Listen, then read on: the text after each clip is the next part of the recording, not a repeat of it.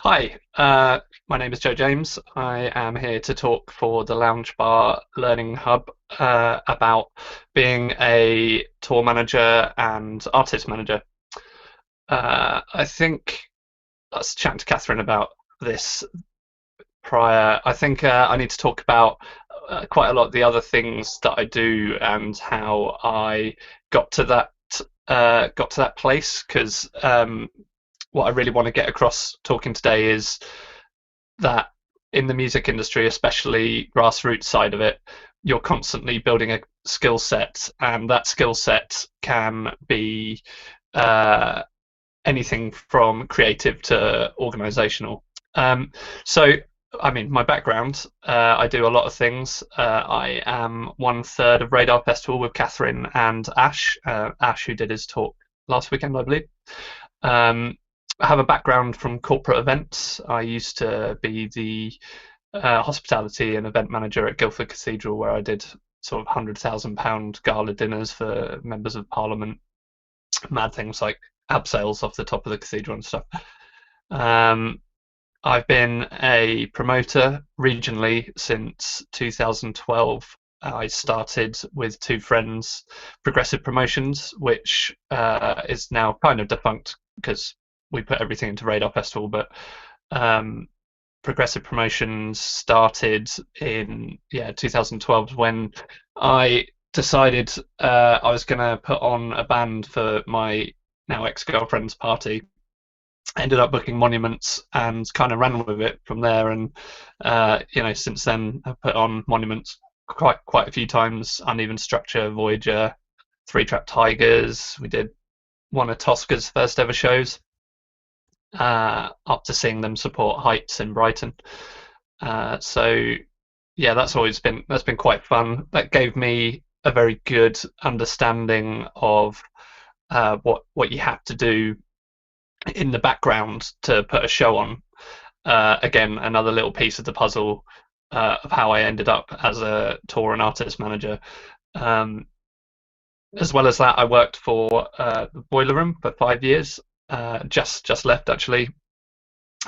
Technically as the event manager, but when you work for a regional music venue, you kind of have to do a little bit of everything. So I was the event manager. I was the in-house designer. I was probably the IT person. I always fixed anything that went wrong, probably quite badly. Um, I worked for Guildfest, a festival in Guildford for 7 years. Started out just volunteering as a steward back when stewards used to get paid. Nowadays it's always voluntary. And then worked my way up, eventually running the stewards and sort of ending up as a kind of site-wide operations. Um, Additionally, from working at Guildfest, I met a friend who ran the stewarding and still does at Green Man Festival. So I've worked for him for the last 7 years. Just general steward management, firefighting, anything that goes wrong. And then currently, relevant to this talk, I am, well, when exist, I'm a tour manager. I am the manager of Hartwick Howard, and I am the social media manager for a performing arts academy, which is a new job which I just got. So it wasn't really a straight path to where I've ended up, but I think I always knew I'd end up somewhere like this. I mean, I was always arty.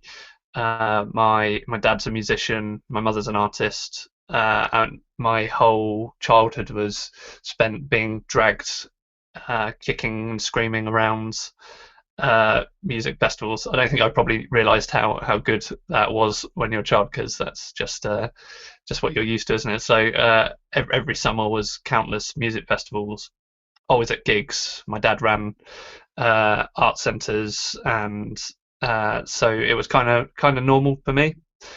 And went through school and college and the degree process doing art because I was naturally very good at it.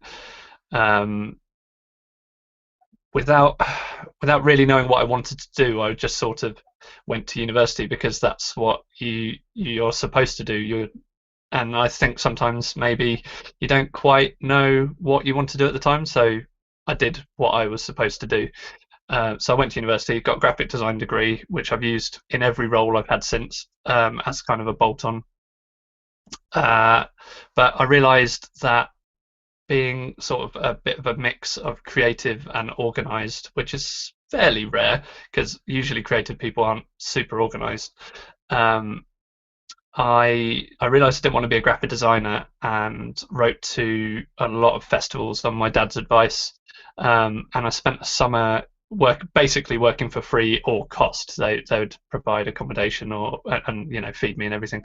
And I was fortunate enough to work for Bath International Music Festival, the Lake District Summer Music Festival, and then just some normal stewarding gigs like Guildfest and a few others. Um, which is fantastic. And if you're looking to start out in the industry, obviously you're coming at it at a position where you probably have no experience. So what you've got to trade on is how keen you are. And the way I got those two jobs was I wrote really, really keen, friendly letters to them, sort of begging for any opportunity, and they took me over that. And actually, subsequently, when I've been hiring in positions, I mean, there was a case where I was hiring an events assistant, and I had two candidates who made it to the last two. There was one who she was flawless at everything she had, but in the interview just didn't really feel like she cared that much. And the other person who interviewed, she didn't have the CV, but you could tell it would mean the world to her, and she would put everything into it. So we went with the person that was keener, and we just knew that would give everything. And I think, especially starting out, that's the bit of advice that I give to everyone. Being really keen and showing a will to work hard is something that will get you a foot through the door. Actually, someone else I know managed to get a job at Channel 4 by sending a door with a footprint on it saying, "I'm just trying to get my foot in the door," which got her a job eventually working for Jamie Oliver. But I imagine the person at reception receiving this door was probably not too pleased. I mean, do you just put it with all the other ones? But yeah, getting back on point, just again, these are things that I'm just come back to. Being keen, working hard. I think for a while, sometimes you can feel like you're not going to get anywhere, but when you when the time passes, these are all things that get added to your skill set. And so I eventually ended up working in front of house at a couple of art centres for Farnham Maltings, and then after moving to Australia for a bit and coming back, South Hill Park in Bracknell. Both really great jobs, but not really what I wanted to do. But it was kind of in the field, it was fun working in theatre, and there's always good, interesting events going on. You are dipping your toes into different things, but being in my early 20s, I probably felt I wasn't really going anywhere. This, funnily enough, the time I met people like Catherine and Al, who runs the cellar bar down there, and all the time you're making contact, people who again are on their own journeys and doing their own thing. And at some time later down the line, when you know enough of these people, different projects can come from it. Like when Catherine and I decided to start doing Radar Festival. But yeah, so it was a good steady job, but I wasn't particularly mentally challenged by it. So I started doing things in my spare time, which is when I started promoting, and that's what I put everything into on the side. And I probably think for a Guildford promoter, we promoting in gent, prog, whatever you want to call it, probably got as big as we could get. I don't think we could have booked any bigger bands for where we were booking. So I think we always felt a great sense of achievement with that. I mean, there were some hard lessons learned. I remember we just broke even on our first show with Monuments and got a bit cocky and uh, then our next couple of lineups weren't as strong. And when you lose a lot of your own money, it's a very quick learning experience, and there's nothing like it. And I wouldn't recommend it, but there's nothing that makes you sharpen up your business practices um, more than unfortunately losing money.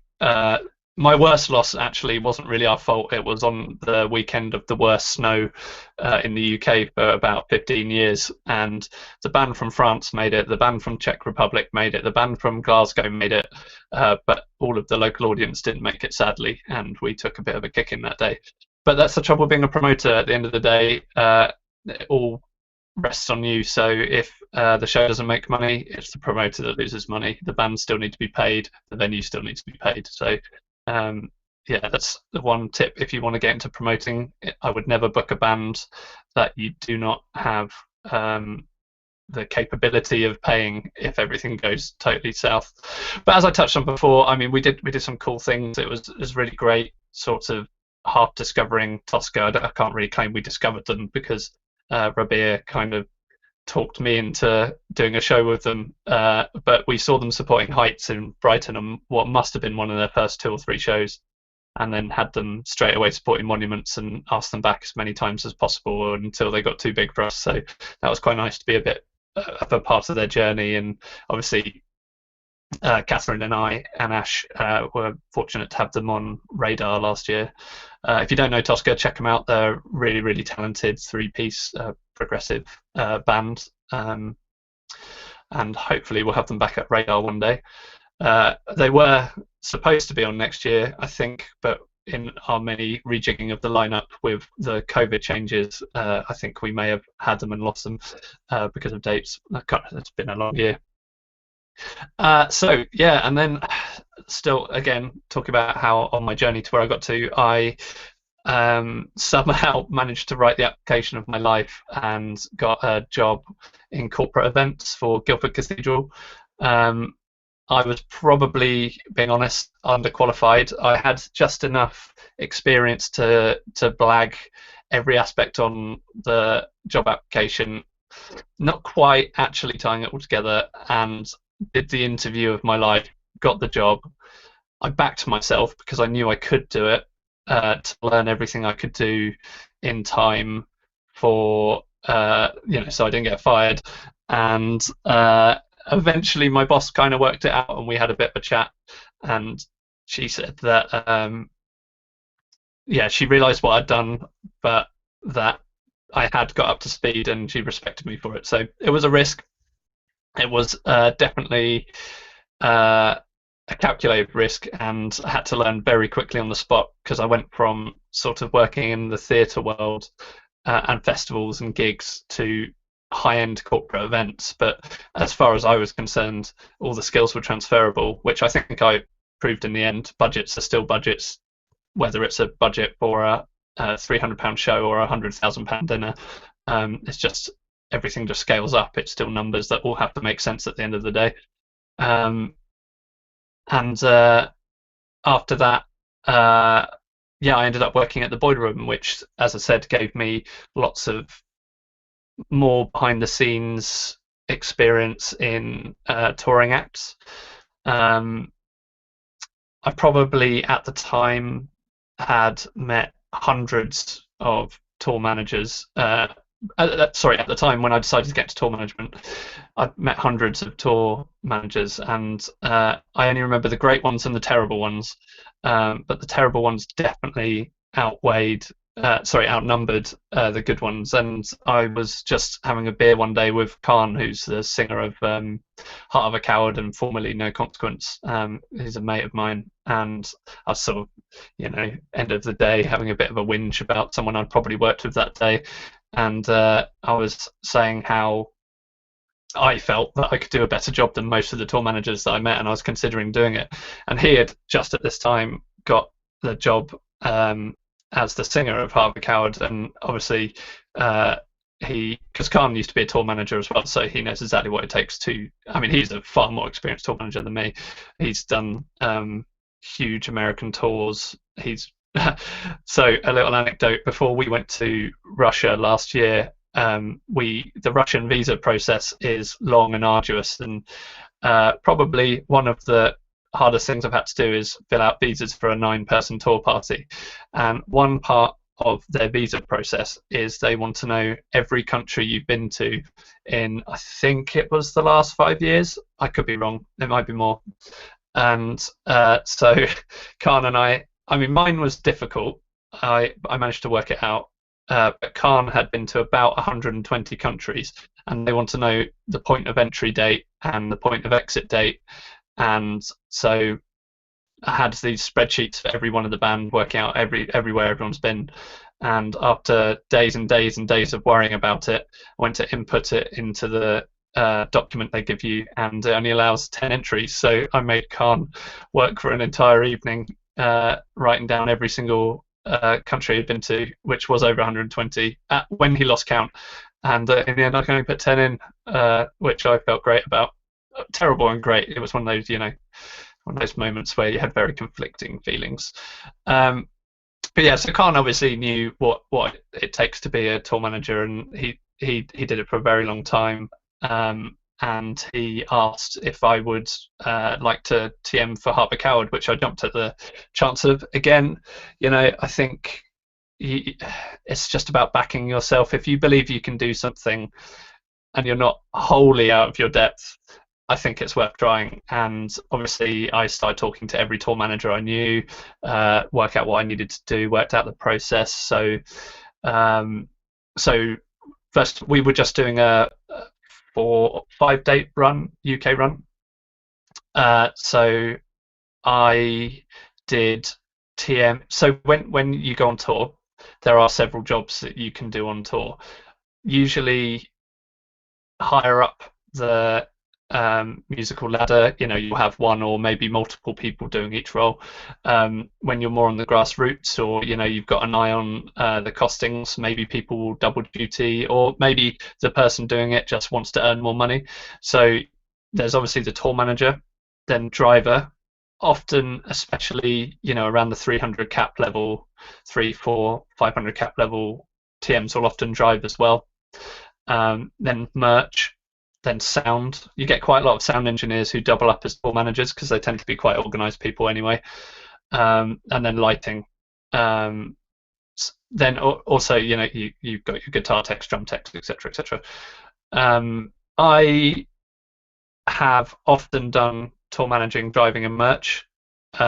It's quite tiring, and I think again one of the main points to try and get across here is that tour managing is hard work. It's not a party, but it's incredibly fun, especially if you're the type of person that loves organising things. Like, I can't help organising things. I organise my friends when we go on holiday. I organise our flights. I organise the travel. I organise my football team when I wasn't injured, old and injured, I should say.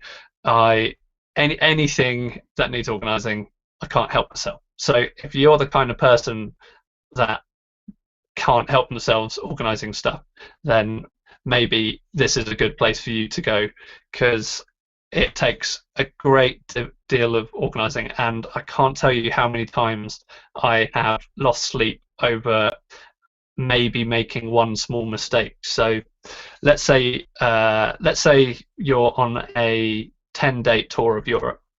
You have to leave the UK. Before you go, you have to advance all of the venues. So you have the band's rider, and in the rider it has everything from how many people are in the tour party and what their responsibilities and roles are. You have all of their dietary requirements. You have your food rider, so what you expect to be fed most shows, which sort of ranges from say a hot meal, usually highlighting things that the band hates and loves. What snacks you want. Ours is usually really healthy. Most of us are vegans or vegetarians, so the only meat eater tends to have to eat quite a lot of veggie stuff. He doesn't mind, and because also when you're traveling for days and days and days on end, you encounter a huge amount of McDonald's, and it gets very depressing. So you just want the healthiest, nicest food you can get your hands on. So we're always asking, yeah, fruit, avocados, anything, vegetables, hummus, stuff that makes you feel a little bit better about yourself that isn't a McDonald's.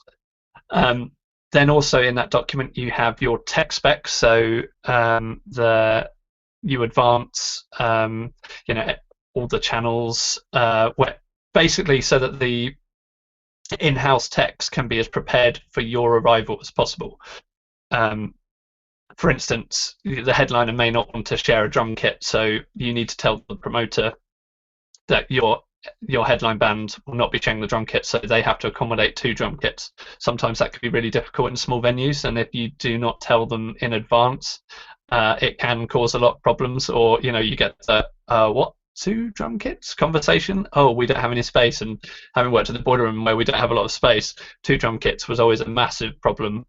I think we did 3 once, when we had, I think it was Monument Heights and someone else, and that was an experience.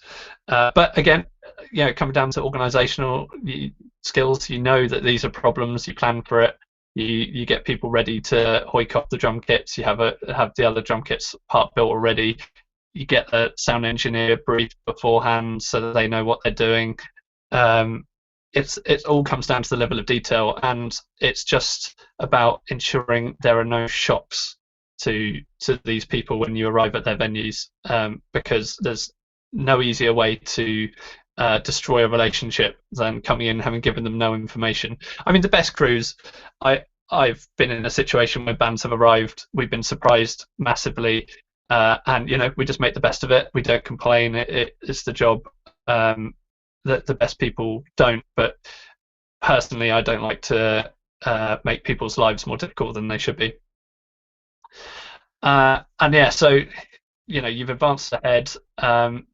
You've got to get back to this fictional 10-day European tour. You have to have booked a van. You probably need a big Mercedes splitter. Let's say that you're TMing and driving and merch for this scenario. So there are many companies where you can hire big Mercedes splitters. They're usually somewhere around £110 a day. You've got to factor in fuel. There's fuel calculations. So I'll make a big tour document beforehand that has each point that you're going through every day. So the day will start. Day 1, you'll start traveling to the Eurotunnel. Then probably, if you're driving a long way, to somewhere in between, hotel, sleep, get up, continue driving, let's say to the other side of Germany.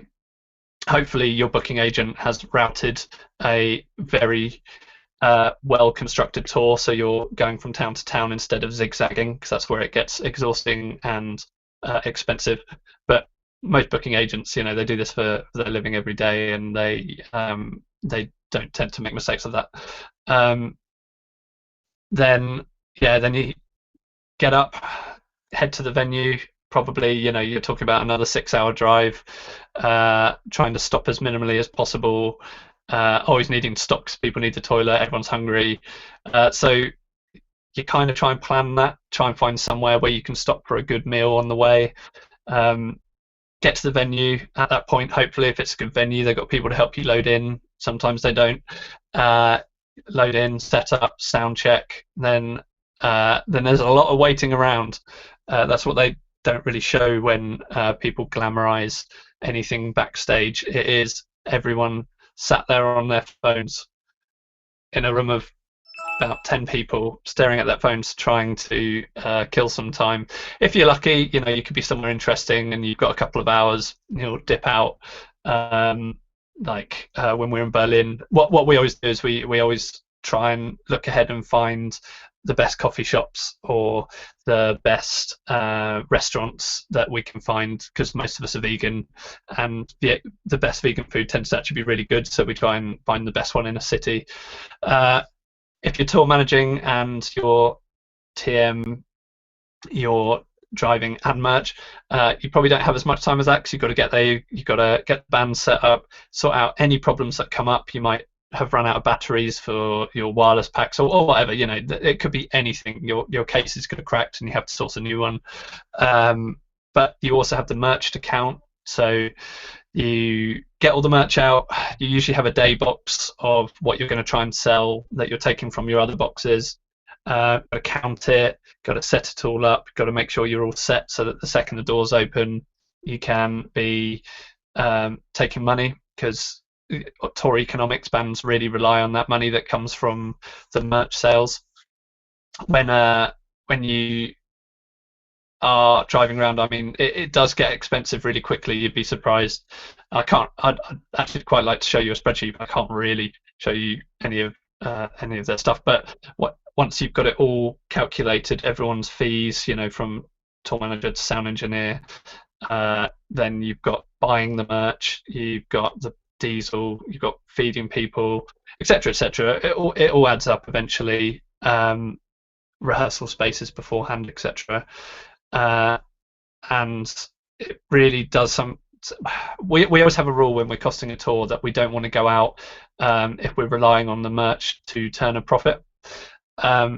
However, sometimes you maybe want to do a tour that is going to lose you money because you've been offered a tour with a big band and you're the main support. It's going to be a loss leader, but you're going to be in front of big audiences who don't necessarily come to see your band. So you take a calculated risk and you hope you're going to make back a lot of it on merch. Done that a couple of times. It's worked and it's not worked, but everyone's committed. It's a decision you make. But I would say whenever you go and see a band, if you like the merch and you like the band, buy something, because you do not know how much you're helping them. And the reality of the touring industry is most people in the bands they have jobs and they do this as something they love, and you have to get quite far up the chain before the bands actually really start getting paid well. So it's always a labour of love for them. There are people on the tour getting paid, like the tour managers and the sound engineers and stuff, because they are being paid to do a specific job and make the band's life easier. But yeah, quite often the band are just doing it because they love it and it's their thing, and they want people to hear their music and they like playing shows. So definitely bear that in mind when you go see your favourite act, that you could be helping them so much by just buying a hoodie or a t-shirt or anything. And buy something from the venue, because the venues are hard up as well. It's not a good time for the I was going to say UK music scene, but I think globally, European, English, it's going to be very difficult over the next few years after everyone's been shut for a year.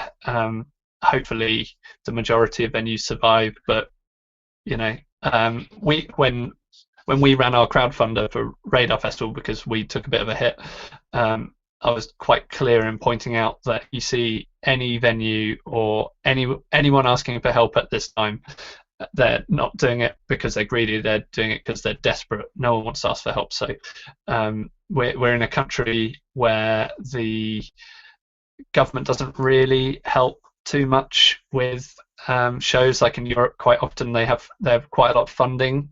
Sometimes venues or tours even can be funded by the government, but in England we don't get that. So and whilst the government did step in and probably saved the industry, I have to give them that. When things are back to normal, just bear that in mind, that the arts industry is always fighting for its life, and everyone there really needs your help. So I'm just going to keep banging that drum while I'm here. Everyone in the industry does it because they love it at the end of the day. That's just what you've got to remember. So getting back to my fictional tour, so it is generally then a case of play the show, pack up, maybe drive for a couple of hours to a hotel, sleep, and repeat, and you do that for 10 days. Or if it's a bigger tour, if the guys are, if you're going out for 30 days or something, you get the odd day off. It's just constant go, go, go. And after a couple of days, you just get in the swing of it. The first day's hard. Everyone loves it though, and Actually, yeah, because it's been so long since everyone's done something like this. We recorded a music video at, just as the last lockdown ended. I think it was the day it ended, and we all sat in the green room, and everyone felt like we were on tour. It was wonderful, and as I keep saying, it is very hard because I don't want um, I don't want to sugarcoat it. Everyone that does it loves it, and we all just sat there like, oh, this is what we love doing. I can't believe that we haven't done it for so long. Little did we know that now, a further, what's that, 8 months later, 7 months later or something, we're still not doing it, and probably won't be until mid next year. um, but that is just the cards that have been dealt this time. um, Hopefully things will be back to normal next year. That's what I'm banking on for uh, my mental health. Um, so yeah, just you just keep going. Then you've got to get everyone back. That's usually the worst one. So the last day is always super hard. Really long travel. I mean, we on our Germany tour, last one, drove back from Munich, through France, and then we had to go all the way to Milton Keynes, drop the band back. Uh, Having dropped the band back, myself and Khan had to then drive to drop the van back in London, and then get back to Guildford. And I think we got home at 4 o'clock in the morning after leaving at 8 o'clock in the morning. Um, Obviously, I didn't drive the whole way. Con and I alternated through the whole of Europe, and slept where possible, because that's you need to get your rest for it to be safe. But again, come down to I wouldn't change that for the world. And if you offered me the opportunity to do that tomorrow, I would do it immediately. Um, but it is complicated. And going back to what I was saying about sleepless nights, about making a mistake, when you've got 10 consecutive dates with 10 separate hotels with 10 different check-ins, you're doing it all, numbers on a spreadsheet, numbers on a booking page, just that worry about getting there and I've booked the hotel for the wrong day. I've never done it yet, and hopefully I never will. But that just keeps me going back, double, triple, quadruple checking everything I do, because I just could not imagine turning up at a hotel after a solid 16-hour day and it's the wrong day, and everyone looking at you knowing that you've made a mistake. That's my nightmare, really. But I guess also saying that, I mean, I was talking about this to my old boss who runs the boiler room, that I'll say I'm fear driven in a healthy way, but my fear is fear of making a mistake. So that fear drives me to double and triple check things that I do. Thankfully, I only ever seem to make mistakes on things that are salvageable. And I have a rule, it is okay for people to make mistakes, but never make the same mistake twice. Just a good one to bear in mind there. Yeah, and then touring, I guess you could break it down into, you got UK tours, you got EU tours, international tours, fly-ins, one-offs. So we did a couple of fly-ins last year where we flew to Slovenia, played, I think it was called Metal Days, which was probably the most beautiful, picturesque festival I've ever been to in Slovenia. Then we were supposed to fly back to Gatwick, sleep in a hotel, and then fly to Ukraine, but our flight got cancelled. So we had to then pay someone to drive us to Venice, where we flew to Gatwick, slept for 2 hours, and then we flew to Ukraine, all pretty delirious, and then did a festival called Fame Minstro, somewhere in the center of Ukraine. And I mean, honestly, it was one of the best weekends of my life. It was actually the weekend before we did the first Radar Festival, and I took that tour because I needed to take my mind off the fact that Ash, Catherine, and I were doing a festival for the first time. And by that point, the festival was organised. There wasn't a lot left to do, and it would have been just worrying. So, yeah, being able to go away and do something quite complicated really helped with that. Another thing I do when I'm stressed, which is actually very helpful, is I do take CBD oil, which keeps me very calm. So I took a lot of CBD oil around that festival. But I don't want to make out like the stress is bad. I think stress just keeps you honest. And I think that people lie if they don't get stressed. Everyone gets stressed, and I think that just shows that you care at the end of the day. So I wouldn't think that's something to put you off. But again, down to the level of the detail, if you're going on the EU tour, things are just about to change every single day. I'm reading everything that comes across my path about Brexit. Unfortunately, nothing's decided yet, so I'm not reading anything that is concrete. But when you cross the border into France, will we have to do a carnet, which is where you have to pay tax on everything that you could possibly sell, give the value of everything you're taking into the country, then you have to sign it off back on the way out. Will it cost money? Will you have to pay for visas? These are all considerations that you have to take into consideration, because if you try and cross border without any of that documents, it's going to go very badly. Russia was a great experience for that, because the Russians are quite terrifying. But again, Russia was one of the best experiences I ever had going to. We did St. Petersburg, and then got what I can only describe as the overground Eurotunnel, because it sort of felt that quality train between St. Petersburg and Moscow. Played shows in both.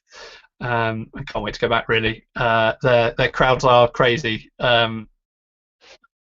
Especially Heart of a Coward, their audiences tend to be pretty rowdy, but St. Petersburg was off the chart, and we thought nothing would ever top it. And then the next day in Moscow was something else. I lost count of the stage invasions, and there are a little more laps in spectator safety there. So there were a couple of moments where I caught the eye of one of the bands where I was a bit worried about one of the audience, but they sprung back up, and I breathed a sigh of relief. But different culture. And again, it's just either side of it, absolutely tons of traveling. The things you have to think of that, you wouldn't normally assume would be something you do, because, you just see people turn up at gigs and play. But, how does the band get to the airport? Probably going to have to get someone to drive them there in a van. That's going to cost money, going to cost diesel. Got to get the times right for that. What if the flights are delayed? You just constantly think of these things. When you're flying as well, you have to pay for the oversized baggage, because obviously a guitar is bigger than a rucksack, or a case of guitars, or the drummer bringing his snare and cymbals. Then you have the agonizing pain of watching them being loaded onto the aeroplane with the baggage handlers. Even though they say that they are fragile, they don't always treat them that way. Actually, I remember going a long time ago, going to a gig with my dad in Italy, and watching his band's a folk band. They're like the granddaddies of traditional folk music, and most of their instruments are priceless. And watching violins, accordions, saxophones being hoiked onto the baggage ramp, and seeing my dad and his band all wincing, just trying to look away, was a bit of an experience, and that always stayed with me. As well as an old crew boss that I worked for when I was learning, basically saying never touch another person's instrument without permission, because it's usually their life, and if you do move it, be careful like you're holding a baby. So two good bits of advice there. Could crush someone's whole career in a moment. There. So yeah, I mean, what I wanted to get across is it's extremely fun, but it is very hard work, and especially as a tour manager, everything stops with you. You planned it. You're on call the whole time. You need to be the first up. You need to be the last to bed. They're long days, long nights. You need to rest as much as possible. If you can catch 15 minutes on a sofa when there's nothing to do, have a sleep. That doesn't really work for me, but I do make sure I don't stay up any later than I should.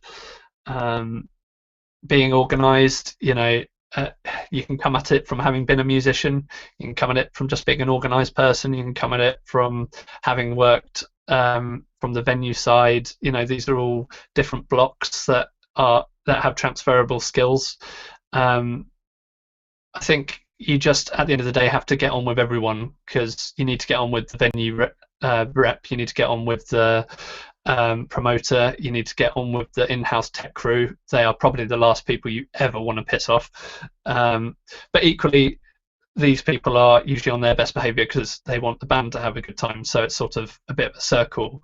You do occasionally get difficult people, and it's just finding a way to work with them. I don't think that confrontation and arguments are really worthwhile when you're trying to get a job done. Definitely feel it's worth having a word with them afterwards. I've done that before, but I wait until the show cannot be compromised in any way, and then I'll give them my honest feedback. And you know, shouting doesn't work. You just have to be clear and get your point across, because no one wants to get in a shouting match. Doesn't really achieve anything.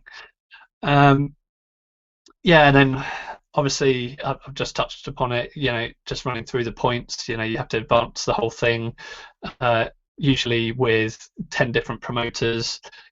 Some will get back to you quicker than others. I've been chasing people up until 2 days before a show before, but you know the shows that are going to go well because the good ones get back to you immediately, tell you everything you need to know. The more difficult ones, you're chasing and chasing and chasing.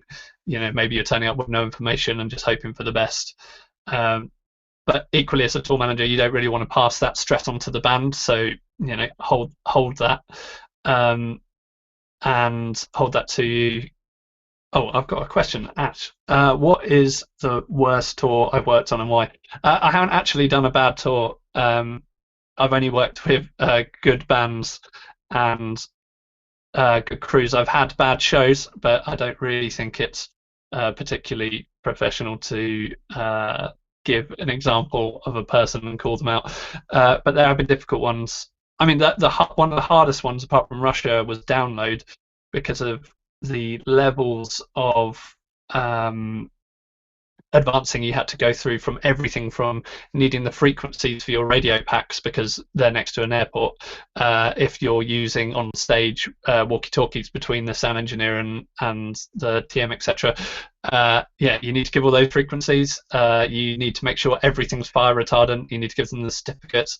I seem to be advancing it with about 10 different people. It was really difficult, and it was worth it though to watch the guys play in a packed tent in the afternoon to about 8,000 people. You couldn't get anyone else in the tent, and it was an incredibly proud moment to have worked with them, and really great to see them doing so well. Because at the end of the day, my job is just to make sure they get on stage and feel as comfortable as possible to play. Keeping any problems away from them or dealing with the problems without them seeing it. Don't tell them about it. Maybe if afterwards, if they ask. It's just you are there to not be seen, and I think that kind of is something that sort of works with the whole event industry. If you're an event manager or work behind the scenes at a music venue or whatever, the best ones, you don't see them because they're doing their job amazingly, and they're there if you need them, but everything's organized and should just run like clockwork, or able to step in and problem solve pretty quickly. And then I mean, my roles as a TM and then managing the band sort of blur, because there are certain things that the manager would do and then pass to the tour manager. Like the manager would probably cost the tour, give you a budget to book the hotels.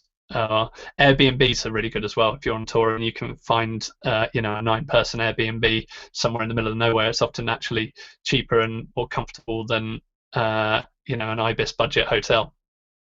But equally, I mean, I guess you could extend Ash's question there to where's the worst places we've stayed. Sometimes when you've got an eye on costs, we stayed in an IBIS in Bradford, and I've never slept so badly because it was a bit of a bad area, and I was really worried about the van, which I parked really badly so it would be in front of CCTV and all the doors were inaccessible, and probably annoyed a lot of the customers, but it's not worth the van with an entire band's worth of gear, which is their lives, just disappearing. And I was up at 5 a.m. looking out the window to make sure the van was still there. So I've had a few of those. again, you just have to think about these things. Am I parked in full light under a CCTV camera? Does the concierge of the hotel know that I'm worried about the van? Can you speak to them? Can you get them looking out for it overnight? Just think about these things. And then artist management. I mean, I kind of fell into it by accident. Heart of a Coward parted ways with their manager, and obviously I'd been tour managing for them for a while, knew the guys, they knew I was organised and hardworking, and they asked if I wanted to do it temporarily, and I guess I'm still there, so I must be doing it all right. But really, it's about doing everything we can to make the band function. So, long-term planning, speaking to our booking agent regularly about offers, judging the offers coming in,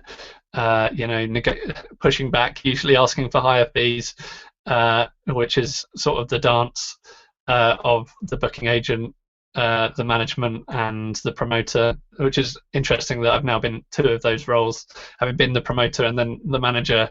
I always think it's funny that we don't just all chat together and go, right, well, what's an honest amount? But you have this little dance where someone offers low, you go back high, and you're going to meet somewhere in the middle, and it works as a promoter, works at every step of the ladder.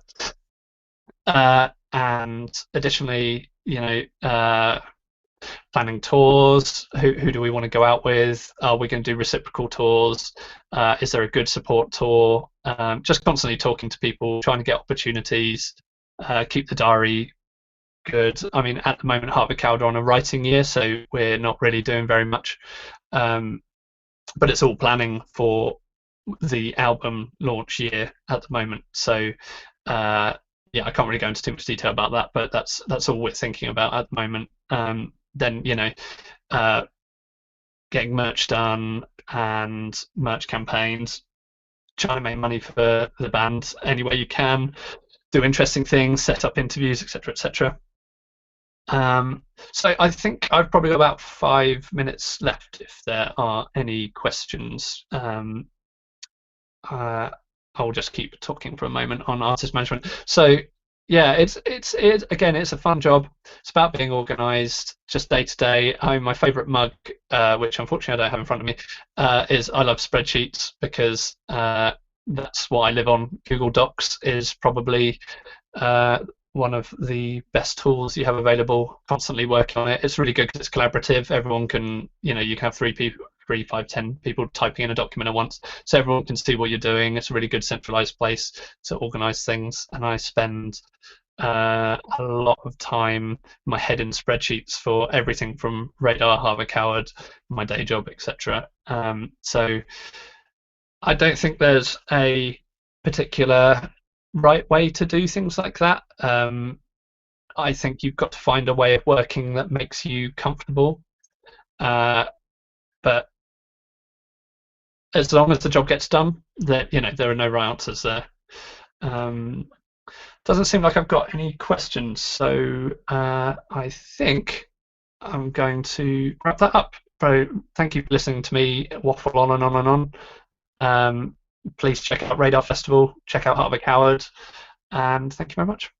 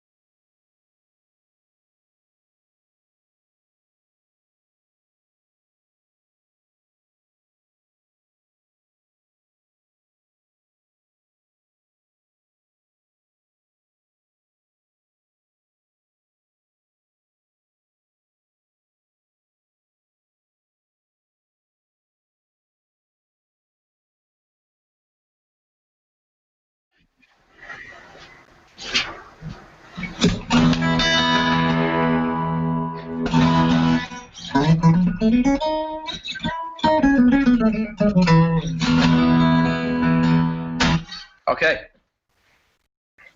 Hello, everybody. My name's Hugh. A vocal clinic today, then. So, first things first, we're going to start with a warm-up.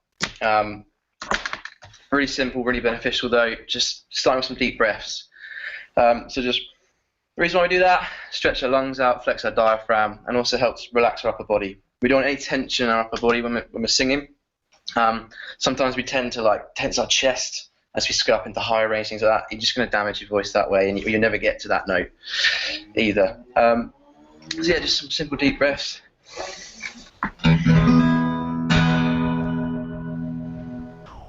I always like to sort of start playing the chord of the song I'm going to sing, just to get my sort of ear engaged in the key of the song.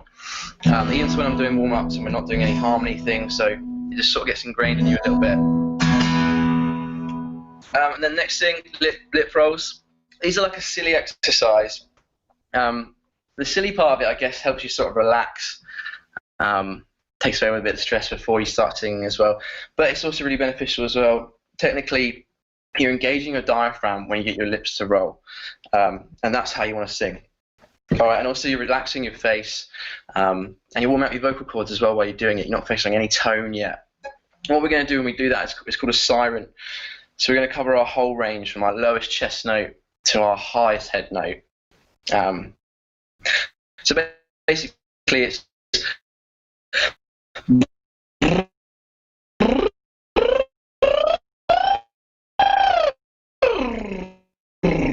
that kind of thing. Kind of ridiculous, but really beneficial. Really gets you and that kind of thing. So with that as well, you can combine that with a bit of like a stamina exercise. So you can do like 1 siren, 2 sirens, 3 sirens, and sort of build your lung capacity that way a little bit with it too. And then descend like I did then, start high, go low. But just like I say, warm up your vocal cords with it. But really make sure you're channeling that tension to your diaphragm.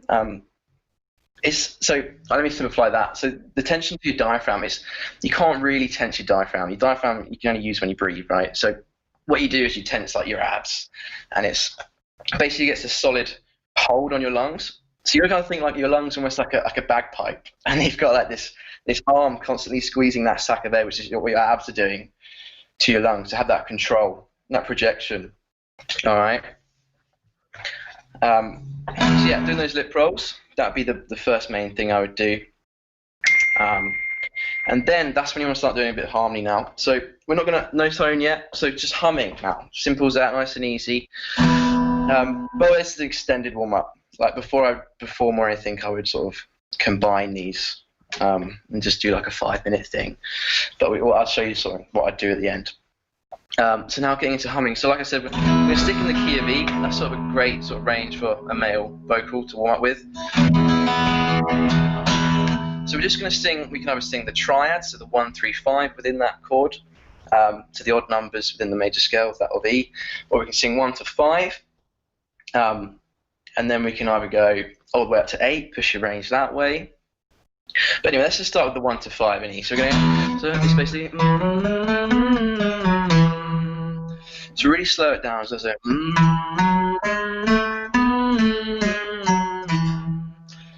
so with this as well, is that you're combining a note control with that. So you don't want to be blending any of those notes. You don't want to be like, and that clear separation between this.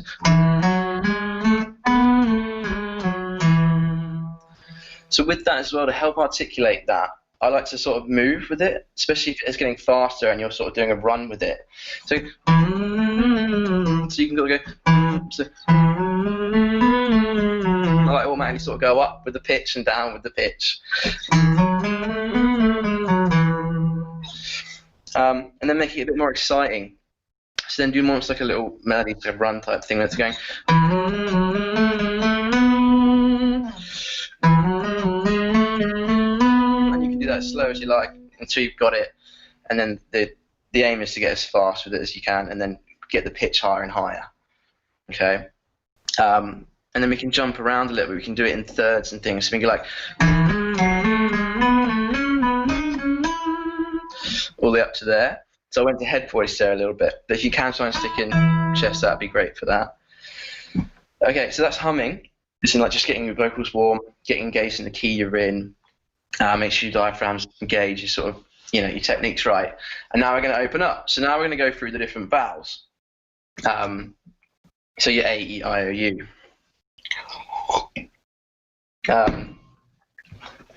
So we start with an A. So going A, so A, and then E, and I, and O, and U. These are great little warm-ups, getting note control, getting your ear training in there. Different vowels, so you've got different sort of facial expressions and tones that come along with these different vowels. So if you're really sort of exaggerating them, which is better to do with like the 1, 3, 5. So if you're going, so 1, 3, 5, 3, 1. So 3 is like a really E, like a smiley one. 5, you're going I. So 1, 3, 5, 3, 1. Don't worry about any vibrato or anything like that. It's just sort of, it's a habit. It's just the 1. So keep it nice and smooth for now while you're warming up. 1, 3, 5, 8, 8, 5, 3, 1. So then jump up to that 8 if you're brave enough, you feel like you're warm enough. So A is going to be 8 is that A vowel, so nice and wide for that one. 1, 3, 5, 8, 8. Oh, see, I was going to an A to an E. That's going 8. So I'm sort of jumping from the tone below as well to help me get up to it. 8. But if you can, just jump straight to it. So 1, 3, 5, 8, 8, 5, 3, 1. And then go through the whole scale. So back to those vowels, sorry. So I think that's the best way to do it. And then, so we did the whole scale 1 to 5, and then do the melody thing with it. So going, and to ah, and then to E, and I, and ooh, and then ooh, we're going for like a really ooey sound. The U, sorry. Ooh.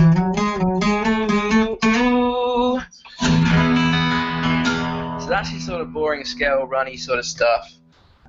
Note control, practicing your vowels there.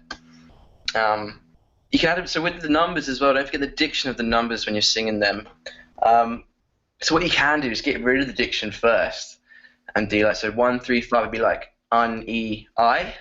So you're like un, e, I, e, un. And then you can practice getting your diction. This is a 1, so 1, 3, 5, 3, 1. Those sort of things as well.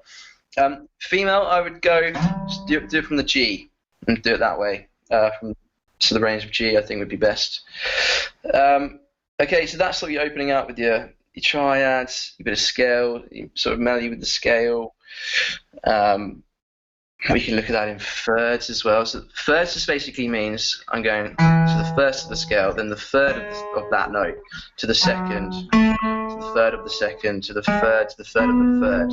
So it's basically harmonizing a scale, putting the scale into chords. So where it's major, minor, minor, major, major, minor, minor, and then back to major, which is your 8, 8 and 1 are the same. So that's your note control.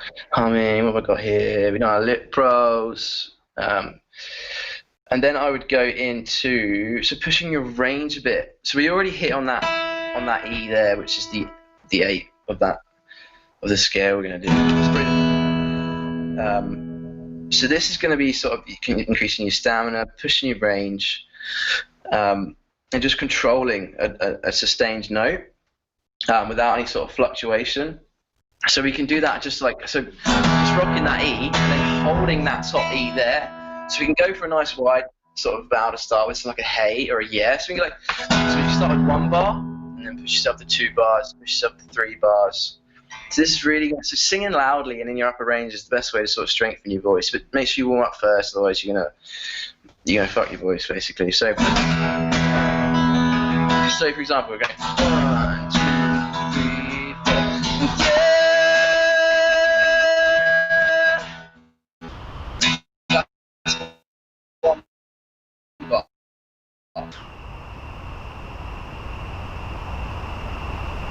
So keep that nice.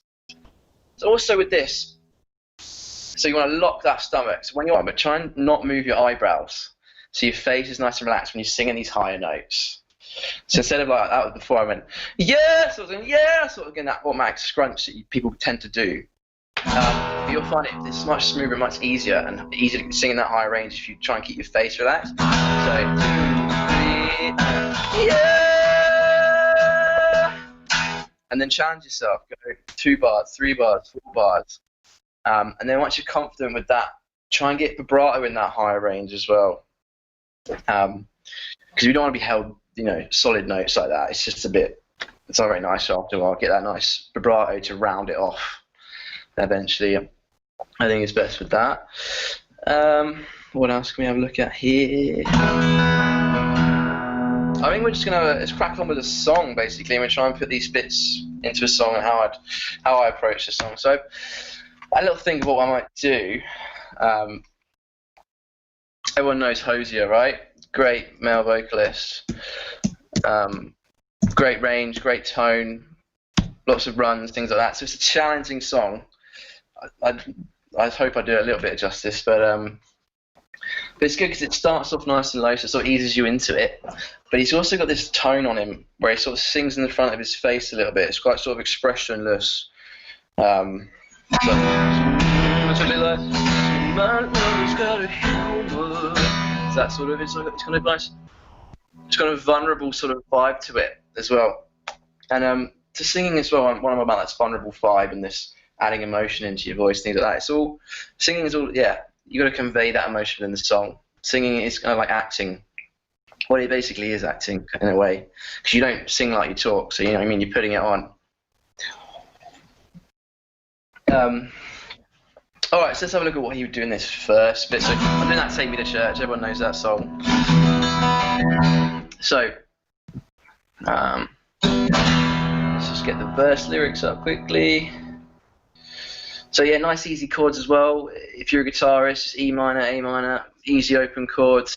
The timing's a little bit different in it. So you've got like a bar of 3 and a bar of 2.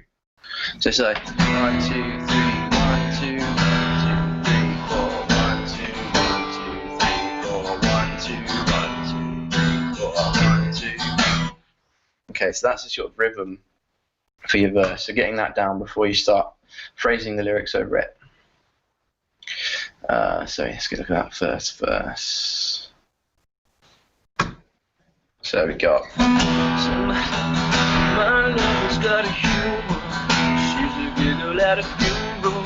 Knows everybody's disapproval. Sure, she does sooner. If the heavens ever gets me, she's the last true mouthpiece. Every sun is getting lovely. Fresh poison this week. We were born sick. Heard them say it. So getting that sort of I'm trying to say like versatility within the tones. I guess being versatile with your different tones. Yeah. So having that sort of expression, it's almost like a Chris Cornell, how he sort of sings when he sings in the lower range. So sort of so getting sort of practicing that sort of almost like singing with the frown as well, getting the vibe of it. So my lover's got a humor. She's a giggle at a funeral. So try not to get too wide yet. Save that for later in the song. So I automatically go a bit wide on some of the vowels there. So personally, I would like to sing it something like, so my lover's got a humor. She's a giggle at a funeral. Knows everybody's disapproval. Should've wished her sooner. Just getting a bit more, I feel more relaxing like that. But yeah, try and sort of mimic a few tones and see what you like and get creative with it. But basically make it interesting, you know? So, usually in a lesson on sort of one-to-one, so we sort of sing back at each other, so I'll give you points. You know, we'd work on your needs for this song, really. Alright, so then we've got the amen section. So that's your little run pre-chorus thing. So this is quite cool. This is getting your, I was saying in the warm-up, so your note control with this, and so that's basically it. It's just Well, singing in general is how well you can control your voice. So all these little exercises I mentioned at the start, just singing through your scales, switching up your scales into thirds, into melodies, descending, ascending, then pushing your range, working through your different vowels. Singing that, make the vowels your own as well. You haven't got to be, everyone's got their unique sort of tone with it.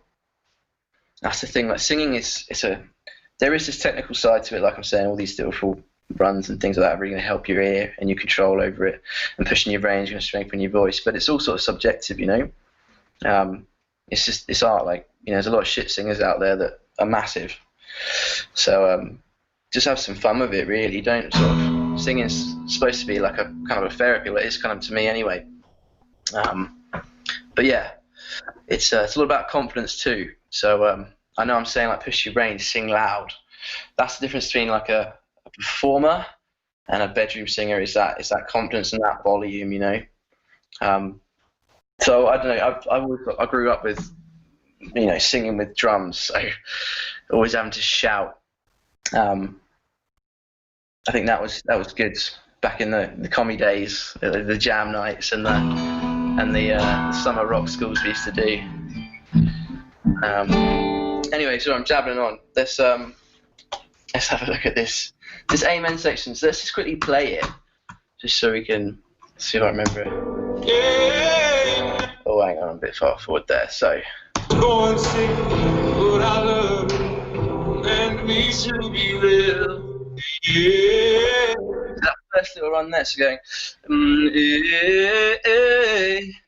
So really sort of breaking those notes up. Pardon me. See how I'm moving with that as well. Really gonna get so amen. Then he goes up to that one. It's that quick run coming down there. So just slow it down, break it down. So then amen. So that high note as well makes you confident with that. It's just an E. Yeah. Let's have one more listen to what he does there. Make sure.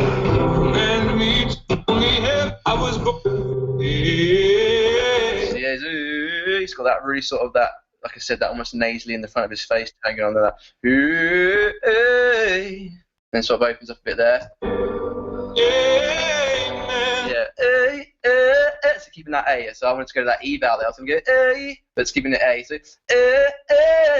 A. So then go into the E vowel. So A, E, and keeping that nice shaky vibrato if you can, really sort of smooths it out. So A, it's the first one there. Yeah. So this one's nuts. It's A, A, A, A, A, I. So you're going like A, no, A. Yeah. So 3 notes down on the A, then to that E vowel there. So just getting that speed on it is the tricky bit. So like I say, break it down, make sure you put the notes there, and then gradually build that speed up with it. And the third one. Amen. Is your third little run he does there. So that's the second one. So on this last one, it's almost like a flick I'd go, is it? So you're just flicking that note up a little bit. Amen. And then you can end on that. Yeah. The last one. Amen. So like a subtle breathy vibrato sort of nicely rounds it off. So with that flick. Amen. And then you can just, so let's mention vibrato actually. Should be from your throat. So you've got this sort of, yeah, try and get it at the back of your throat. Slow it down to start with. If you're really struggling trying to get that, just go like, it's up back of your throat, flicking it. And then sort of gradually speed that up. And then add some breathiness to it, like he was in there. If you're struggling with that still, you can do like the cheating way where you sort of move your head with it. So like, you know what I mean? If you're really struggling with the vibrato. But yeah, you can sort of combine the two, whatever makes it work for you. As long as it sounds good, doesn't really matter. So that was your 3 little runs there. I think this analysing a song like this is really useful as I sort of break it down, really work out what he's doing, note for note. Listen to his tone, whether it's breathy, whether it's, like I said, if it's in the front of his face, whether it's wide. And then what else is there? Yeah, like his techniques as well, like we said, there's vibrato, things like that. And then it jumps straight up to this chorus now, which is kind of nuts to sing. I'm a bit rusty through the old lockdown, but yeah, it goes up to a G here, which is going to getting quite high in the male range now. So we go, so take me to church, is that first belt there. So make sure, like we're saying, keep that technique right, making sure that the stomach's nice and tense at the bottom here, you're relaxed up top. Take me to church. Just start with just yelling that, you know? Fuck your neighbours, just keep yelling that until you're happy with it. And then get that first line down. Take me to church, I worship like a dog in the shrine of your lies. And then goes up again, shrine of your lies. So just practice that a little bit, break that down, make sure you're comfortable with that part of. So that goes all the way. Yeah, so just F sharp to G. Shrine of your lies, shrine of your lies. So get nice and wide with that. Try not to squeeze your face, relax your body, keep your chest nice and loose for this as well. Then it goes up again. I'll tell you my sins and you can sharpen your knife. So knife, like that. G there. And then in this third line, he's flicking to his head voice. So offer me that deathless death. So make sure you got that transition, that nice quick flick there to your head voice. Deathless death for good God. So I'm getting a little bit of rasp from there because it's got in the top of my range here. So I'm sort of having to push something. I'm getting this automatic distortion on my vocal cords here. So that third line there. So offer me that deathless death for good God, and let me give you my life. So it's up there. If you can try and keep that smooth, so practice it in different ways. Yeah, you can go full rock on it and get your growl on it, and then try and sing it as smooth as you can. Like I say, just practice all these different styles, I guess. Be as the most versatile singer as you can. And then just the chorus just repeats that around twice. And also with this song, once you've got all these parts down, try and sing it from top to bottom, because it will just, yeah, that's how you're gonna, that's how you're gonna build the strength and the stamina within your voice. Because this chorus is killer. It's like constantly around this F sharp G, and it's really wordy. It's just gonna strengthen your voice, your breath, your stamina, everything with it. Because you think if you're doing a gig in a rock band and you're going to be screaming for an hour at least, you need to, break yourself into it. It takes time. It's like Dave Grohl does 3 hours when he headlines his festival and he's screaming throughout most of it. But yeah, he's been doing it for 30 years or something crazy.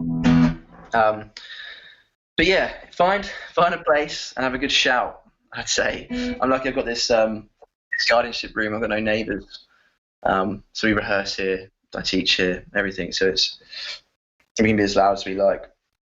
But yeah, if you do live in like a little flat and you're a bit, cautious of your neighbours and that, try and find somewhere you can have a good shout. I'd say go to a park or something crazy, you don't want to be that crazy guy shouting in a park. But yeah, I'll let you work that out. Okay, so now that was your chorus. The thing is, like I said, breaking it down, singing it line to line, make sure that pitch is bang on, your technique's bang on. You're going to feel a bit of tension in your cheeks because obviously you get your mouth nice and wide for some of those high bits. So you're going to feel a bit of tension around your jaw, but you shouldn't be squinting too much. But you should be slamming your stomach, channeling all that tension to your diaphragm, your stomach, to be keeping it up there. And just make sure you're breathing as well. Otherwise, you've got to breathe in this, otherwise you're going to run out. But there's not a specific place to breathe in this song. It's just whenever you find a gap, whenever you're comfortable to quickly it's like a quick breath like that. What else you got? So yeah, like I was saying, I'm just reading it line by line. This chorus on that third line there, you got that little technique of the flick to the head voice. So let me just have a quick go at this chorus and see if I can sing it. So yeah, I was just getting it in my head voice there. So take me to church, I'll worship like a dog and try to your lies. I'll tell you my sins and you can sharpen your knife. Woo, so it's high. Offer me that templar's death, but good God, let me give you my life. So you could end on the head voice there as well. Then it does that twice. So yeah, it's a killer song. So it's going to be a challenge. Right, now let's go into the second verse is wicked now. So the second verse goes up the octave from the first one, I think.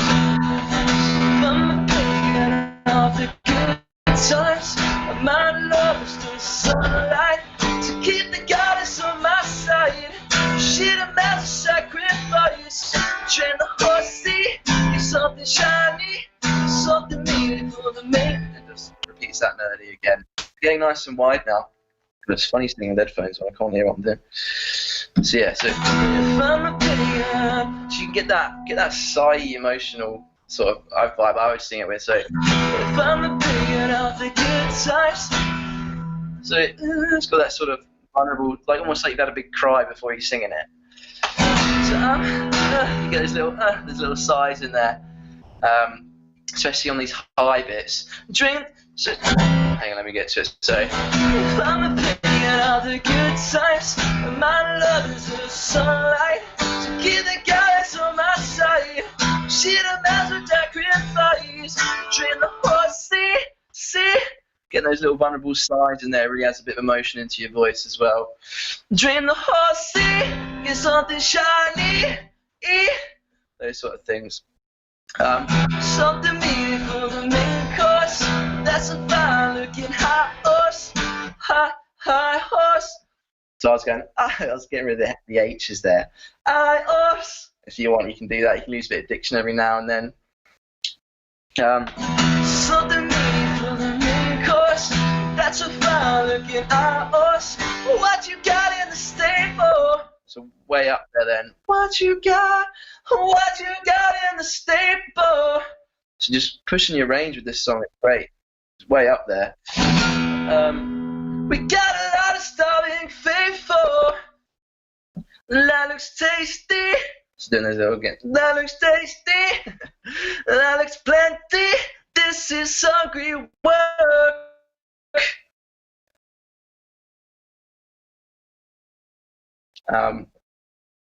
But yeah, this is, like I said, great for your range. This one, you slammed your voice, then you got another chorus straight away. So yeah, just take this song bit by bit until you can get through it. Right, let's have a look at the bridge. This is going to be my favourite part of the song. Master soaking when the ritual begins. There is no sweeter. This is quite runny in this bridge. There is no sweeter innocence than I. So really breaking it down, working out what he does, just robbing his ideas as well. Why not? No master soaking when the ritual begins. There is no sweeter innocence than I. So sin. And then jumping up again. In the madness and the soil of that. So that's a yeah. That's that we've seen. And then you can run a little run down there. Only then, getting those like that nice vulnerable tone in there again. Only then I am human. Only then I am clean. Getting that nice vibrato as well when you've done it down on this lower range again. Would be how I sing that. Let's break that down a little further. Actually, before I sing a little bit of American-y twang because I grew up with like Green Day, Metallica, all the American bands I thought were way better, so it just sort of rubbed off on me how I sing a little bit, annoyingly. But I don't think English accent sounds good anyway. Like, who likes Blur anyway? So yeah, keep it a little bit American, but if you're not American, don't overdo it, otherwise you look like a knob. But yeah, hang on a sec. So yeah, I really love this bridge. This is a great bit of songwriting. Well, the song in general, he's a great artist. I think it was just his first album I only really know. But I just chose this artist because it covers everything in this song, really. You know, it covers all your range, all your techniques. Yeah, you got a couple of runs in there, really pushing your range with it. It's just, yeah. I think, and it's just a great. He's got else to try and replicate some of his tone and what he does there.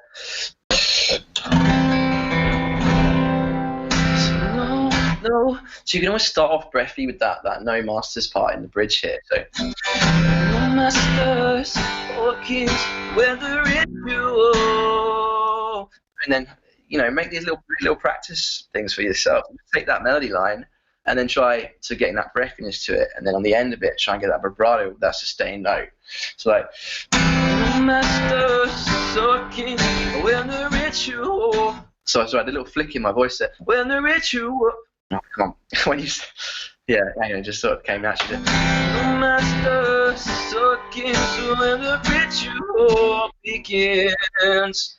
There you go. You can try and get that vibrato on the end there. When the ritual begins. To start off smooth, beat to begins, and then you just exaggerate it. Go full out vibrato until you sort of can control it, and then bring it back, make it a little more subtle. All right, but I love a bit of vibrato. Some people don't like it. I think if you can nail it up top range as well, it just sounds wicked. I don't think anyone likes it really held, just like a solid note, So yeah, get your vibrato down, get your breathiness down. Explore your different tones that you can do. You sort of and try and get a bit of emotion within your voice. I think that's your main thing for singing. No one wants to hear a happy song, really. All the best songs are pretty miserable. So yeah, have a good cry and then have a good sing, and you'll love it. What else can we have a look at within this? So I was breaking down, so making like little exercises for yourself. Pick a song that you like or an artist that you like. I say, I love the second line so much, that how he sings this part as well. So there is no sweeter. See, that's just something I would never do. So just sort of trying to get out of your comfort zone and replicate the runs that he would do as well is really going to improve you. There is no sweeter in a sense. And try and get that vibrato throughout. See if you can do that. Sing a whole line, just milking the vibrato. So there is no sweeter in a sense than our gentle sin. Go full on operatic on it if you like. In the madness and the soil. So then go up and try and get the vibrato on your higher range there. So in the madness and the soil. Oh, and then this bit's like so. You can try and get it on that high stuff, then you get full operatic on it. That's sadly seen. I don't think he does that. But that's what I'm just improvising with that note there. Seen only then. So I'd say any held note, whack a bit of vibrato on it. Then I am human, only then I am clean. That's basically what I'd say with that. Do we have any questions?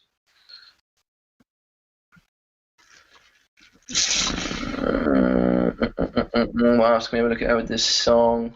So let's have a recap with it all then. So I'd say, your main warm-ups. Oh, hang on. I'd say at the end what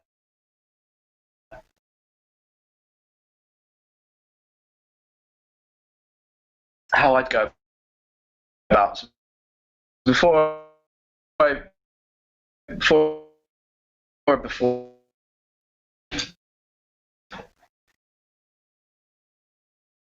which seems like ages ago now. So I'm just getting all my upper body nice and loose. So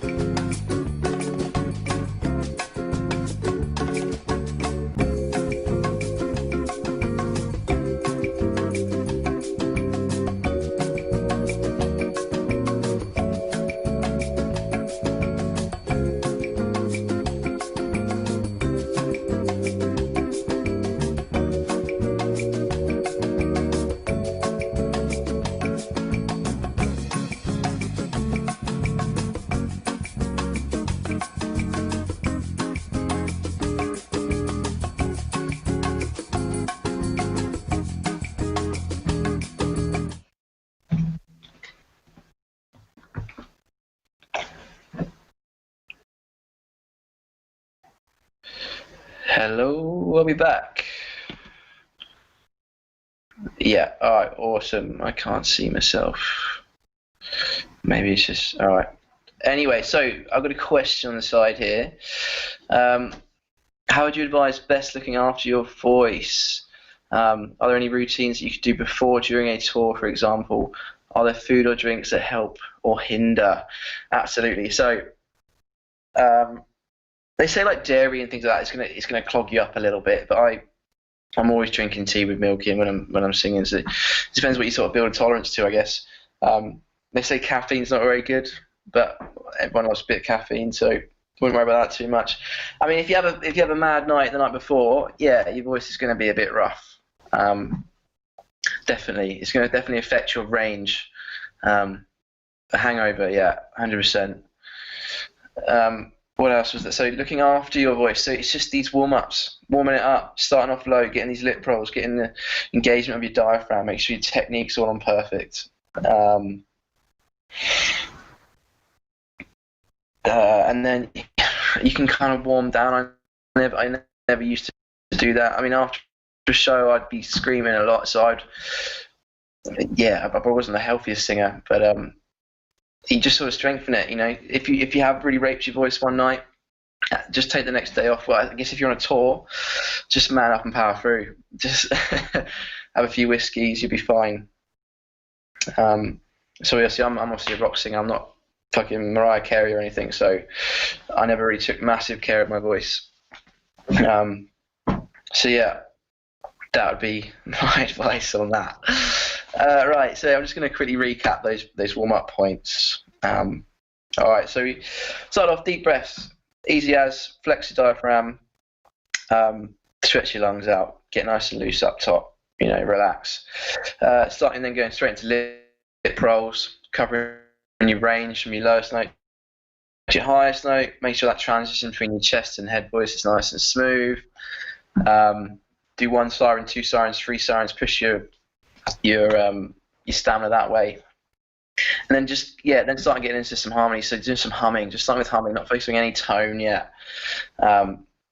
Depending on where you're comfortable. So maybe E, G, whatever. If you're male or female, you can have different ranges. So going through triads, so your 1, 3, 5 of the scale you're in. You can go 1 to 5. So just doing so that sort of thing. Your common melody scales, and then you can do it in thirds. You go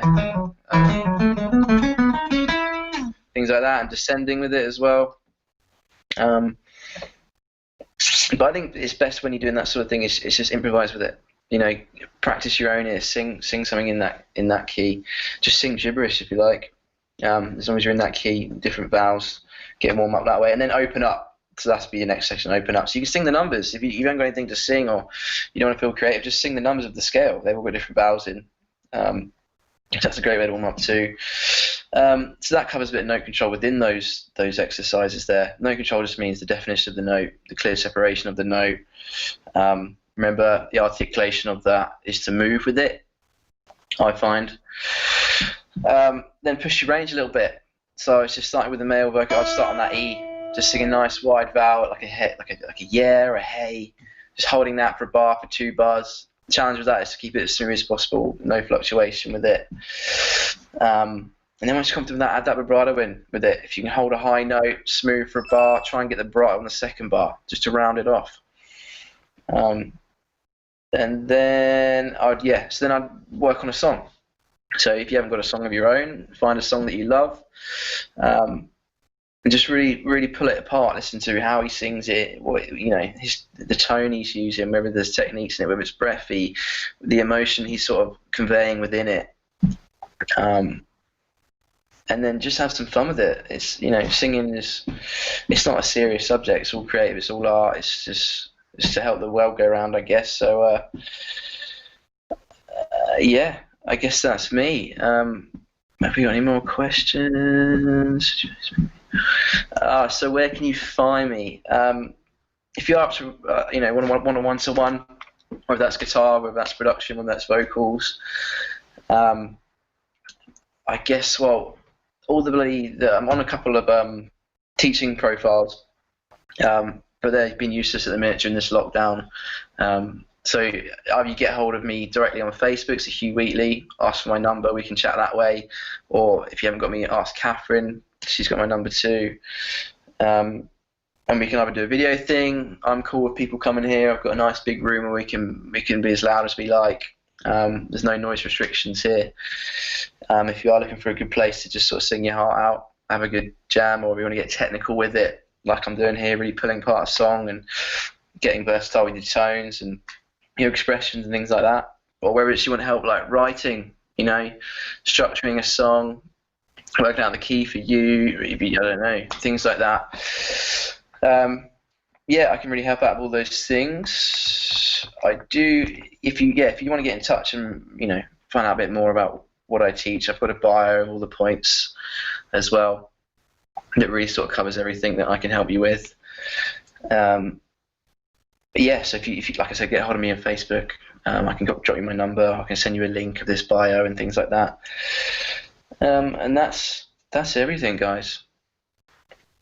All right.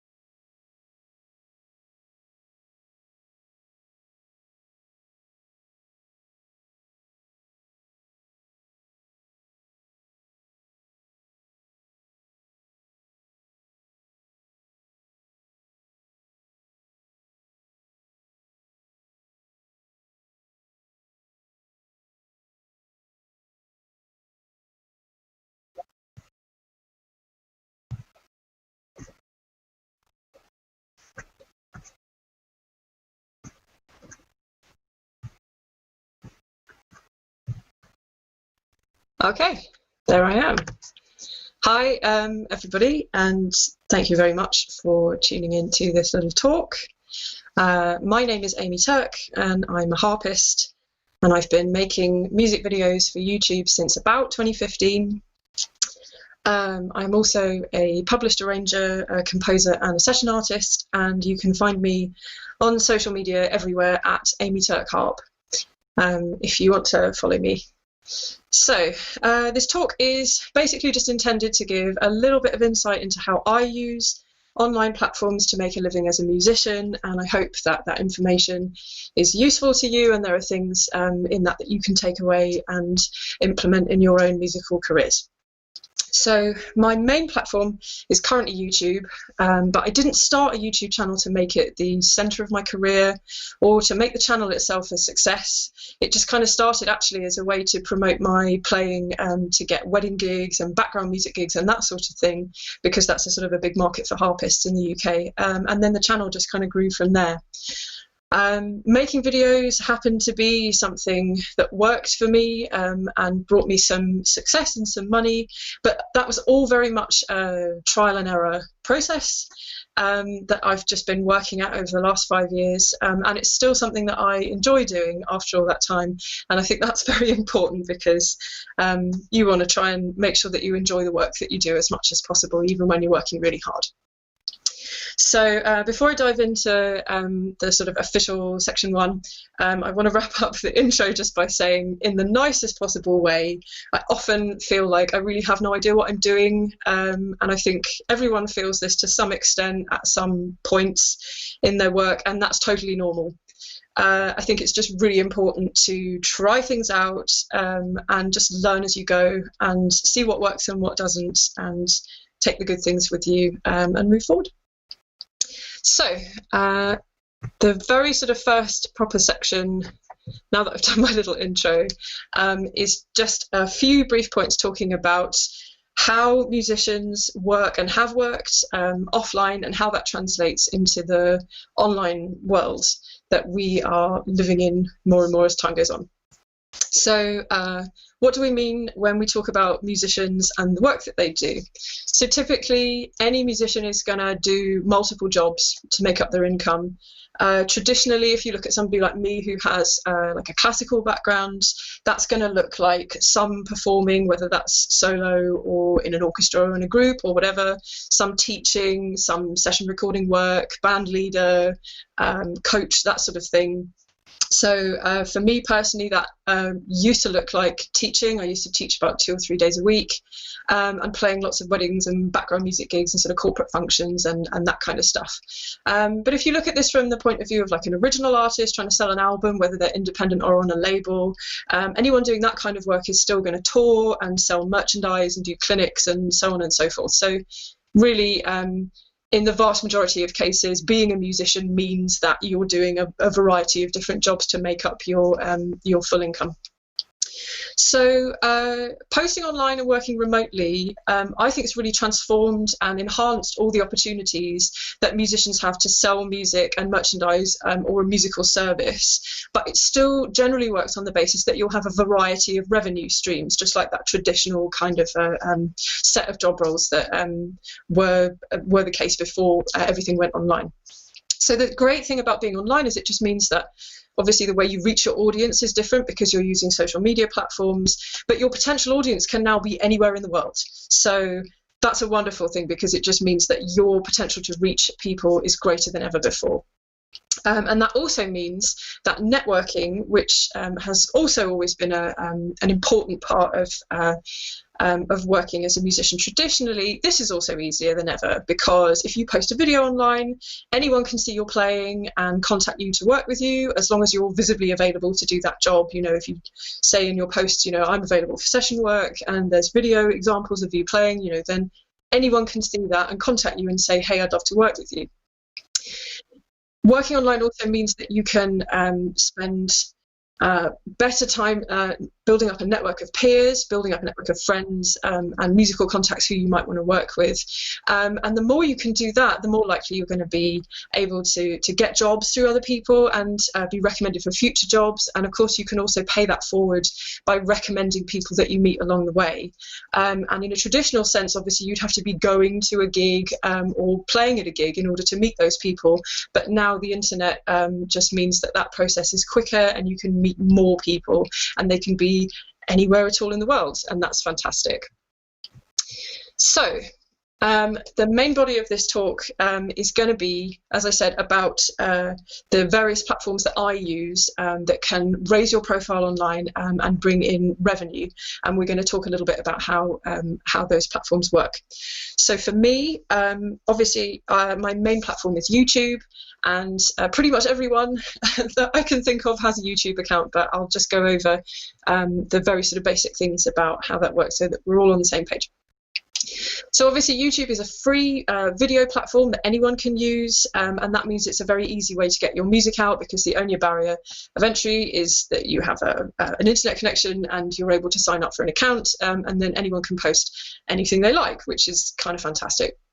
So it's an easy way to get your music out, but that means it's also a really easy way to post a cover, because YouTube have they call it a content ID system, which has a database of songs, and then if you want to post your cover of Wonderwall, then content ID picks up the fact that it's Wonderwall automatically and redirects the ad revenue to the copyright holder, which means that you have no legal responsibility to sort out getting permission to do that cover with the copyright holder. It's just all sorted out for you by YouTube, and then your cover video is available on YouTube for free, and anyone can watch it, and you can share it and post it anywhere and get more attention on your channel. So this is a really nice, easy way to do any kind of musical playing, whether that's originals or covers. So if you want to start making money out of YouTube, there's two things that you need to do.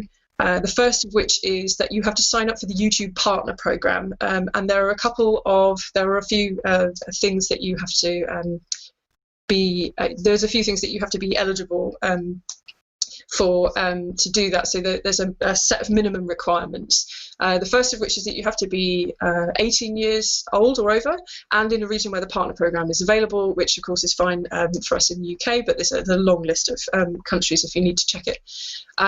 You need to have more than 4,000 valid public watch hours in the last 12 months. So it's just basically a way of showing YouTube that you have interest and traffic coming to your channel. You also have to have more than 1,000 subscribers, so that's sort of the biggest hurdle really in terms of getting onto the partner program. And then you have to sign up for a Google AdSense account, which is basically a separate Google account that deals with the advertising side of things, and they're the people that you give your details to, so that you get paid basically for them running ads on your videos. So posting covers on YouTube can be a really great way to get more traffic to your channel, as I said previously. So when you post a cover on YouTube, once you're in the partner program and you're eligible for monetizing your videos, you can post a cover and the video will be claimed through Content ID if it's a song that's still in copyright, and then you can basically agree to split the revenue with the copyright holder. It's literally by ticking a box in the editing window of the YouTube Studio thing that you get when you're part of the partner program. And they also email you a notification to let you know that your video has been claimed, and then it links you through to the point in the video editing menu where you can just tick the box and say, yes, I want to split the revenue with the copyright holder, and then the ads run and a little bit of that money comes back your way. So only kind of downside with this is if you post a cover and it doesn't get claimed through Content ID, you can't legally monetize the video because it doesn't belong to you, because it's somebody else's copyright. So say you wanted to upload your cover of Wonderwall and you just hit the monetize tick box straight away, you're basically declaring, if you do that you own the copyright to the music in the video, and obviously you don't, and then you might sort of get into hot water legally. So that's something to be very careful with. But as far as I understand it, you actually just have to wait until your video's been claimed through Content ID or claimed manually by a copyright holder, which is a little bit awkward. I've actually had some videos that have been online for years before they've been claimed, and it's, we're not talking about kind of really niche stuff. It's one of them was like a cover of a Disney song, and then there was another one which was by Coldplay, whose record label is owned by Warner Music, so they're sort of big companies, but sometimes the Content ID system doesn't necessarily kind of flag things when it should, so you might end up sort of waiting, not really able to monetize your video, which kind of is a bit of a shame. So just to conclude, this doing covers is a really, really great way to get exposure, but if you're looking to make more money out of YouTube by posting music, obviously having a focus on original content or public domain content, that's sort of stuff like classical music, in my case, where the composers have been dead long enough that the copyrights run out, and so you can monetize that. But either of those sorts of things are a more reliable way to get more money from ad revenue over time, even though the covers will sort of help drive traffic to your channel. So when we're talking about YouTube, it's impossible not to talk about posting consistency. Due to the way that people consume content on YouTube, content creators need to post consistently and in a pattern in order to be as visible as possible to their subscribers and their new potential audience who aren't already subscribed. Some people post every day, like vloggers. Some people post once a week, once a fortnight, and so on. You don't have to do this exactly, and not everybody does it, but it can be really helpful to get your videos a bigger audience and grow your channel because of YouTube's algorithm. So YouTube described their algorithm as a real-time feedback loop that tailors videos to each viewer's different interests. So what we're talking about is machine learning that decides which videos get suggested to users depending on their behavior when they're using YouTube. So that's what they watch, what time of day they watch it, how long they watch it for, whether they like, comment, subscribe, that kind of thing. So the better your video performs in terms of views and in terms of engagement, that's liking and commenting, the more visible you're going to be. So YouTube provides you with detailed analytics so that you can see what your audience responds to, and then you can use that data to make decisions about what to post, when to post, and how much to post. So the more your videos perform well over time, the more YouTube's algorithm might start recommending you to users as well if it thinks that they're going to find your content interesting. And I've had this with a number of my videos in the last sort of year or couple of years, videos that I posted right when I started my channel 5 years ago now get recommended by YouTube more regularly because they sort of picked up an audience, but that took a little bit of time to kind of get going and get established. So it's also important, I think, to highlight that it's kind of a downside that you have to post regularly to get traffic to even apply to monetize your videos, because that's quite a commitment. So you really have to make sure that this is something that you want to put that time into, and you want to sort of plan to be doing quite a lot. And the thing is, unless you post very regularly and you're really doing everything that you possibly can to chase the algorithm, it's likely that you won't make very much money from this directly. And this is a problem that lots of YouTubers have nowadays, regardless of how much they post. Lots of people find that it doesn't make up the entirety of their income as much as it will bring some in, and you can have quite a lot of success with that. So that's why so many YouTubers also use a platform called Patreon. I've been using Patreon for about 3 years now, and I'm going to go into a little bit more detail just in case you haven't heard of it or you're not sure what that is at the moment. So Patreon is a membership platform for creators. So your patrons, i.e. your fans, they sign up and they pay a monthly subscription fee to get direct access to whatever it is that you do. In my case, it's harp music videos, but it can be all sorts of things. There's lots of different kinds of artists and creators on Patreon. And in return, your patrons pay the money to Patreon and they send it to you. So it's a pretty much a kind of a you're getting the money directly, just with Patreon as the sort of the third party that helps it get there. So your patrons can pay monthly, or they can pay per creation if that suits your working model better. This is possibly more relevant to visual artists. Say you're painting, and every time you finish a painting, you want to make a paid post and say, I have created this piece of artwork and I want my patrons to pay for it. But for somebody like me who makes videos sort of monthly, or slightly more than monthly sometimes, then it makes much more sense for me to do that on a sort of a rolling monthly basis. So you get to set the subscription fee with Patreon, and you can create reward tiers so that your patrons get more from you if they want to pay more. And the tiers are like a sort of a minimum that you can pay, and then if your patrons want to pay even more than that, then they also can, which is nice. So some creators keep their reward tiers really simple. Some people only have one kind of a price point, and everyone pays the same, and they all get the same kind of rewards. And some people have lots of tiers, where they offer perks like merchandise or behind the scenes videos, free music downloads or sheet music, and sort of exclusive content. Some people offer things like an exclusive Discord server for their fans, but you get to decide what you do on the platform and what stuff you want to give to your patrons for their contributions. So the great benefits of using a place like Patreon is that it's a great website for you to use to build a community of dedicated fans who want to support your work, and it lets you keep creative control over what you want to do, because you're setting all of the rewards and you're the one saying, here's this thing that I'm doing, would you like to give me some money for it? So it's a nice, easy way to keep creative control. There's no fee to join Patreon. Like so many sites like this, it's based on a commission kind of a system. So when you get a payout from Patreon, they take a tiny cut of that. It's 5%, which is actually pretty decent.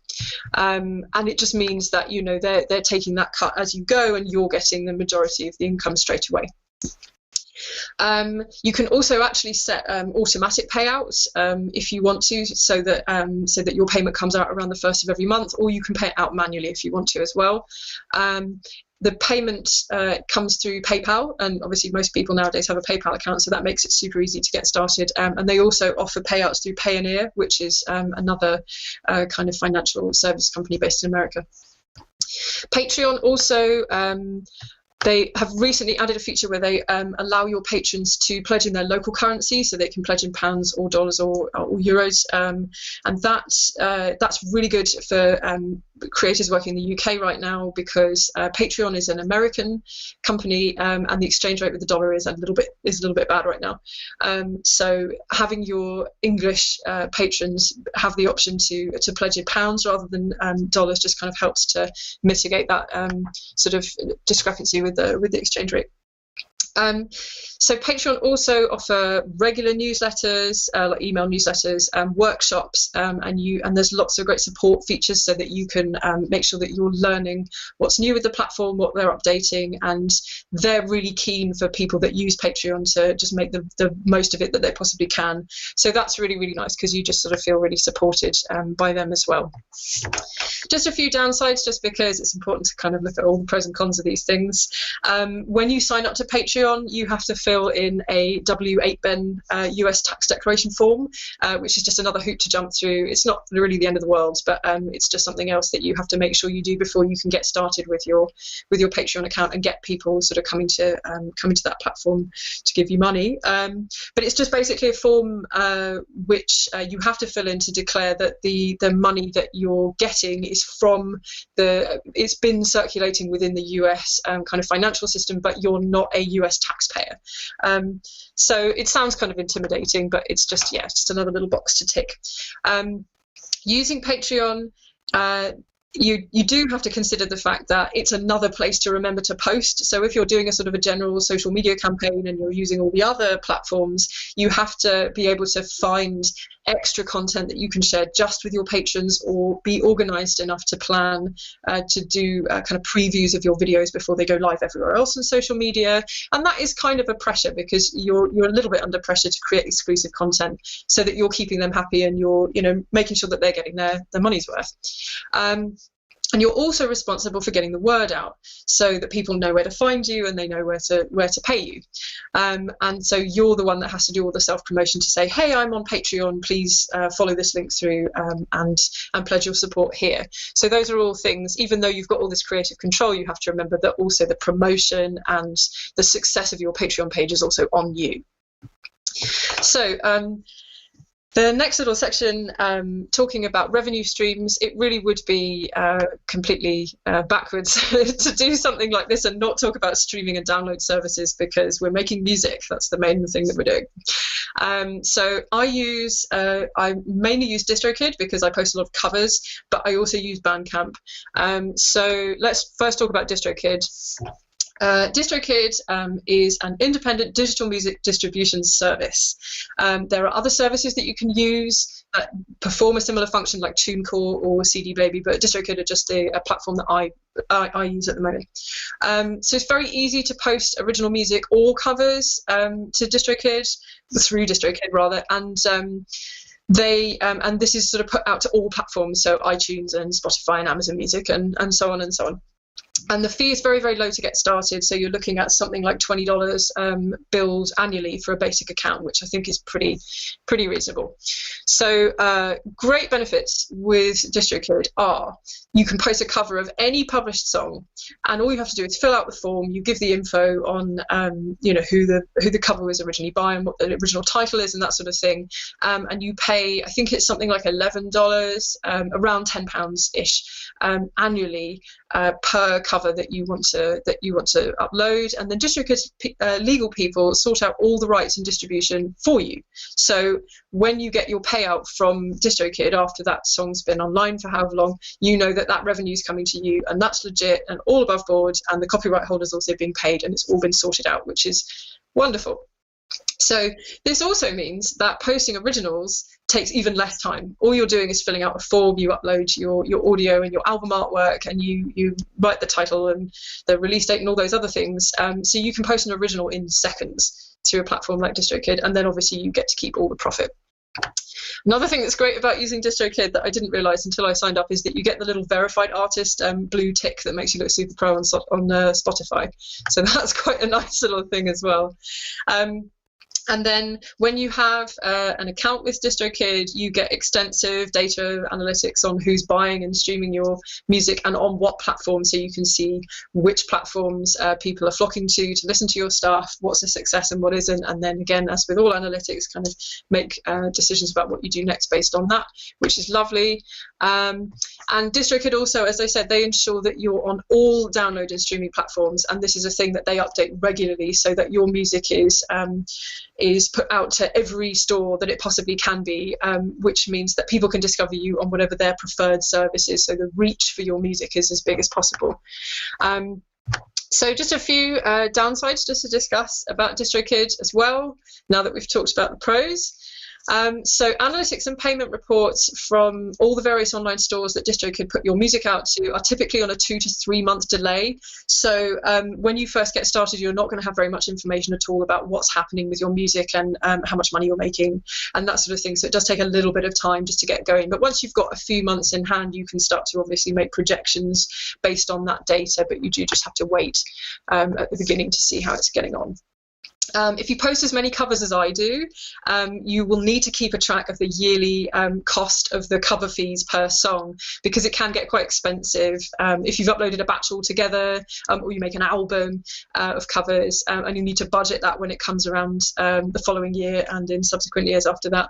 So September and July are really bad for me, because when I first started posting my music through DistroKid, I posted a batch of songs that I already had music videos for on YouTube. So I have to make sure in September that I remember that I've got this kind of big chunk of money coming out for all those covers. And I put out an album in July this year. And that's 25 tracks. So that's a kind of a similar thing where I just have to make a note to myself to go, I've got to account for this every year as it comes around. So you get paid in dollars through DistroKid, because again it's an American company, so that's via PayPal, which is a nice thing because again it's easy to link to your PayPal account if you already have one, but you will lose money through the exchange rate because it's paid to you in dollars, at the moment at least. And PayPal take a small transaction fee, which is something, of course, that they do for all business transactions, and that's a percentage. So the more that you earn, the worse that gets. But it's not too much. It's nothing to kind of get too upset about. You do also have to remember to pay out the money manually when you're using DistroKid. I try to remember to just kind of put a note in my diary to pay out on the 1st of every month. Sometimes I forget for a few days, but that is something that you have to remember to do manually as well. The only other thing to think about with DistroKid is the fact that a lot of communication with them is automated. But you can, if you really need to, you can email a real person if you've got problems. They're a little slow to reply sometimes, I have to say, but I think generally, if I've had a problem with them, they have sorted it out perfectly well. So that's good. So that's all the stuff that I have to say about DistroKid. And before we go on to talk about other things, I'll just talk briefly about Bandcamp as well, because Bandcamp is a great way to post original music. I think it's more geared towards people selling original music. So it's kind of like unlike DistroKid, which is a distribution service, Bandcamp is more like an online store for musicians where you can create an account. So you can sell downloads of your music, you can sell physical CDs, vinyl, t-shirts, other merch. So it's an ideal place for selling original material. You can set your own price for every song, every single or every album that you upload on Bandcamp, and you can also set a pay what you want function, so that if your fans want to pay more for a single or an album, then they can, which I think is really great because that's sort of encouraging goodwill among your fans.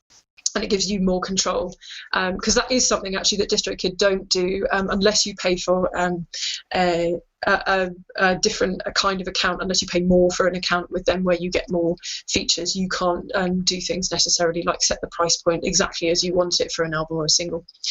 So the other thing that's great with Bandcamp is that because you've got this kind of online store dynamic, it means that you can direct people directly to your physical merch without sending them off site. So if you've got if they want to download your album and then they see that you've got a t-shirt, then it's all right there in front of them, and it means that you maybe make more sales more easily because it's all in one place. So a few little cons of using Bandcamp. It gets more complicated if you want to post covers, like I do, because you'd have to sort out all the legal stuff yourself, contacting the copyright holder, agreeing how much you're going to pay, and that's kind of a faff. It's not impossible to do that if you really want to use Bandcamp to do that kind of thing, but it seems to me like that's a lot more of a hassle than going to a platform like DistroKid and just paying them £10 to do a cover. So like anyone else, Bandcamp take a small cut of your profits every time you sell something, and then they pay you through PayPal, who also take a small cut because it's a business transaction. So it's fine. It's something that you're going to encounter wherever you're trying to sell stuff if you're going through a third party like that, but it's just something to consider when you're setting your price points for all of your singles and albums. So obviously, it goes without saying that you can sell merch on your own website as well. I use Squarespace, which is a really great kind of an easy way to build your own website, and it's very affordably priced. They have a built-in commerce package, which costs a tiny bit more on your sort of annual fee that you pay them for the website, but it's well worth it. It's really, really easy to use, and you can just link it to your PayPal account. So that's something else. If you want to sell physical merch or downloads, you can look into that on a Squarespace site. So it goes without saying that with other social media, you're going to be posting things about your musical life, and that's a really important way to support any online campaign or any music or any merchandise that you want to be selling. So any business basically is going to be expected to be on Instagram, Facebook, and Twitter, or some combination of these. Oh, my stream's just gone down. That's really bad.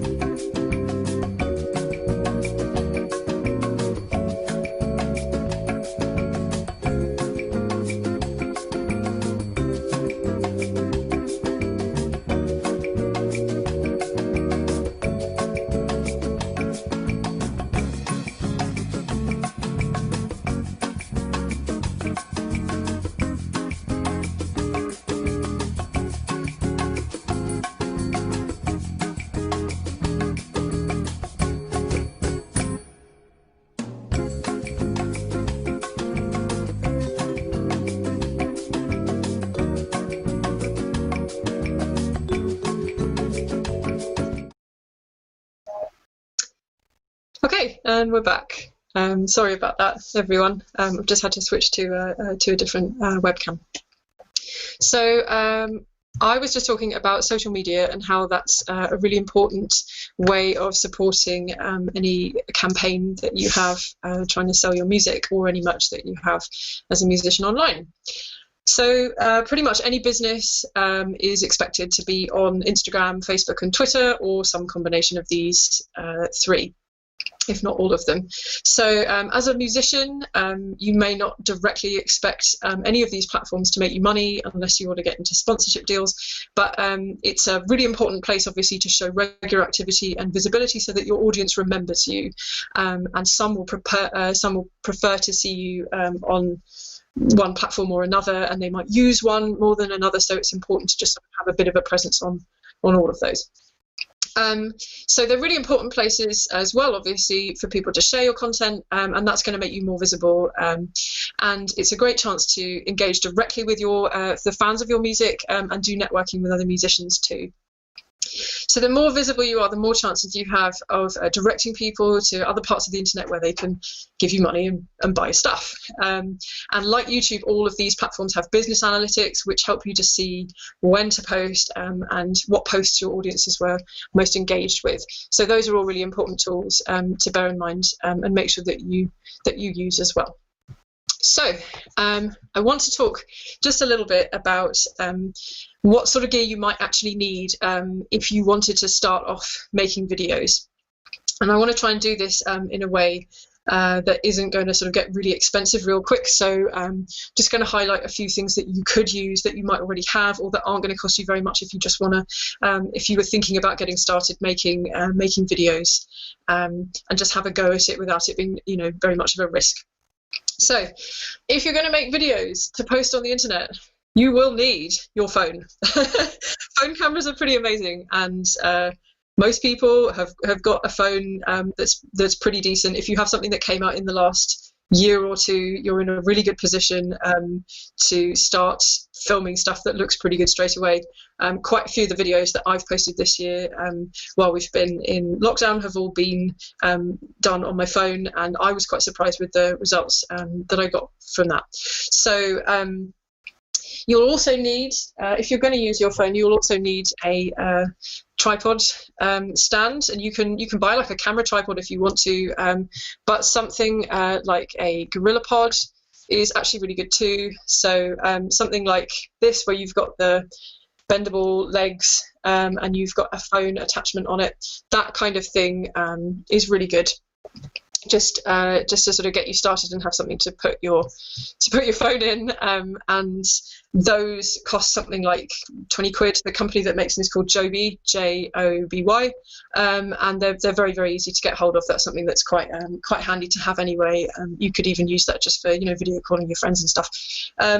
So then if you've got an acoustic instrument like I have, easiest thing to get started with recording for videos, if you're not just going to try using the microphone on your phone, which will be okay, but you could maybe do a little better than that, is a stereo recorder. So something like this, where you've got two microphones, that's a pretty good way to get started. That's very inexpensive. This is kind of quite similar to like a Zoom recorder. The Zoom series is pretty good for this too. This is a Tascam DRO5. And this cost, I think it was something like £79. And lots of options that you have in the Zoom series are going to be less than 100 quid as well. So that's a pretty good way to get really decent sound. And a stereo recorder is something that runs on batteries, and you can take it with you wherever you go, and then just plug it into your computer via USB if you want to use it for recording. Just remember, if you're using a separate recording device for syncing with your visuals, that you'll need to sort of name the takes and do a clap or something, just to make sure that it's an easy way to line up the audio later on. So if you've got an electric instrument, you might want to consider getting an audio interface. I highly recommend Focusrite for audio interfaces, but there are lots of options which are quite inexpensive. the Scarlet series by Focusrite. The kind of entry point at that, if you wanted to get a really basic interface that has one input, is going to be less than 100 quid. So again, that's something that's quite easy to get going with, and it's really easy to research this online if you want to get started with that. And then, of course, if you're going to be making videos, you're going to need video editing software. Fortunately, the kind of free stuff that you get, say Windows Movie Maker 10 or iMovie if you're using a Mac, are both things that are really easy to use and get you pretty good results straight off the bat. But there's quite a lot of free software that you can also download independently of that. There's DaVinci Resolve. There's a program called Shotcut, which is quite good because it has a lot of audio editing options. And there's loads more free options. It's really just a Google search away, just looking into that. So there's lots of options there. If you want to spend money on video editing software, industry standards are things like Final Cut if you're using a Mac, or Adobe Premiere Pro, and they're great too, but it's not something that you need straight away. It's just something that you can sort of look into if you want to start investing in that, if you find that you really enjoy making videos. So for a live video of yourself where the audio is in one take, that pretty much is all you're going to need. But if you want to start thinking about recording the audio and kind of polishing that and everything else before you make a video, which is what I do, I actually do recording and then I make a backing track and I perform to it, and then I put that together for a video, then you might want to consider getting a DAW. That is a DAW, or a digital audio workstation. You can get a number of DAWs for free. There's stuff like Audacity, which is pretty good, or you can get 30-day trials of pro software if you want to try stuff out, or there are student versions of most of the kind of main DAWs that you might want to buy. So you can try out that sort of thing and see what you like before you invest in something like Cubase, which I use, or Logic if you're a Mac user, or Pro Tools or something like that. And again, very easy to research this online. There's lots of information online about that kind of thing. And then two other points about filming in terms of further considerations on top of the basics that I've already outlined. If you want to start thinking about lighting, obviously you can use natural light if you've got a decent sort of corner of the room that you can dedicate to filming. And if you plan it carefully so that you're doing it at the right time of day and you're not going to run out of sunlight by the end of the shoot or that kind of thing. But lights really help too. So the easiest and cheapest option is to get something like a ring light. This is a ring light that I use. This is just an attachment that goes onto a tripod, but it's got a phone kind of a holder in it, so you can just stick your phone in here, and then this bit is the bit that illuminates. So those are very inexpensive. You can get ones of those on little tripods that you can put on a table sort of in front of you or something for about 20 quid as a starting point. So it's a very easy way to just get a little bit more control of your scene when you're sort of setting up your camera. And then also LED lights. It's actually quite easy nowadays to buy LED light boards. You can get a set of 2 with stands starting at around 80 quid for the most basic setup. And yeah, that gives you a lot more options, because then you can start thinking about, say, if you have two lights, you can have sort of a fill light and then another light on the other side, and sort of start really playing with shadows and kind of trying to control how everything looks even more. So those are options if you want to sort of start investing in lighting, and it can be quite inexpensive at the sort of entry point. It gives you more options if you pay a little bit more than that with LED lights. Say you want to spend up to 200 quid on lights, you can get adjustable mounts and things that sort of give you more options with dimming and things like that. So so there's lots to get into there, but it's quite easy, again, to get started with that if you want to just buy a ring light. And then the one other thing that you can think about is enhancing your phone's output. Say you're still recording stuff on your phone, but you're using other equipment like lights and other things to sort of enhance your video. There are a number of free apps that you can download. I use one called Cinema 4K, which is free for my phone, and that gives you manual control over camera settings like a DSLR does. So that's going to give you a much better image than you get out of the built-in camera app on your phone, because you're going to be able to control the focus and the ISO and the white balance and things like that manually. So that's a great thing if you really want to sort of start getting into filmmaking proper and start really optimizing your image. But just bear in mind, if you're doing stuff like that, you can with Cinema 4K you can alter the settings in terms of the bitrate and things like that for what you're actually capturing, but you'll need enough storage space, so you'll need a phone with decent storage space or a memory card on top of the internal space just to make sure that you've got enough space to capture the videos. Okay, so there is a little bit extra to talk about here, just to wrap up. Just talking about the pitfalls to be wary of when you're working for yourself online, so that you can just take care of yourself. So I would warn anyone who's thinking about doing this stuff against thinking that you have to do it all by yourself. Lots of people appear to do everything by themselves online, and you might feel under pressure to do that, but most people that make videos on the regular to post online have help doing it. So you can either pay people if you've got the money to assist you, so that you don't have to focus on sort of skill sets that you maybe don't necessarily want to, or you can find others who are happy to work with you for free to help develop their own skills until you can start splitting the profits later on. So it's ideal if you've got friends that are willing to help you out and you have complementary career aspirations.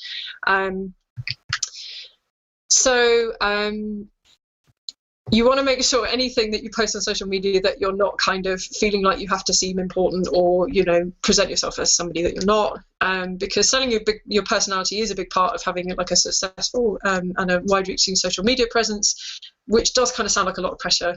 But the good news is I think the more authentic you are, generally the more your audience kind of feel invested in you, connected in you, and then want to listen to you and buy stuff. And then you can just feel like you're talking to your friends about what you do, and that's great. So just try and be honest with yourself about what you want to make and put online. It's much better than kind of trying to second guess what your audience wants or trying to people please or anything else. Just be yourself. It's great. It's worth it. So if you can combine your authenticity with a sensible set of decisions, your business decisions about your monetization online, you can really create a space where you can express yourself as a person and as an artist, and then you can direct your audience to your business ventures, and that's going to create a meaningful return where you're going to feel fulfilled as well. So make sure that you don't feel, try not to feel too invested in single posts or want an immediate return from anything that you post on social media, because instant gratification is a product of using social media, but I don't think it should be a product of posting on social media. You don't need to go viral to have a successful or profitable internet presence, and building your audience is going to take you time and lots of consistent posting. So don't expect your videos to go viral. It's great if they do, but it doesn't mean, you know, it's not the kind of thing that's going to make or break you. And thinking that you'll make it if you post about a trending topic or a significant date or event is probably going to leave you feeling disappointed about the response that your videos get. Whereas if you post them and you let them go and you think, oh, you know, think about what I'm going to do next, then usually they pick up at some point, you know, if they're going to do really well, and you'll see that return later on. So it's sort of about being patient as well, really. So then the final thing that I just want to touch on, and then I'll answer some questions if I can, is just to talk about the posting treadmill. This is something that a lot of YouTubers have talked about in the past, which I've sort of noticed in the YouTube community. Content creators are often at like a serious risk of burnout, because they're trying to chase the algorithm and they're trying to keep up with the posting schedule that's you know, a lot of pressure and kind of makes them very stressed. So you need to remember that analytics are really useful. It's really useful data to see what you can do to kind of get your videos to reach more people, but being obsessed with them and feeling under pressure to post all the time can be really, really bad for your health, both mentally and otherwise. So that's something to really, really be careful of, and make sure that you take care of yourself. Even I feel like this, and I only post one video as a month minimum, which is, you know, kind of eons in internet time. So you've got to think about how vloggers feel if they're posting a video where they've filmed it and edited it in a day, and they do that every single day. That's a lot of pressure. So a few tips that I've picked up along the way to try and avoid posting burnout. As with anything in your business life, it's good to try and be as organized as you can and just be realistic about how much time stuff takes to do.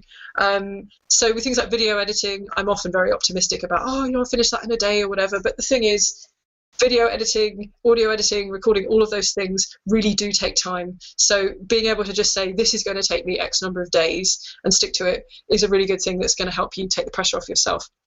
If you can also create batches of posts, whether that's images to post on Instagram or videos or whatever, if that's possible for you, that's another great way to make sure that you're going to be able to schedule stuff and kind of keep it as organized as possible so it doesn't seem like a stress. And you can also utilize scheduled posts on platforms that allow you to, like Facebook and YouTube both have pretty good scheduling sections of their business stuff. So it's quite easy to sort of set a time and just kind of do all the write up and everything in the description and stuff in advance, and then just kind of leave it and go on with your day and get on with taking care of yourself. And then platforms that don't do that natively, like Instagram, there are kind of other online services that you can sign up for, where they will help you create a schedule for those platforms. So something like later.com, it's free to sign up for a basic account if you only have one Instagram account that you want to link it to, and that will help you do all the scheduling there as well. And then two final things to think about. First off, take breaks from social media. It sounds obvious, but it's so easily not done, and we're all guilty of this. It's also really easy when you're posting stuff to obsess over your views, and I would highly encourage myself and anyone else watching this to resist obsessing over them, because really it's much better to just remember the thing that you do that you like posting about, and do that in real life. So, if you post a video, like me, if you post a video and you go, oh, I really want to know what the views are doing on this, step back from that for a second and just go, what am I going to do next? What do I need to practice? And then kind of basic things like, do I need to eat? and that kind of thing. So plan what you're going to do next, and don't think too hard about the thing that you just posted. Obviously you want to comment if people comment and say, hey, I really liked this, or or whatever, but put your phone down and don't sort of keep refreshing the page and looking at the views, because it's not going to make you happy. So I think this wraps up the pitfalls, and let's just see if there are any questions that I need to answer. Okay. Are there any popular online practices that you just don't think are worth their hype, or the effort versus reward ratio means that you wouldn't recommend them? Popular online practices. Well, I think it depends what you're using the platforms for. The trouble with kind of answering that question concisely is just that even just talking about the spectrum of musicians, you've got a lot of different people who are using social media in lots of different ways to promote themselves, because it just depends what kind of artist you are and what platforms you enjoy using, what format kind of works best for your brand. So I don't know that I can really answer that, because I think that's really subjective. I think that's just something that is dependent on what you want to use social media for. But I guess I would kind of just direct that back to thinking about how you want to do your own thing, and how you want to be as authentic as you possibly can be, and sort of show your individuality, and then try and turn that into a kind of a marketable thing. So yeah, that's a bit of a vague answer, but hopefully that kind of gives you my take on it. Oh, right, okay, yes. And I'm being told to remind you where you can find me online. So I am on YouTube as my kind of main platform. That's Amy Turk Harp. You can search harp on YouTube and you might find one of my videos in the sort of search results if you can't remember my name. I post on Instagram quite a lot at Amy Turk Harp, and I also have Facebook and Twitter. And if you want to buy, if you're a harpist and you want to buy any sheet music or anything, I sell my classical sheet music on my own website, which is amyturkharp.com, and I'm also a signature artist with musicnotes.com. So if you want to buy any of my pop arrangements that you might have seen on YouTube, then you can find those on Music Notes. So I think that's everything. Thanks so much for listening, and that'll be all.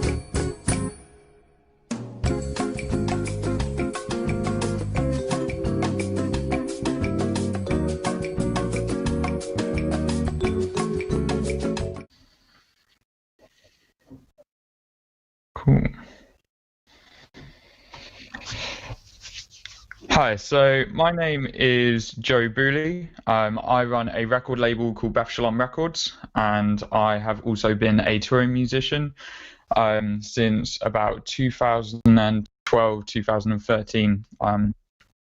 I started in the local area. I grew up in Borden, so I'm very much used to gigging around Alton, Petersfield, Portsmouth, entire of Hampshire.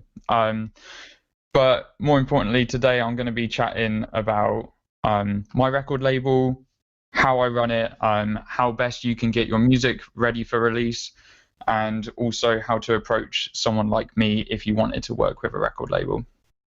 So just to give you a bit of background of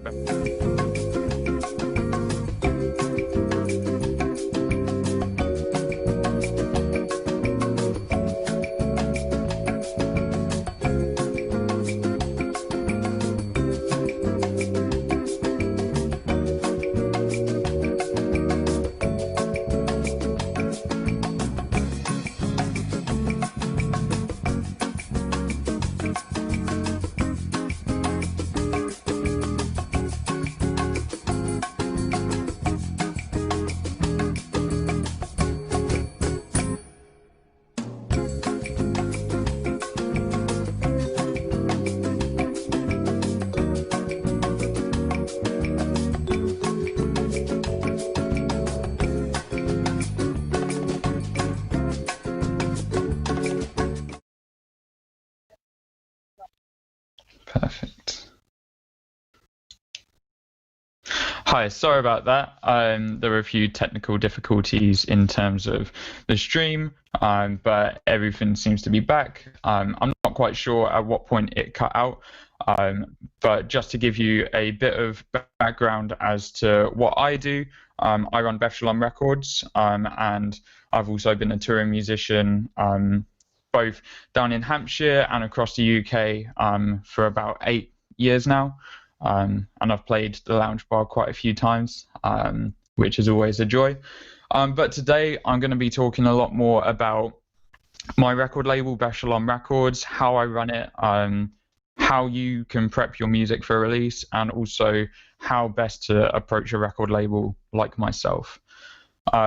So just to give you a bit of background of the record label, I set it up when I was in college in 2014, and I set it up merely for the purpose of releasing my own music. A friend of mine said to me that this was while I was considering pitching to other record labels.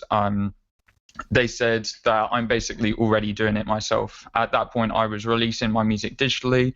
I was making physical copies, mostly by hand, and I was also seeking press features and stuff from either local blogs or national blogs.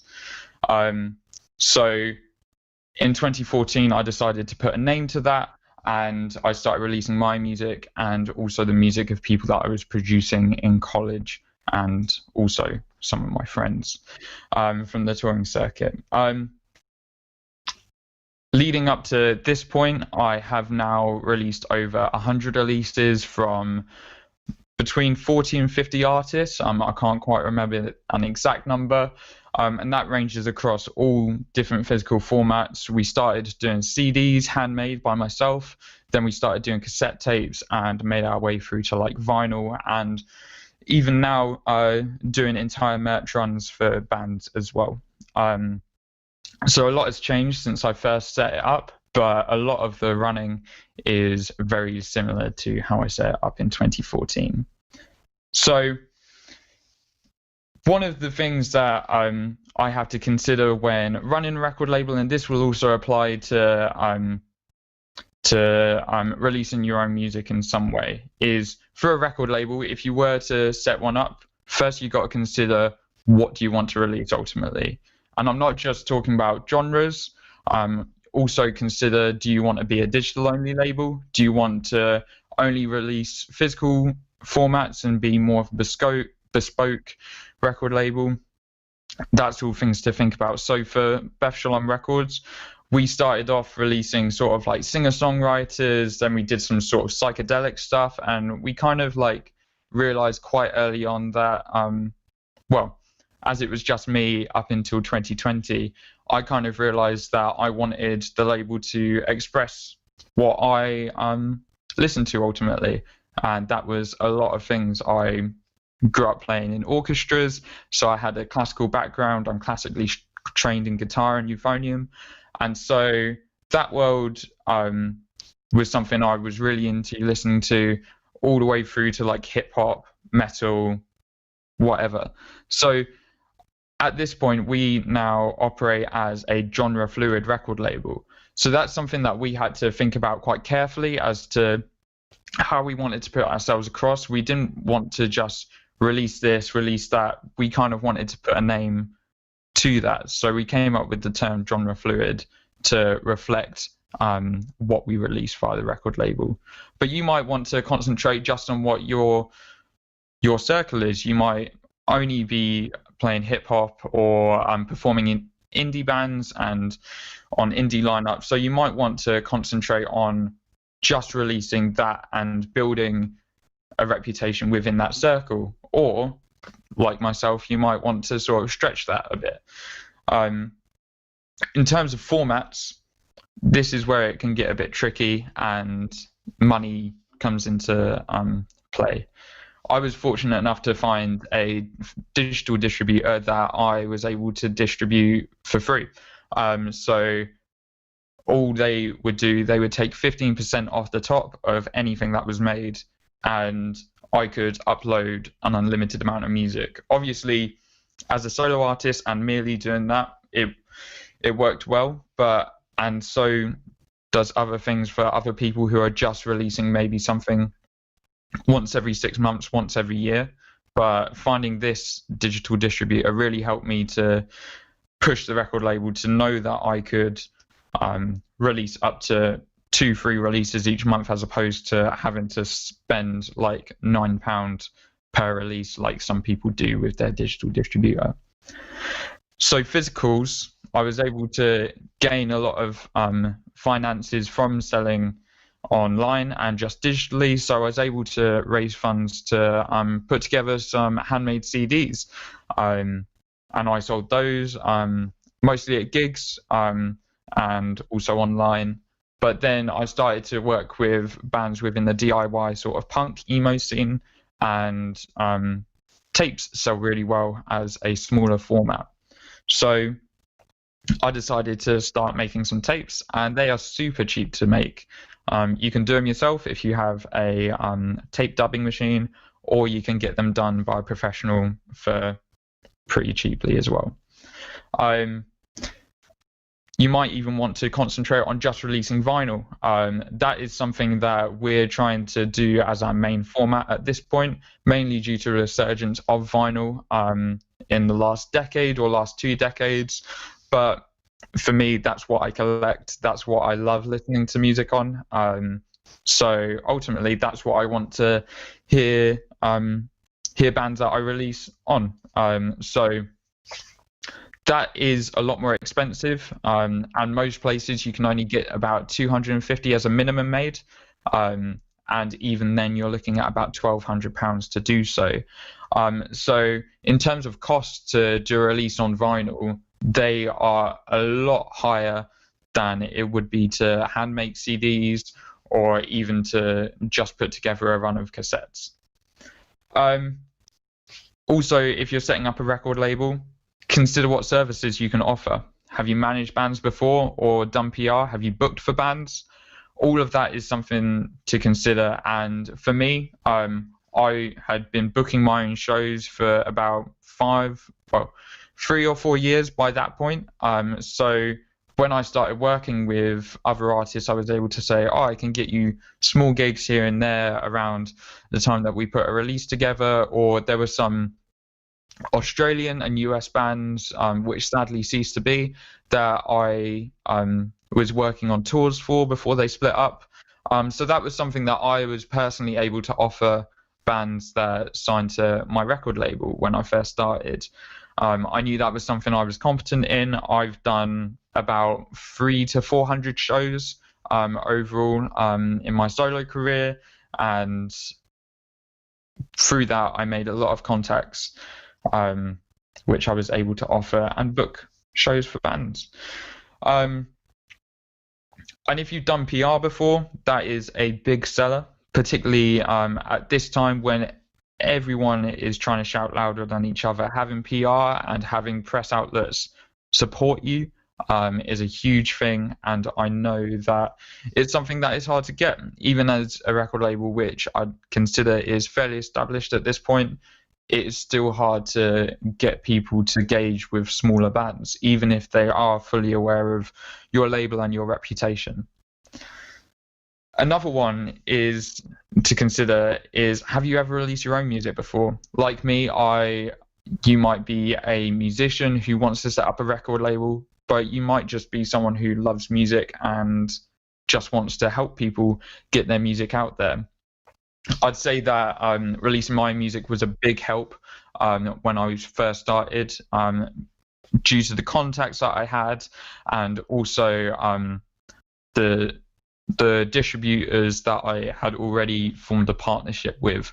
It was very easy for me to then use those contacts for other people's music. If I was coming into it completely fresh, I don't think I would be where I am at this point, and I think it would take twice as long for me to get there. But at the same time, if you are business driven and business minded, then like I have started to learn to do, you might look to sort of get services in externally, whether it be PR, do your research in terms of distribution as well. Each one might not suit you. They might work better for people working in indie circles, and others might work better for those working like metal and hardcore circles. So do your research on that if you are coming into running a record label completely afresh. So another thing, if you are coming into running a record label, speak to someone who has already done it or who's already released their music before. I've done a number of lectures and a number of panels in the past, and I have always, or most times, had my email up on the screen behind me, and the amount of emails that I've got after that point, and to sort of discuss with people, even just like artists wanting to know how best to like release their music. I've had a number of those, and fortunately I've been able to help them in some way. So yeah, speak to someone who has already done it. That is one of the best things that you can do. Even after running my record label for six years now, I'm still asking people who I admired when I was growing up, like Alco Pop Records or Big Scary Monsters. I'm fortunate enough to be friends with them now. So it's always useful, no matter where you are down the line, to get advice. I can't stress that enough. I think that leads in quite nicely to prepping your own music for release. There are a lot of things that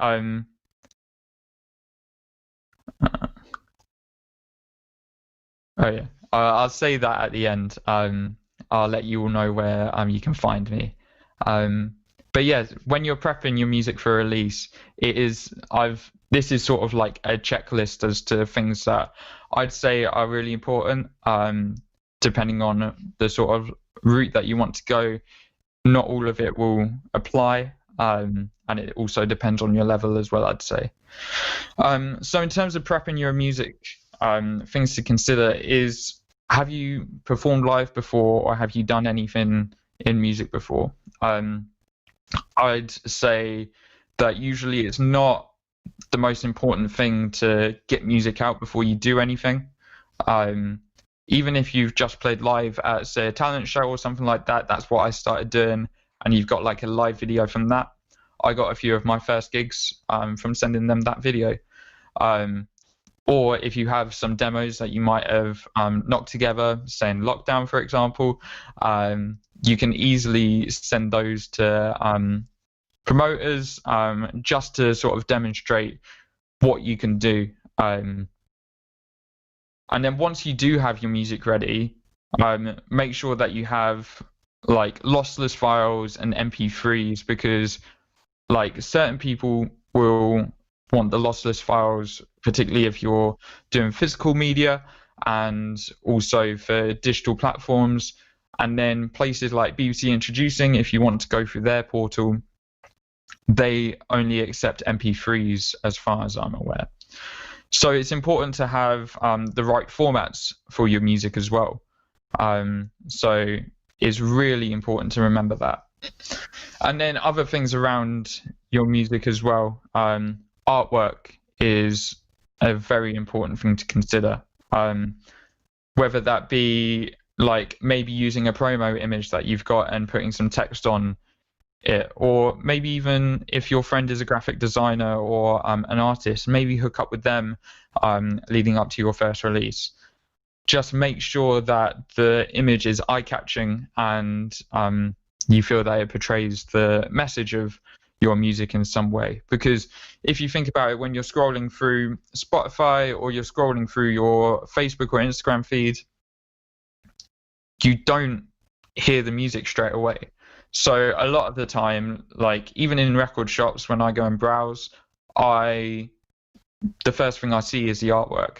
If it's eye-catching, that is something I'm going to pick up. I'm going to look at it. If it's online, I might listen to it, might explore the band a bit further.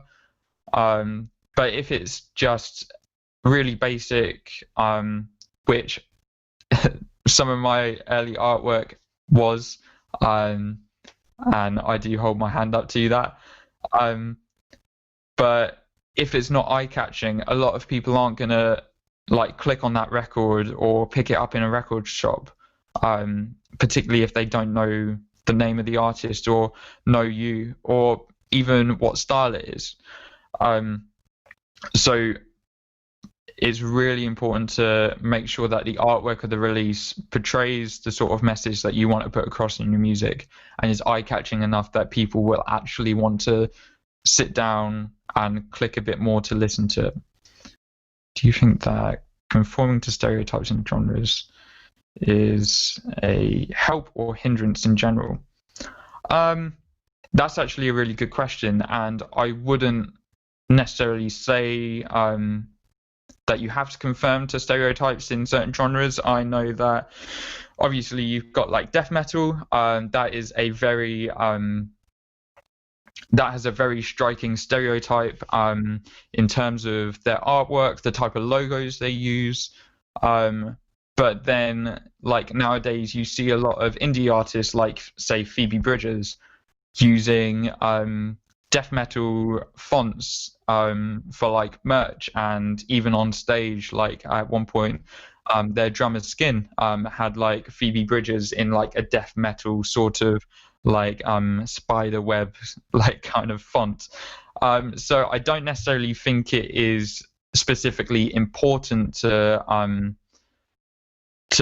conform to stereotypes. I also don't necessarily think it's a hindrance either. And I say that because if you release a indie record and you've got you have like death metal imagery, a lot of the people who would probably enjoy that record might be turned off by the idea of picking it up or clicking on it due to the image. So there's a lot of, it is a very difficult subject, and for me personally, if the imagery is eye-catching enough, and as someone who listens to a lot of different genres, if the imagery is eye-catching enough, I will probably click on it and either explore the band or even listen to the record. I hope that makes sense in some way. But yeah, and leading on to another point in terms of imagery, make sure you have plenty of promo shots. Live shots as well work really well if you're able to get them. And just because that really helps in terms of like supporting yourself on social media, and also what you can use to support that release as well. I know Amy was saying about getting batches of stuff ready to post up online and scheduling certain things. So like if you do a photo shoot or you do a big show, maybe take some of those images and have like one come up once a week. It's not necessarily uploading a whole album of one show, because people are just going to see the selection of the 6 images on Facebook when there could be 32 more or something like that. So I think it's really important nowadays to really, like, I hate to say it, but to play the game of social media. And it's probably really important to, if you got a chance, or do get a chance, to go back and watch Ash's one from last week about marketing, and really, like, just pushing yourself as a band outwards. So yeah, make sure that you have content, promo shots, live shots that you can use across social media. I know that for me, as someone who does PR and takes care of all our record label social media, before I start a campaign, I will create different Google Drives folders for promo shots, live shots, even candid shots of the band during, like, maybe the recording process or something like that. Just so it gives myself, it gives the press, it gives the band loads of content to work with throughout the campaign.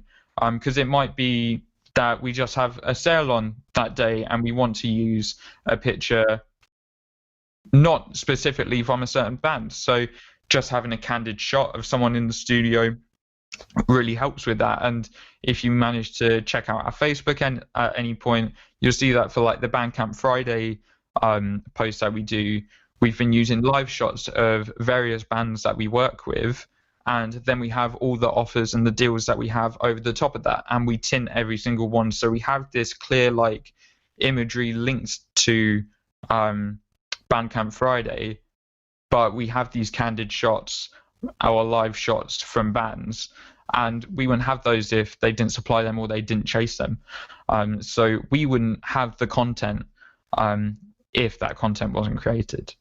I'd also say that once you have your music ready, once you have your artwork and any content that you want, even music videos, once you have that already, work out ideally when you want to release it.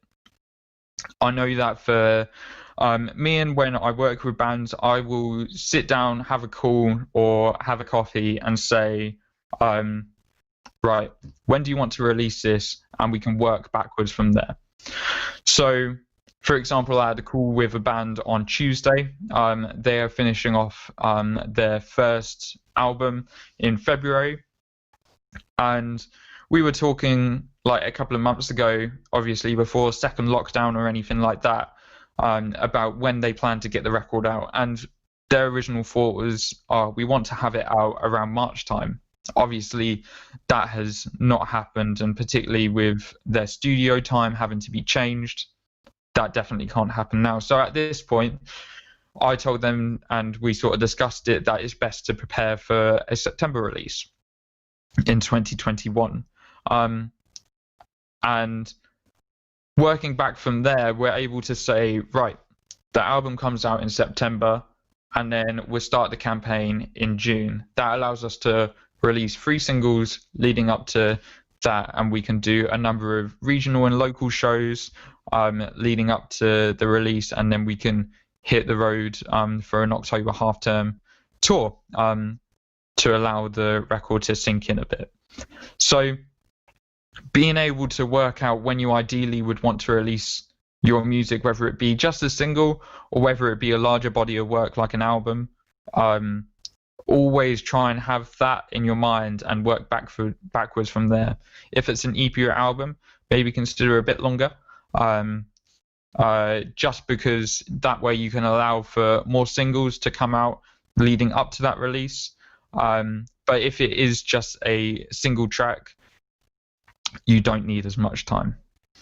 And also, if you're at a point or you are an artist which is gigging and performing live, once you have that aim date, I would say start thinking about where you might want to do some shows to support it.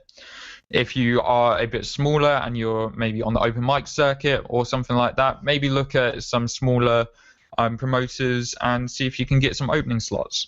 Or if you're a bit more established, maybe try and get some smaller headline shows or something like that.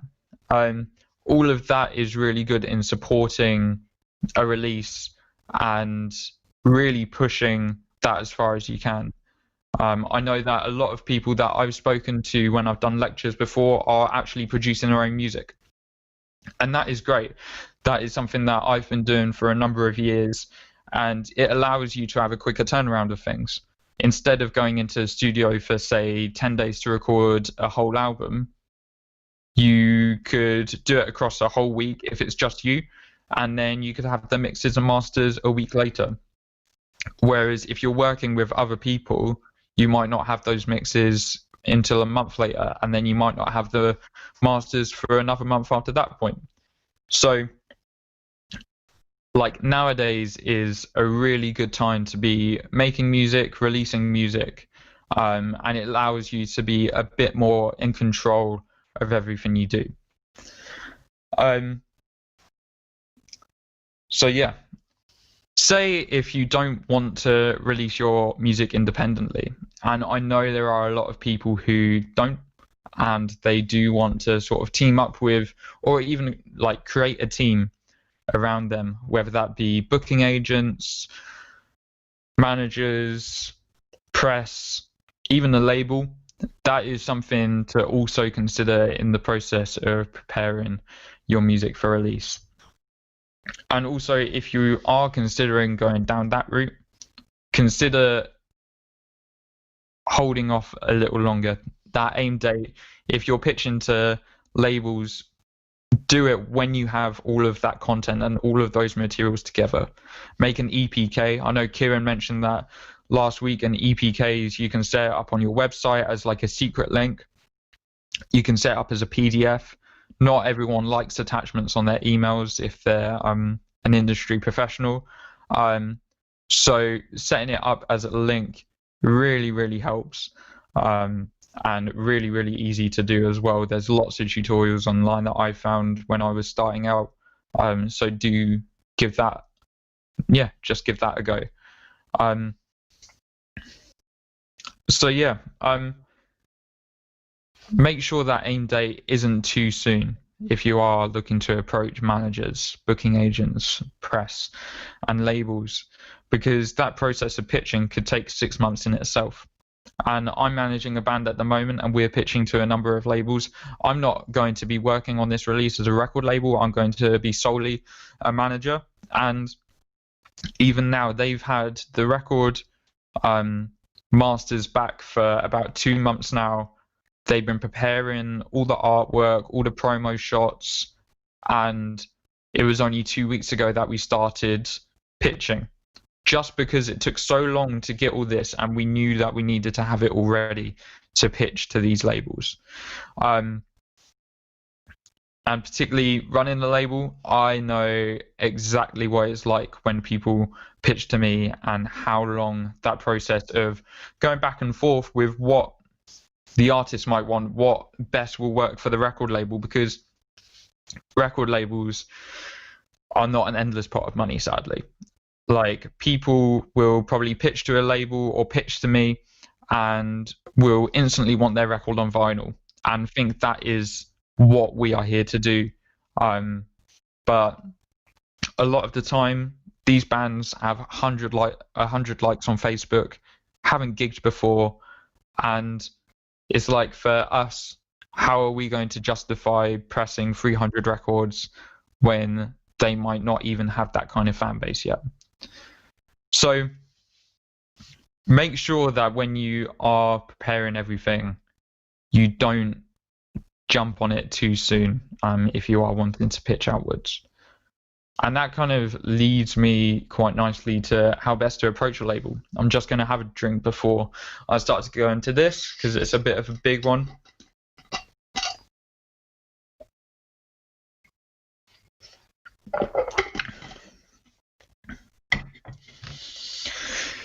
So just to tell you a few things about when we get submissions, we have our email on Facebook, on our website, social medias, anyone can email us.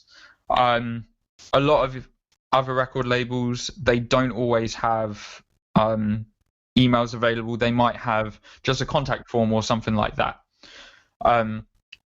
So the best thing to do is really do your research. And that isn't just from a point of view of finding the contact or something like that, but even down to finding out the name of the person that runs that record label. The amount of times that I have been approached by artists and they've said, "Hi, Beth. That is not my name. My name is Joe. On our website, it says that Beth Shalom Records was founded by Joe Booley in 2014. It says that." As far as I'm aware, on our Facebook, my personal email is available on our website as well. And so it's not that difficult to work out that there is no one in as part of the label with the name Beth. And I think it would be quite egotistical if I was to name a record label after myself. So yeah, do your research with the email as to who you're going to contact, the person that you're going to speak to, and also the record label that you're pitching to as well. I know I mentioned earlier like about working in certain bubbles, and I like the fact that we've kind of got to a point where we are able to work with a variety of different artists and a variety of different styles, but not every record label is like that.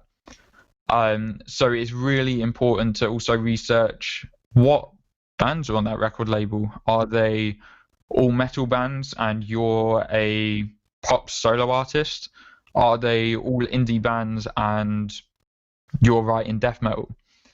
It's seriously important to do your research, because that is the difference between someone actually reading your email or deleting it straight away. And I'm sorry to say that that does happen a lot more than you'd expect. And while you're doing your research, maybe look at bands that you're gigging with or would like to gig with, or shows that you've been to where you can see yourself on that lineup. Look at who they're working with. That is something that I am doing with bands that I manage. We are looking at various record labels of bands that they both sound like and also admire. And we are approaching those record labels that work with those artists. And in that, when we do send an email, we're able to say, we really admire the work that you've done, or the continuous and previous work that you've done with X, Y, and Z. And so that shows that either you are a fan of that record label, have been following it for a while, and are aware of the bands that they work with, as well as the style that they work with. But there are times where I would say that there is a slight exception, like my record label, or a label like Alcopop. Big Scary Monsters is another one. There are a number of record labels which it's hard to distinguish what genre they work in. So, but I think at points it is still fairly obvious that if you are someone who is making sort of hip hop beats, that maybe Big Scary Monsters or Church Road Records or Sargent House or something like that isn't the place for you. Look at their roster, look at their videos on Facebook, their videos on YouTube, and you can see quite easily if you see yourself or the music that you do on that record label. And don't just pitch to any record label. And this goes for the same as promoters. Much like I said about when you're researching and looking up which record labels to pitch to, do the exact same with promoters. Like for someone that runs shows in London, the amount of people that I get who they just won't fit on the bills or anything like that, and they just want a gig. Like a lot of the time, I will sort of keep them in the bank, and if I have a gig which might fit them, I might consider them for it. But if they want to support, say, someone like Blanket, who is a post-rock, like an orchestral post-rock band, and they are a hip-hop artist, that isn't going to work. So much in the same way that you would research and pitch to record labels, make sure you do the same with promoters. That's just a little thing, but that's not necessarily connected to what I'm talking about today. So yeah, don't just pitch to any record label. I think that's one of the main things that you can get from what I'm trying to say about doing your research. Like, just because they have the word records or recordings at the end of their name doesn't mean that they will work with you or do what you want them to do. That is something that I get a lot of people just wanting their music released, and like, it is quite difficult, and some of the music I genuinely don't listen to, as in I won't click on the links on their email, because I know that they haven't done their research. They probably got my name wrong, or something like that. And another thing is, like, I might be CC'd in with like 100 other record labels. There's some quite funny stories that I've told before, of where a band pitched to my record label along with about 100 other record labels, and everyone could see each other in the CC of that email. It wasn't like they blind copied. They might have meant to be fair, but they copied us all in. So whenever one of us replied, we were able to see what that person was saying, and the whole thread ended up just being like other record labels saying hi to other people in their field, and it was quite nice. A couple of those record labels I've actually kept in contact with, or even struck up partnerships with on certain releases. So it's quite funny how like little mistakes like that can also create partnerships. Maybe not the right ones or the ones that that person was after, but yeah, it's quite amusing, and there are some other funny stories.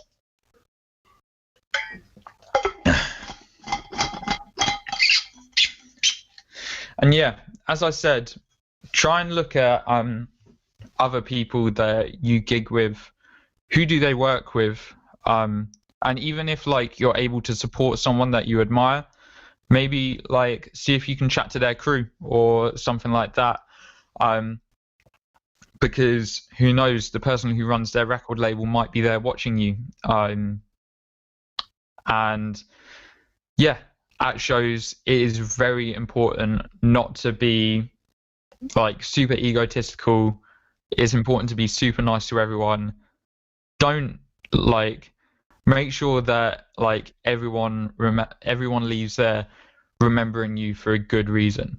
And if the record label person is there, hopefully they will remember you too if you do come to contact them. And also try to pitch to everyone individually.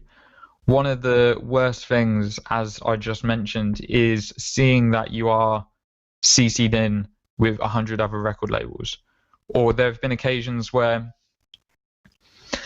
another record label, or where an email will be directed to another record label, but then I will be blind copied in to that. So you know that that artist has sent it to, on this occasion it was to Big Scary Monsters, and myself and also another person that runs a record label that I know, we were both blind copied into that email.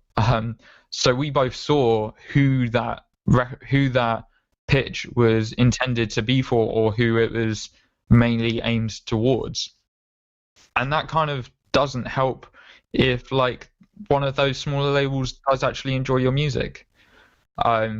It doesn't make us feel excited to potentially like chat to you more, or even like if we were to move forward and have a working relationship, which a lot of the times from those sort of interactions doesn't happen, if I'm completely honest. then when you actually come to write the email, think about everything that you've done leading to this point. Make sure that you refer to them properly. And that also includes now, consider people's pronouns as well.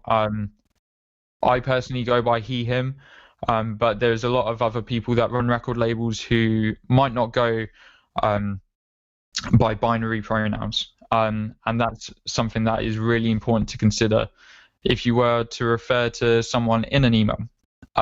So do your research in that sense as well, if those kind of resources and that kind of information is readily available.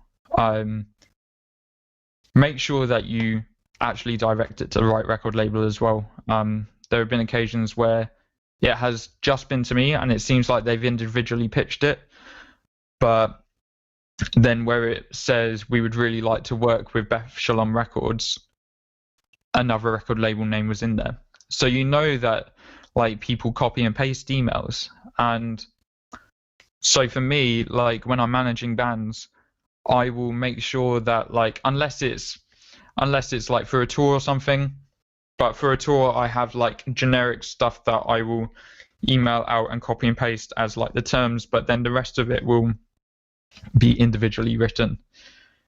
But for when managing bands and pitching them to record labels, I will always apart from links, I will always make sure that that email is individually written, individually pitched and tailored to that person, because I might know them and I might have a different kind of language with them. I might speak to them differently. And if you're pitching to a record label and it's your mate, if you feel that you can be slightly more informal, then that's completely up to you. But I wouldn't say that if you've had, say if you're an acquaintance of a bigger record label, don't act that way with them. Always approach them with the utmost respect and as formal as you can be, as informative as you can be. We recently received probably one of the best pitches I've had for a number of years by a band that we have now signed, and that the pitch supports our reasoning for that. And we'd previously had a discussion about releasing their music for the last EP, but sadly we weren't able to due to other commitments. But instead of instantly going into sort of an informal thing, it was very formal, said about how we discussed previously working with them to see if we were interested in working on their second EP. And then they were able to detail every single thing that they do have coming up, that they're preparing for the release. At the moment, due to COVID, a lot of bands aren't able to rehearse and therefore can't do shows, or they can't even make music videos because maybe they can't link up with a videographer in another part of the country. So this band was able to detail all the things that they have to do before everything is ready for release. And that for me gave me a big insight as to when that record might be ready, or how much work there might be to go into it. And we were able to go into a conversation with the whole band, and it was just sort of very seamless. And by the end of that one conversation that we'd had, we all sort of decided that it was the best way to move forward in forming a partnership. So it's very important to make sure you are as clear as possible, you are as informative as possible, and you are as direct as you possibly can be as well when pitching to a record label. I've pretty much finished what I want to talk about today, but I'll just tell you a bit about what we've got coming up and where you can find us. And then if you have any questions, pop them in the chat. I've got it up on my screen, or they might get sent through anyway.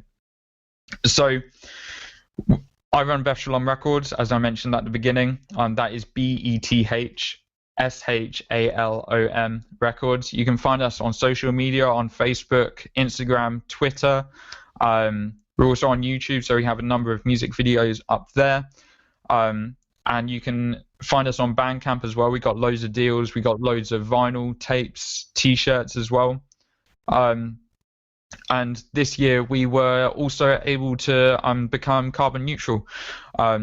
Particularly while I was furloughed, I made a point of really concentrating on how we deal with sustainability within our business. And that was down to the suppliers that we use for pressing our records and making our tapes. And when I say tapes, you might think, oh, that's a plastic product. But it's also to consider how suppliers dispose of their waste. Do they reuse them, or do they send it off to a factory to be used as shoe soles, like one of our suppliers does? And minimizing the waste as much as possible is also a good way to be sustainable. And also when we're making merch is to consider the brands that we're using and printing onto. Is that brand ethical? Do they pay their workers enough? Are they made in sweatshops? Which sadly a lot of the merch that bands do make are just because it's the cheapest thing. So for a smaller band, they're going to try and get Gildan Softs or Gildan Heavies and print 50 t-shirts for 180 quid, but they're not ethical and they're not sustainable. Whereas if you pay £50 extra, you can get some really good Stanley and Stella t-shirts. No Sweat is also another one who is sort of fighting against sweatshops.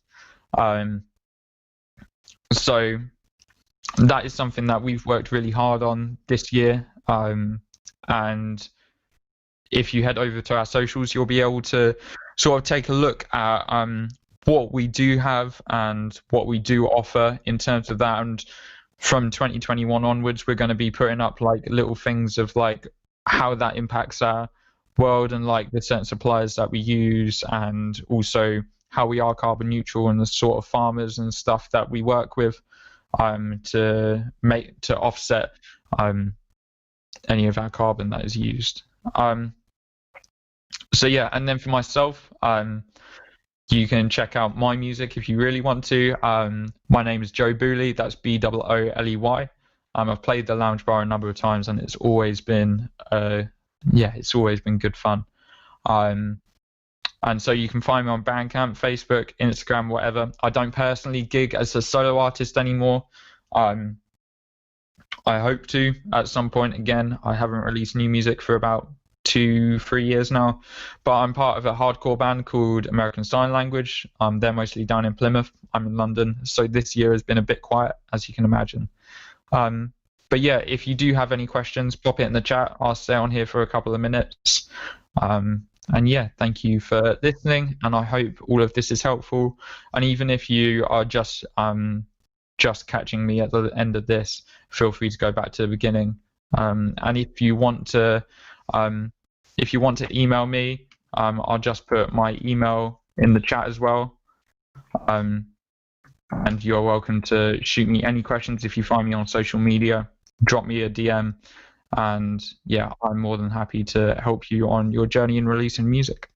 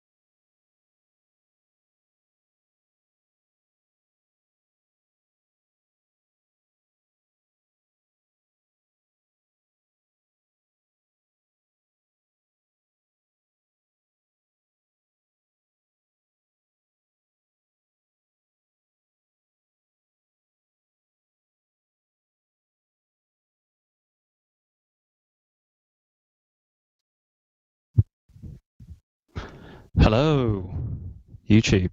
Can you hear me? My name is Benjamin Ellis. Thank you for joining me today.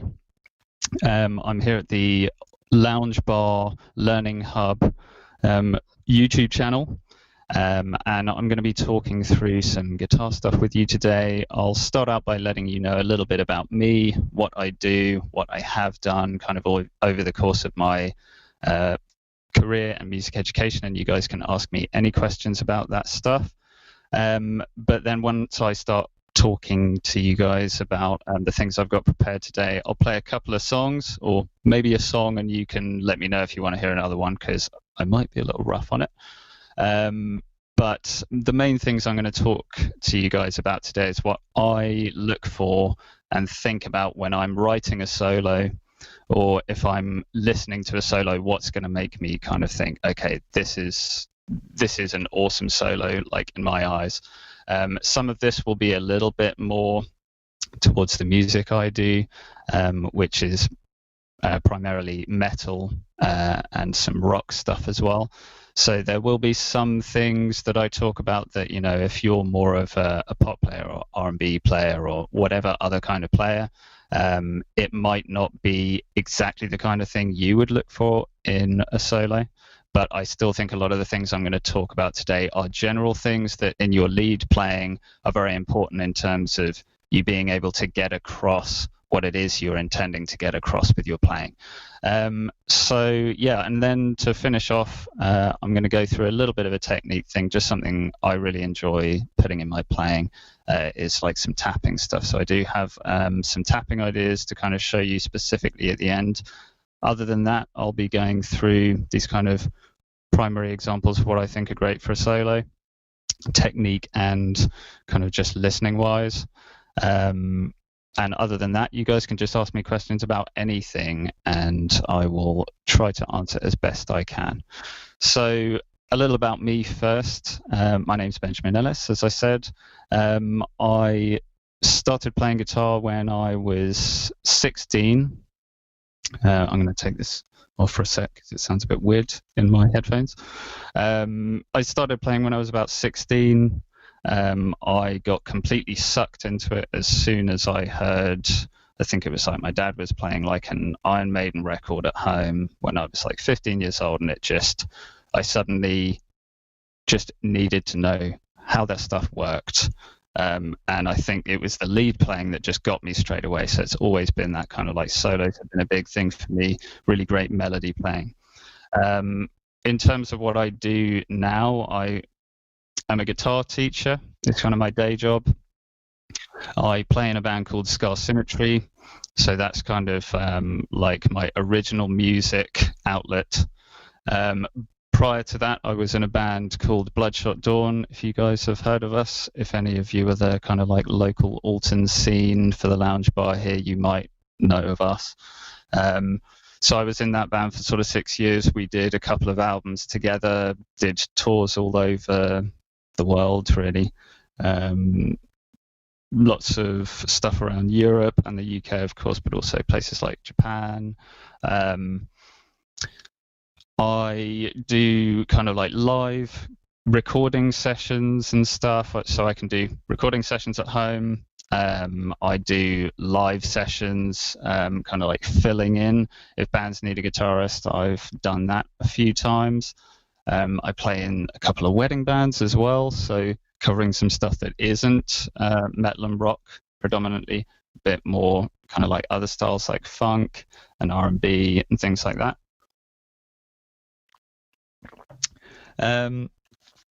And let's see, what else do I do? I have to check my notes to see what I do.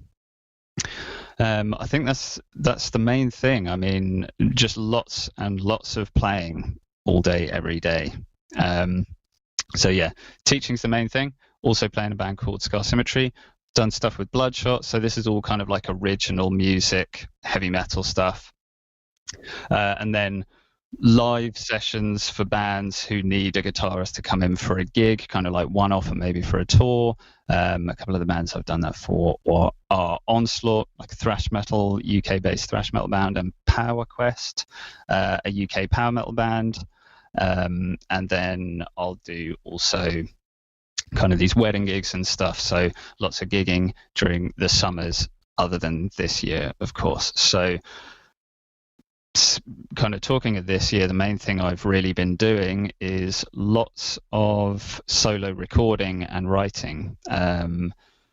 Lots of kind of like sessions. One thing that I can't actually talk about at the moment because of an NDA, which is actually the primary thing taking up all my time at the moment, other than my teaching.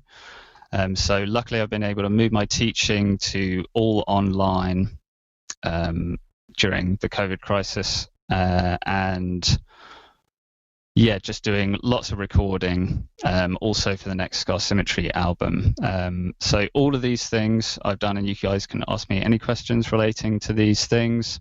If you're interested in any of these things, or you guys kind of like want to get work in any of these fields or anything like that, just shoot any questions to me in the chat here on YouTube, and I will try to answer as best I can. So that's a little bit about what I do, what I have done. So now really it's on to kind of like what things I think are really important in your lead playing, and if you're trying to come up with interesting ideas for melodies or mainly for solos. So I'll play through a few things for this in a moment, but actually maybe before that I will play a song, just so if you guys are here and you don't know who I am and you've never heard me play, I can play a little bit for you. This song, little disclaimer before I play, this is a Scar Symmetry song that I'll be playing in a moment. As of yet, there's nothing this band has released that I have played on, so I can't take credit for the solo in this song that I'll be playing. This was performed, written, recorded by Jonas Kjellgren, the previous guitarist in the band. But this kind of stuff is the kind of thing I like to write and play anyway. So just a little disclaimer there that I haven't written this solo. I can still talk to you about this solo if you have any questions about it, or this song in general. Hey Nanda, how you doing? And yeah, so let me just plug in my guitar. This one is also on a 7-string as well. So most of the stuff I'll go through in a minute when I'm talking about like demonstrating some things technique wise that I think are important for our solo playing. I'll switch back to a 6-string. For now I'm using this 7-string guitar, lower tuning for all the heavy metal stuff. So just give me a mo to check the sound here, make sure I have some volume. There we go. And cool. So this one, I'll get all my excuses out now as well. So I've had a very short amount of time to brush up on these songs. I would have been super on top of them because we would have had a bunch of touring going on this year, but sadly not. So I've tried to brush up on these quickly to show you guys I can actually play a song. So forgive any kind of small errors. I'm kind of relearning in front of you a little bit here. So, but here we go. This one's called Morphogenesis by Scar Symmetry. And yeah, here we go.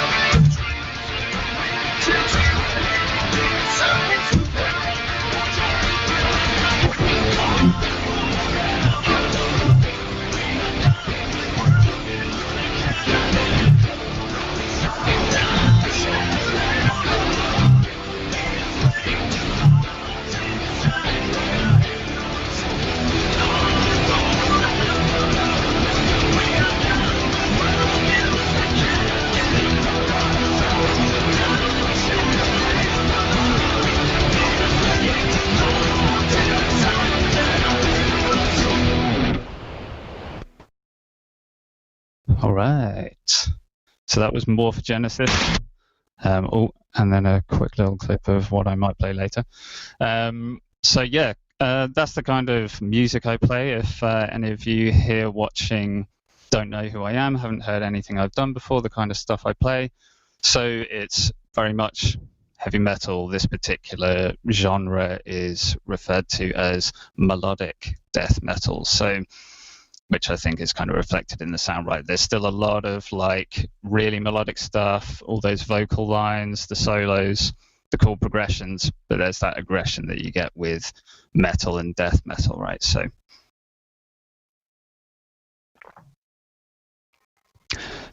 now I'll talk a little bit. I might go back to that solo I played and kind of like pick out some of the stuff in that as examples of what I'm going to talk about, kind of like a demonstration of what the things I'm going to talk about that I think are important for our lead playing.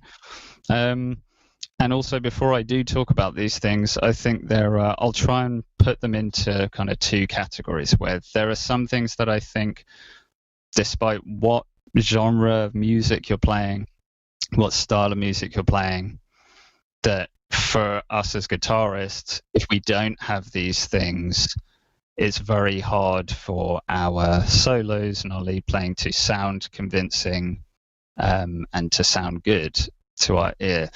There will be a couple of things that kind of like I think stand out as not pleasant sounding things if we don't have these things kind of down. So, and then I'll talk about some other things which I think just expand your solo writing and solo playing toolkit to give you more options. The more options you have, the more you can say with what you're playing. And I think we all want to be able to do that, to say exactly what we want, the way we want with our soloing, and not having to compromise too much because we haven't learned how to do this or how to do that. So hopefully this will give you some ideas about things if you don't know about the things I'm going to talk about, or maybe make you go back and have a little check of these things and see if you can do anything to either improve them or to add them to your toolkit or just of different ways of kind of thinking about these things. So I'm going to quickly swap over to my 6th string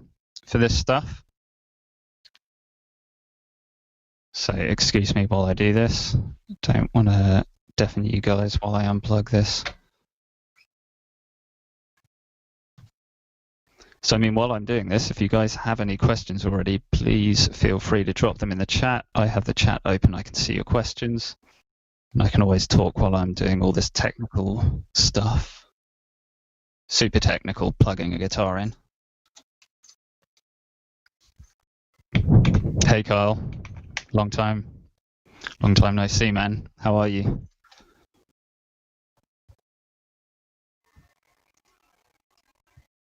Okay, so I should have some sound back again. There we go. Cool. So first thing I'm going to talk about, I mean, basically, if I'm writing a solo or I'm listening to a solo, there's a bunch of things that are going to stand out or be important to my ears. One of them is note choice. And this is actually something I'm not really going to go into too much, because I think this is so subjective, so dependent on the style of music you're playing and just what you want to hear, that I don't think it's really worth me going like, I really like the sound of this, so you guys should do it, because you want to figure out what you like the sound of. You can ask me questions about that, but it's not something I'm going to go into. However, a point to make that it is important. The notes you choose are obviously important as to how your solo is going to sound. But more than that, I'm thinking more about kind of like how we're going to play those notes. So there are a bunch of ways that we can play a note on the guitar. And so this is kind of where I'm going to start with this, is things like, how am I going to play the note I'm playing? Am I going to literally just play it, kind of just pick it and fret it like this? Do I want to bend to that note? Do I want to add vibrato? Because I can't help myself and I have to add vibrato anyway, right? So if I take that vibrato away just so it's a bend, I'll also get rid of any delay and stuff. So it's just, right? But that sounds very different to, get a nice, it's almost like a vocal. If a singer is going to that note, there's a little bit of a kind of like you're below the pitch coming up to it, definitely adds something to it, right? And then, so if I'm thinking about bending, if I want to bend a note, I don't have to bend up into that note. I could be in a bend and drop down to that note. That's a really cool sound as well. So again, if I want to play this rather than just this, which might sound cool, but if I want to do something like that, if I start to make it a little more musical and put it into a context of something, right? So if I go, that can sound cool. I mean, I can hardly help myself. I'm already kind of like sliding into those notes and stuff. So I'm going to try and restrain myself and play everything just really straight and add these things in. So if I just have this simple like pentatonic phrase,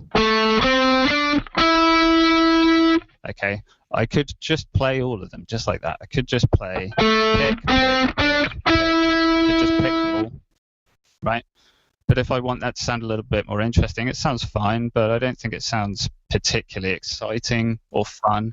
So I'm going to be thinking, this is what I'm doing. If I'm writing something, I'll hear the notes in my head that I want to play, but I'm going to want to make them more exciting than just having the notes there. I want to make those notes sing. I want to make them each have something a little different about them.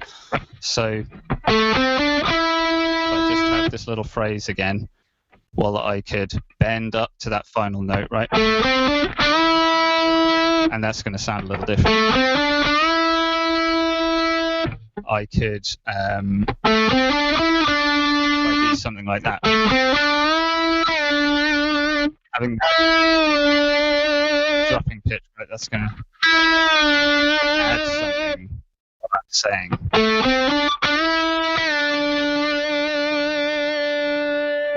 vibrato there. I'll go into vibrato in a moment.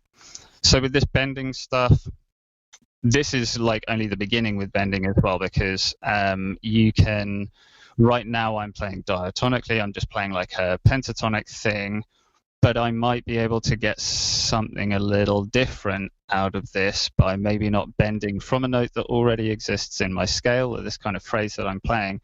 I might want my bend to come from somewhere else to give the bend a different kind of vibe. So if I bend up to that final note, I can bend from this previous one up to it, but what if I do that? Now I'm getting like a semitone bend up to that. That's going to have a different sound from bending from a note up a whole tone. Right, so we've also got where we're bending from, and 2 is going to have an effect on these notes.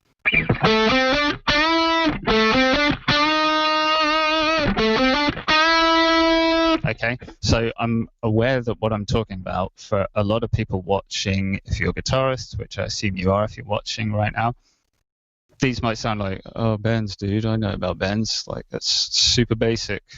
Don't teach me about bends. But I think it's really important to talk about, because this is just thinking about how you can really make each phrase you're playing sing, right? And make it really stand out and have a character to it. So these bends, while we might know about them, it's also another thing that like I do see as a very kind of like an instant flag when I'm listening to a solo. If the bends don't sound great, then it's going to let the whole solo down. So you want to make sure with this kind of stuff that you are very confident bending, getting your pitch kind of correct. Okay, so if I try and bend up to that note and I'm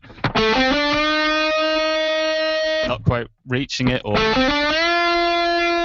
bending over, that stuff straight away is going to like scream, this person doesn't know exactly what they're doing, or maybe isn't quite nailing what they're attempting here.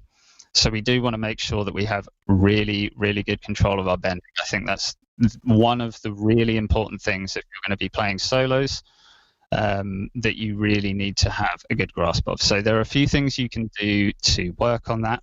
One is literally just to take a note and pick the note you're going to bend to. You want to get used to being able to bend a semitone, a tone, maybe a tone and a half, maybe even 2 tones. Although as we bend further and further, the tension of the string is going to get more. That can be quite tough on your fingertips, just your hands in general, because of the strength required to do this stuff. But you want to do some practice making sure your pitching is really solid with your bends. I think that's the main thing that lets people down with their bending sometimes, is their pitching. Right, so you can literally go, okay, I'm going to aim for this, and make sure that you can replicate the pitch of that next note that you're looking for, and that you can get there nice and quick as well. So take the stuff slow at first, but you want to build to where you could make it sound almost like you're actually playing those 2 notes. You want to be able to, this is because you want to ultimately have control over how fast your bends also are, because that's another way you can kind of change how your bends sound. Excuse me while I take some water.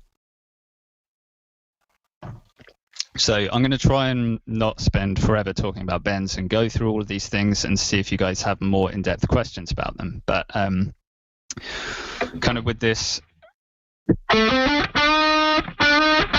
kind of stuff, I want to make sure my pitching is good and I'm completely in control of that. Also being able to do that, you know, like I say, tone and a half, 2 tones. But another thing about bends that can make your kind of like solos really interesting, and where you can have some real control over how your solo sounds, is the speed with which you bend up to these notes. So this is actually where that tune I just played, Morphogenesis, the solo in that song is a great example, because there are these kind of like kind of like long bends at the beginning where we're bending slowly up to the note, right? So I can say something very different by going and gradually reaching up to my pitch than if I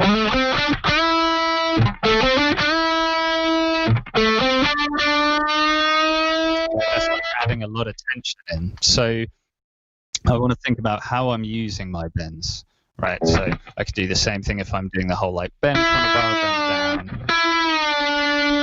I could,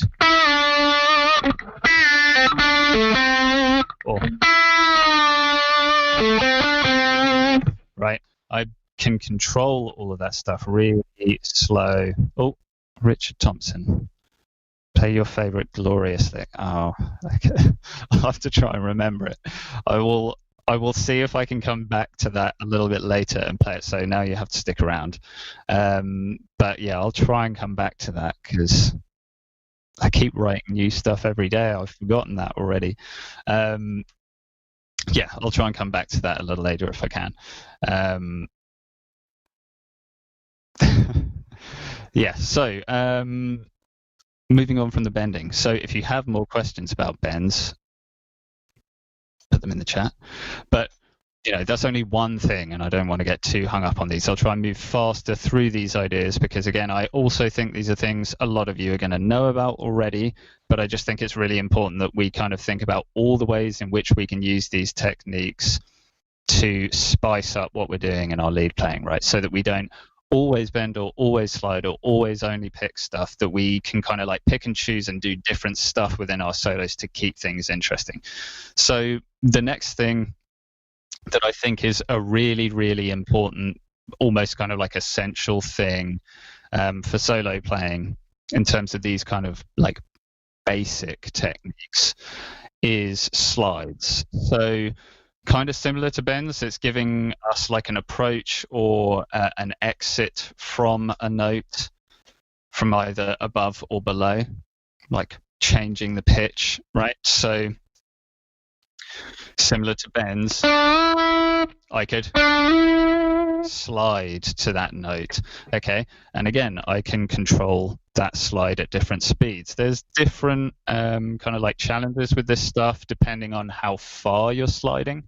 If I want to have a really slow slide and it's only the note I'm sliding to is 2 frets away, it's going to be tough to do without hearing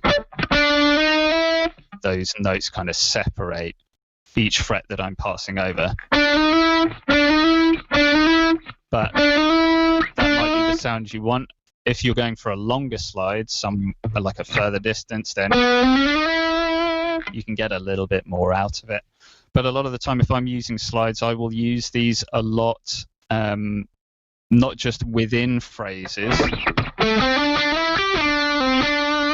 but to enter or exit a phrase as well. So rather than going and just pick, and then maybe I've got some slides in there as well, a lot of the time I'm sliding into the note that I'm starting a phrase with. Not all the time, but it's just a really nice way that you can kind of make the beginning or end of a phrase also more interesting. It's like just a little extra touch that can take a lick from cool to super cool.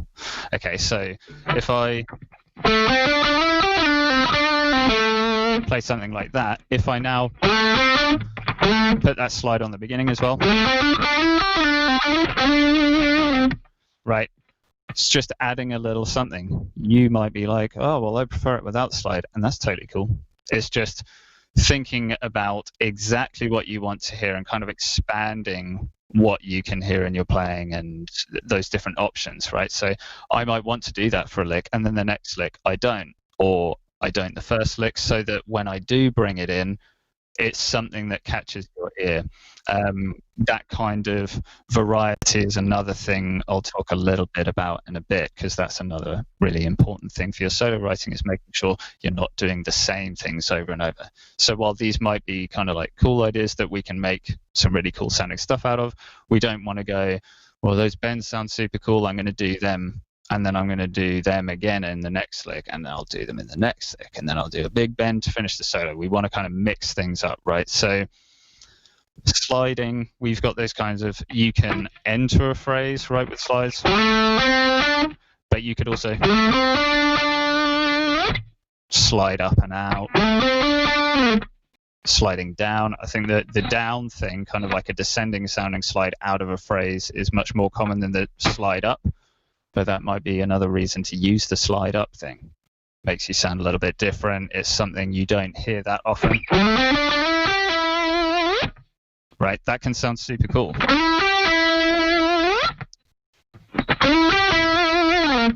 Or I can do my kind of slide down thing, right? And obviously, as I'm already doing, kind of using them, connecting notes together and kind of connecting phrases.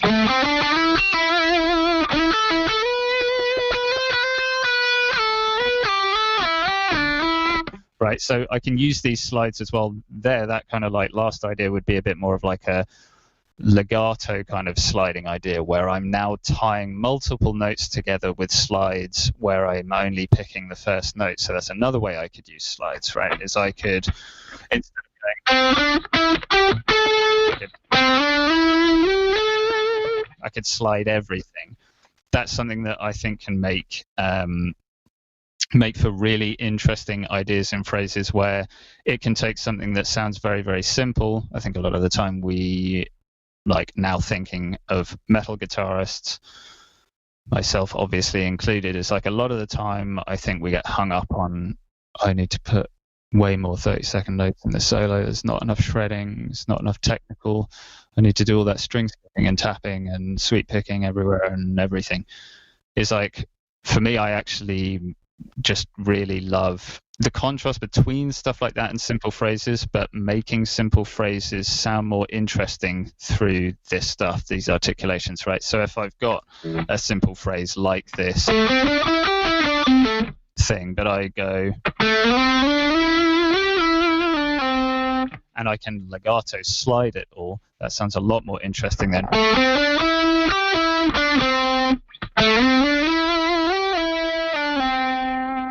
right. So we can do that with our slides. There's, again, just anything I'm going past here that you're like, oh, I want to know more about that, or is there anything else you can do with that idea, then just let me know.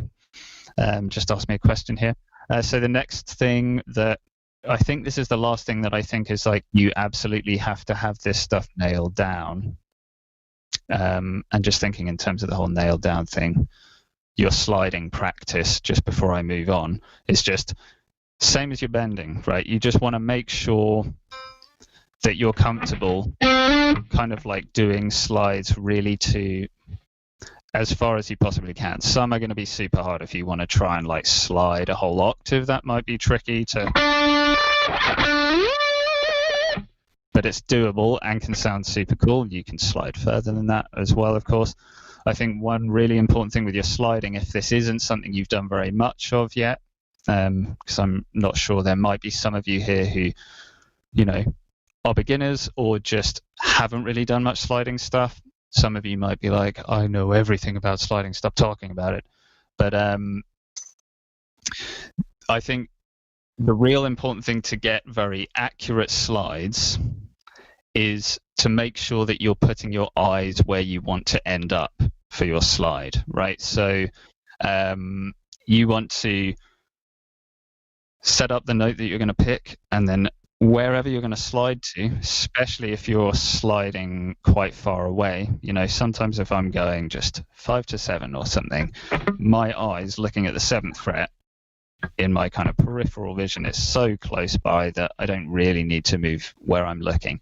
But if I want to slide from that 5th fret to like the 12th fret, if I keep my eyes locked here, oh, I did it, but it's going to be, and that's a bit more muscle memory for me now, is another thing. If you practice it enough, muscle memory will help as well, and you might not have to look, but I would still usually use my eyes to make sure I'm looking exactly where I want to go, just to, even if I feel confident in my muscle memory, have a safety net there that I'm less likely to mess it up and miss the mark.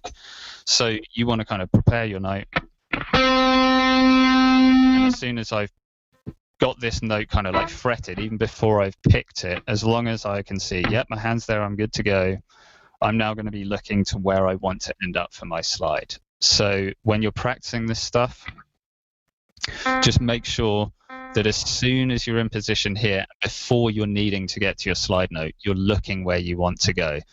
It's kind of crazy how much more accurate you will be, and how your hand just seems to end up exactly where you want it a lot easier just when you're just looking there. Bam, that finger's going to end up there 9 times out of 10. I think unless you're brand new to sliding, if you don't already do this, then this is going to help you a lot more with your accuracy. Okay, so just in terms of if this is something you haven't done, these are the things you want to think about when you're practicing these ideas and trying to incorporate them into your playing.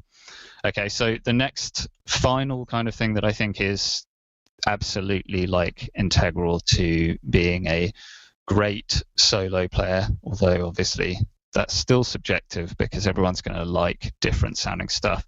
I do think this is kind of a universal thing, that similar to the bending and your pitching with your bending, if you don't have this down, it kind of makes it very obvious straight away that, you know, it just doesn't sound pro, basically. If you want to sound professional and get like professional kind of like work, get big boy, big time gigs or whatever, then you're going to need these things down at the very least. So this is vibrato.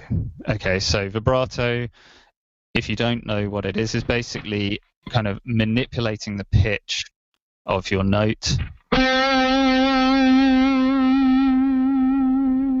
Okay, so the pitch is kind of oscillating a little here. We're kind of coming, we've got our pitch that we're kind of, that we want to hear. We want to hear this note, but then adding vibrato. It's going to make that note sing, right? So again, I know some of you may be like, dude, I know, please. But really, really important that you have this nailed down and that you can play really beautiful sounding vibrato if you want your solos to sound really, really, really good. So if I was going to practice this, a little similar to my bending, I'm essentially doing this kind of bending on a fast rate, like a repeated kind of bend basically going on. I can do more narrow or kind of shallow vibrato or wider vibrato to get different sounds out of it. But the main thing here, and maybe if any of you guys kind of have, guys or girls haven't looked at like bending or vibrato or anything yet, then kind of thumb placement is going to be a big thing as well. So there's going to be some times where I can keep my thumb over the top of the neck to do this kind of stuff, this vibrato stuff, and I'm going to be using essentially this point of my hand here on the bottom of the neck to pivot off, and kind of I'm basically moving, sorry, as I get further away from the mic, moving my hand like this with my thumb still kind of set somewhere. I'm rotating off of this part of my hand, kind of like fixed to the bottom of the neck basically, to get this vibrato happening. A lot of people, when they don't have this great sounding vibrato, are kind of treating it very much the same as a bend, or doing it kind of where they'll bend up and maybe their thumb will be on the back of the neck and they won't have any kind of other connection point from their hand on the neck, which is really important just to give you stability so that you can keep these repetitive motions as consistent as possible and you're not using all the strength from your hand to try and do it.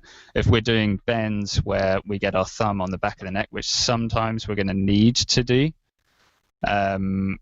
but for the most part we can kind of have our thumb up and this part of our hand connected to give us that stability. If we lose this part of our hand being on the neck, you're relying basically entirely on your finger muscles to do this work for you. So your fingers are holding the tension of the string and then having to try and do very fine movements of kind of like these small up and down movements, which are just going to kill your motion blur productions I will answer that question in a mo. Thank you for that. So this kind of vibrato thing, if I get rid of that contact point from my hand, I'm now having to do it all from my fingers doing this. And this is basically a recipe, especially when if you haven't been playing super long, or you haven't done much bending, or you just don't do it very often and you're playing at this point but you want to do more of it. Your fingers are going to hate you after a few seconds, and they're also just going to let you down with your vibrato. It's just, you're going to either lose the pitch you're going for, or really I'm thinking more about your bends now. If you're kind of bending up and doing it all from the fingers, that's when your fingers start to get tired. But if I can use that point of contact there and kind of push up and kind of pivot with my wrist a little bit and push up with my fingers, then I'm going to be able to maintain that kind of height and that tension, that bend on the string, rather than it all being in my fingers. And it's like, oh, my fingers are getting tired, man.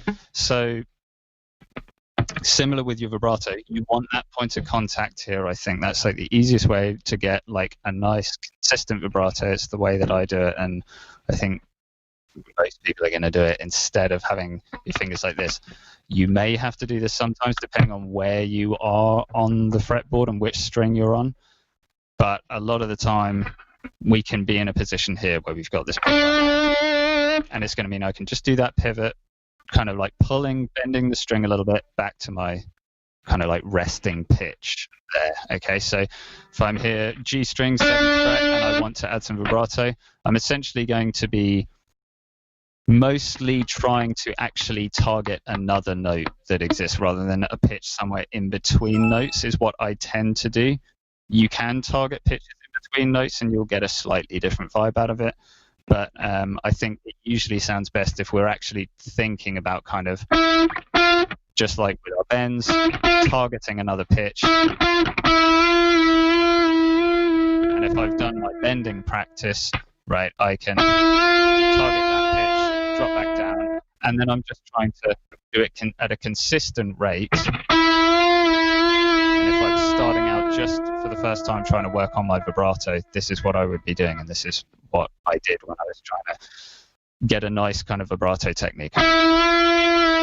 Bending to that next note and back, and I'm trying to do it in time. 1 and 2 and 3, right? So having a metronome actually playing can be really good for this when you're first starting out, or if you're just trying to refine it.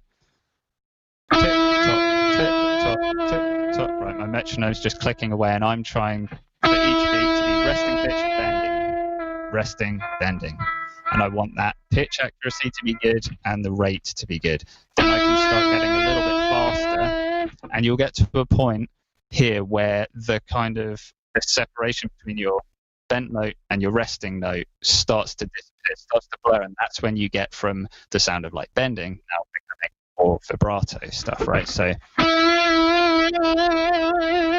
once you can get that nice and fast, you can start to alter the rate at which you do this to change kind of how that note sounds, the effect that vibrato has. Right, so I could have a slow vibrato like this. It's going to sound very different from a more kind of like wild, fast vibrato.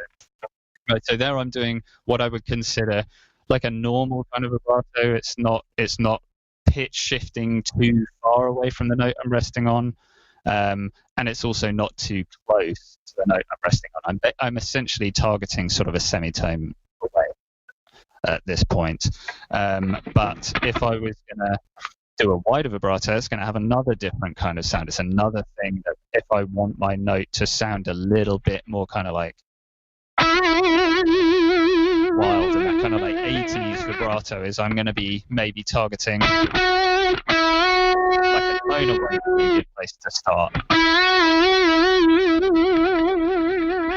Okay, so my pitch isn't necessarily always going to be like a perfect tone away from the note I'm going to, or a perfect semitone away, but this is where you want to start to basically get your bending and vibrato bending as accurate as possible, once you're used to being able to consistently hit a particular pitch and come back, you can experiment with how far, like how much tension you're applying in your hand to maybe go a little bit less. So if I start off and I'm doing my either semitone vibrato or my, I'm trying to get that wilder vibrato, right? Then after that, I might just start going, okay, well, I'm going to go a little bit less than that semitone. And now, hopefully, from doing that practice, my hand is now kind of attuned to or sensitive enough to the pressure I'm applying to the string that I could apply a bit less and consistently apply that same amount of pressure over and over. And do that kind of like nice and quick. However, this also leads on to the point of like something about vibrato that I think rarely sounds very nice, which is fast vibrato that is less than a semitone away from your note, where I think this is where it sounds like a little bit too shallow and like shrill. If I'm not quite, and I'm doing vibrato like this fast and I'm not bending as far as that, if I'm going like a little bit, that's like when it's a dying B or whatever, you know, it's just doesn't sound very nice. But if you can just add a little extra, then it still sounds really cool at higher speeds, right? So how fast you use your vibrato is going to change how that note sounds. How wide your vibrato is going to change how that note sounds. You could always start to combine those things. I don't think I really do that very much, but actually that might be a cool thing to do. Is like if I started off with like a really wide vibrato and I slowly decreased that pressure I'm applying to the strings. Right, that note can go, it's almost like a dynamic thing. It can go from my note being like, kind of comes down to somewhere a little calmer sounding, and that can give me a little bit of a crescendo literally in a single note, all just from applying this vibrato and changing how wide I'm going, right? So, yeah, vibrato is just another thing I think is super, super important if your solos are going to sound great, because if your vibrato is not in control and right, oh man, no. If too shallow is not going to sound great, and if your pitch accuracy is inconsistent, that's just please, just that stuff super, super important. So those three things: bending, sliding, vibrato. I think in order to make your solos have some really great character and sound more interesting than just playing the notes, those are the three main things I would want to have control of. So before I go on to anything else, Motion Blur Productions, you asked about any tips for pinch harmonics and like guitar squeals. So this is actually one of the things I was going to talk about in this kind of like other things I think you want to have in your kind of like playing toolkit, technique toolkit, to just have more options for how you're going to make a note sound. There are other things I might touch on as well, like phrasing and articulation, which we're getting a little bit more into how we string multiple notes together. And I guess we've touched on that a little bit with like the legato sliding thing, right? So squeals or like pinch harmonics are another thing that I really like to be able to put in a solo for like dramatic effect. So for any of you that might not know what pinch harmonics are, also known as kind of like guitar squeals and stuff, this is where I'll actually talk about just harmonics in general for a second after I take a quick sip. So basically a pinch harmonic, we've got these harmonics available on all of our strings in different spots, pretty much everywhere on the string. The way that we create these harmonics is if we're fretting a note, just holding our finger down on the string, applying that pressure so that we're fretting a note so that we can hear it. that would be a fretted note. But if I could also play a harmonic and get sound out of the string where I'm basically lightly touching the string and picking. I want to remove my finger fairly quickly after that harmonic has happened. Otherwise, if I keep my finger there, I'm going to choose a different place where maybe it won't ring out quite so much. Okay, I'm still doing it. But if I keep that finger down, you can see how the note gets cut off, right? So that note stops sustaining a lot faster if I keep my finger down, because now my finger's interrupting the string and its vibration. So if I'm playing like a harmonic there, but I keep that finger on the string too long, I'm going to kill the sustain a little bit. But if I going to go on for a long time, and unless my noise gate kicks in and gets rid of it, it's going to go on for quite a while. So these harmonics, we're just lightly touching the string, and we can find these harmonics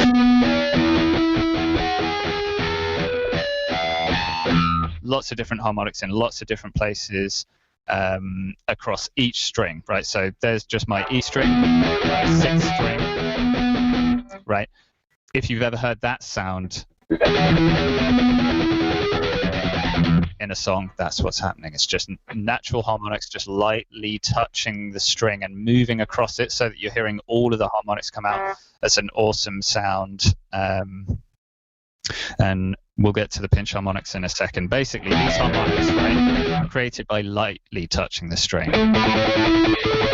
So I'm not quite fretting, but I'm just barely touching the string, just enough that I can feel it under my fingers, and then picking the string to create that note. So these natural harmonics, they have like a really nice kind of chimey, bell-like sound. But then if we use pinch harmonics, where essentially what we're doing is we're trying to create a harmonic from a note that is already fretted, right? So these natural harmonics, they're being played without me fretting any notes. They're happening off of an open string, and I'm playing these harmonics somewhere. For a pinch harmonic, I essentially want to try and create one of these harmonics, but for a note that already exists in my fretting hand.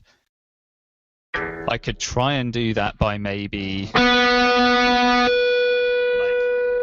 tapping the string with my other hand to do that same kind of thing that I've just been doing just now with this hand instead, and that would be called a tapped harmonic, because we're essentially tapping the string with our other hand. Pinch harmonics kind of take it a step further and start giving you the option to actually use your fretting hand, and this is a little bit of a tricky technique. I remember when I first kind of really noticed pinch harmonics, and let me just show you how it sounds.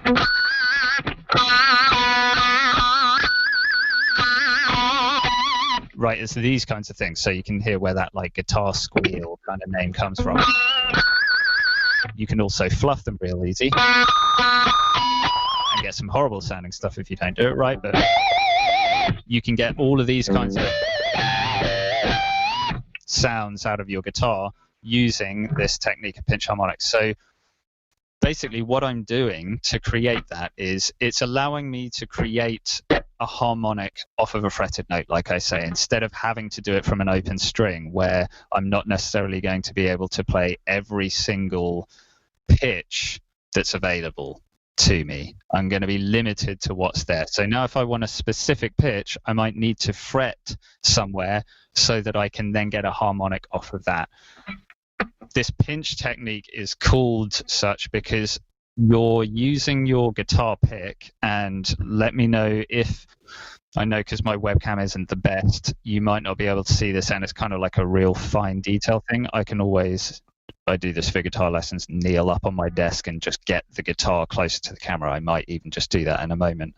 I'm basically trying to get my pick on the string that I'm fretting and I want to hear this pinch harmonic from, and as I pick the string, I'm pushing into the strings with my hands so that the side of my thumb is going to connect with the string, basically at the same time that I'm now releasing the pick from the string. So I'll get on the desk in a moment and get closer to the camera, but I'm basically picking into the string, but angling my hand a little more like this, or just digging in a bit more aggressively. It's a little bit of kind of angling my hand in this way, where you could think about kind of lifting from the little finger side of your hand, lifting up to be angled in more. So if you look at my thumb while I'm doing this, as I bring my hand up, you can see my thumb, right? It comes in more to the strings.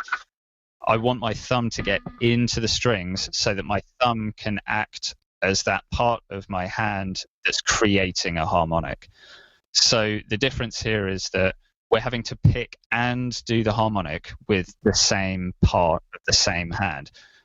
You know, we're picking with a pick held between our thumb and our index finger, but we're now trying to use our thumb also to create this harmonic. So the sound of a pinch harmonic is about kind of getting those things happening at the same time, where basically as I pick, I'm angling just before my pick leaves the strings so that my thumb grazes the string as I leave, creating that harmonic. And remember, we don't want to sit on the string too long, or the harmonic's going to be choked and just disappear.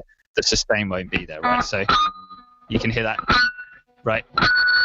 You kind of start hearing the note and then it's gone.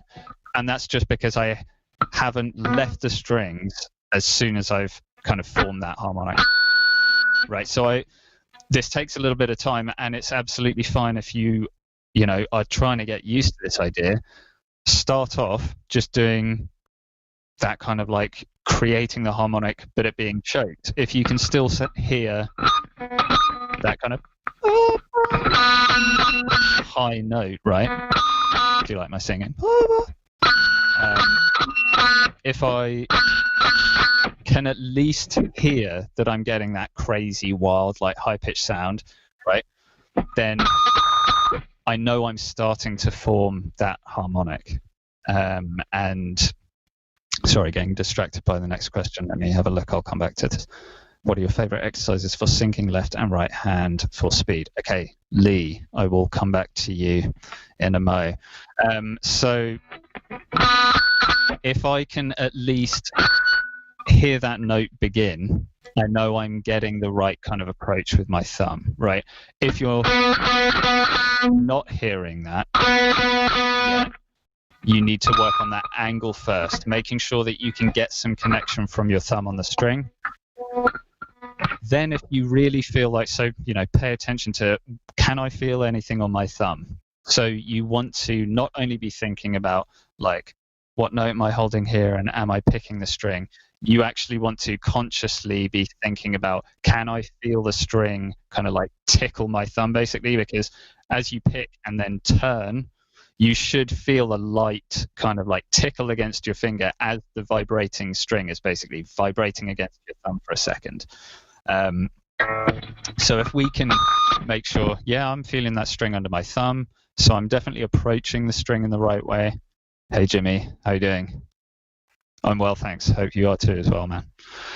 If we do this kind of like, I can hear the notes coming. I can feel the string against my thumb. If the note isn't yet happening, that high-pitched harmonic we're looking for, now we need to potentially change where we are on the string, like how far up or down the string we are. We don't really want to get anywhere over the neck for this kind of stuff. We can get quite close to the neck, but over the neck, I'm not really going to do that. There are some harmonics you could get there, but you might as well tap them, and it's just going to be super difficult to do it there, basically. Most of the time, you can just get the same harmonics that you can get here somewhere else on the string that's more easily accessible and in a more normal place for your picking hand to be. So now, if I'm kind of... Let me try and find a spot where... Okay, so maybe I'm like here, right? And I'm starting to feel the string under my thumb, but the note that's coming out either sounds like a little bit weird. You can hear that one has like some weird like artifacting, almost like noise in it. If I'm like, okay, well, I want to try and get that really pure harmonic sound. Now if I start moving my hand a little bit, I'm going to start finding the spots on the guitar, and you'll have to, through muscle memory and taking a look, see where you are, feel where you are with your hand position, start figuring out where those strong areas are going to be. This will change a little bit as we change this as well, because we're essentially, by fretting the note, shortening the length of the string and changing where those harmonics are going to appear on the string. So, find your favorite spots and just remember where they are. That's what I tend to do, is kind of like, I've got a few favorite pinches. I might really like the really high pitched stuff here around fourth fret on the G. For some reason, that's just the one I always go to. It must have been in a Children of Bodom song or something, because this is where I first was like, what the hell is this sound? It's amazing. I need to know how to do it. And trying to figure out how this worked. Like I started saying earlier, I was watching videos of people playing this, and because this is such a fine detail thing, and it doesn't really look like I'm doing anything different to picking normally, right? It's like the tiniest difference. You wouldn't really tell unless you knew what this was, how it was happening. And I used to sit there watching videos just going like, right, there's the note. He's not doing anything different. How does this work? So it's really difficult to kind of spot this unless you know how it works or someone tells you. So hopefully this is helpful right now. My tips basically for it are that you spend a little bit of time just making sure that as you're picking and kind of digging into the string and getting that thumb to connect, that you're thinking about your thumb.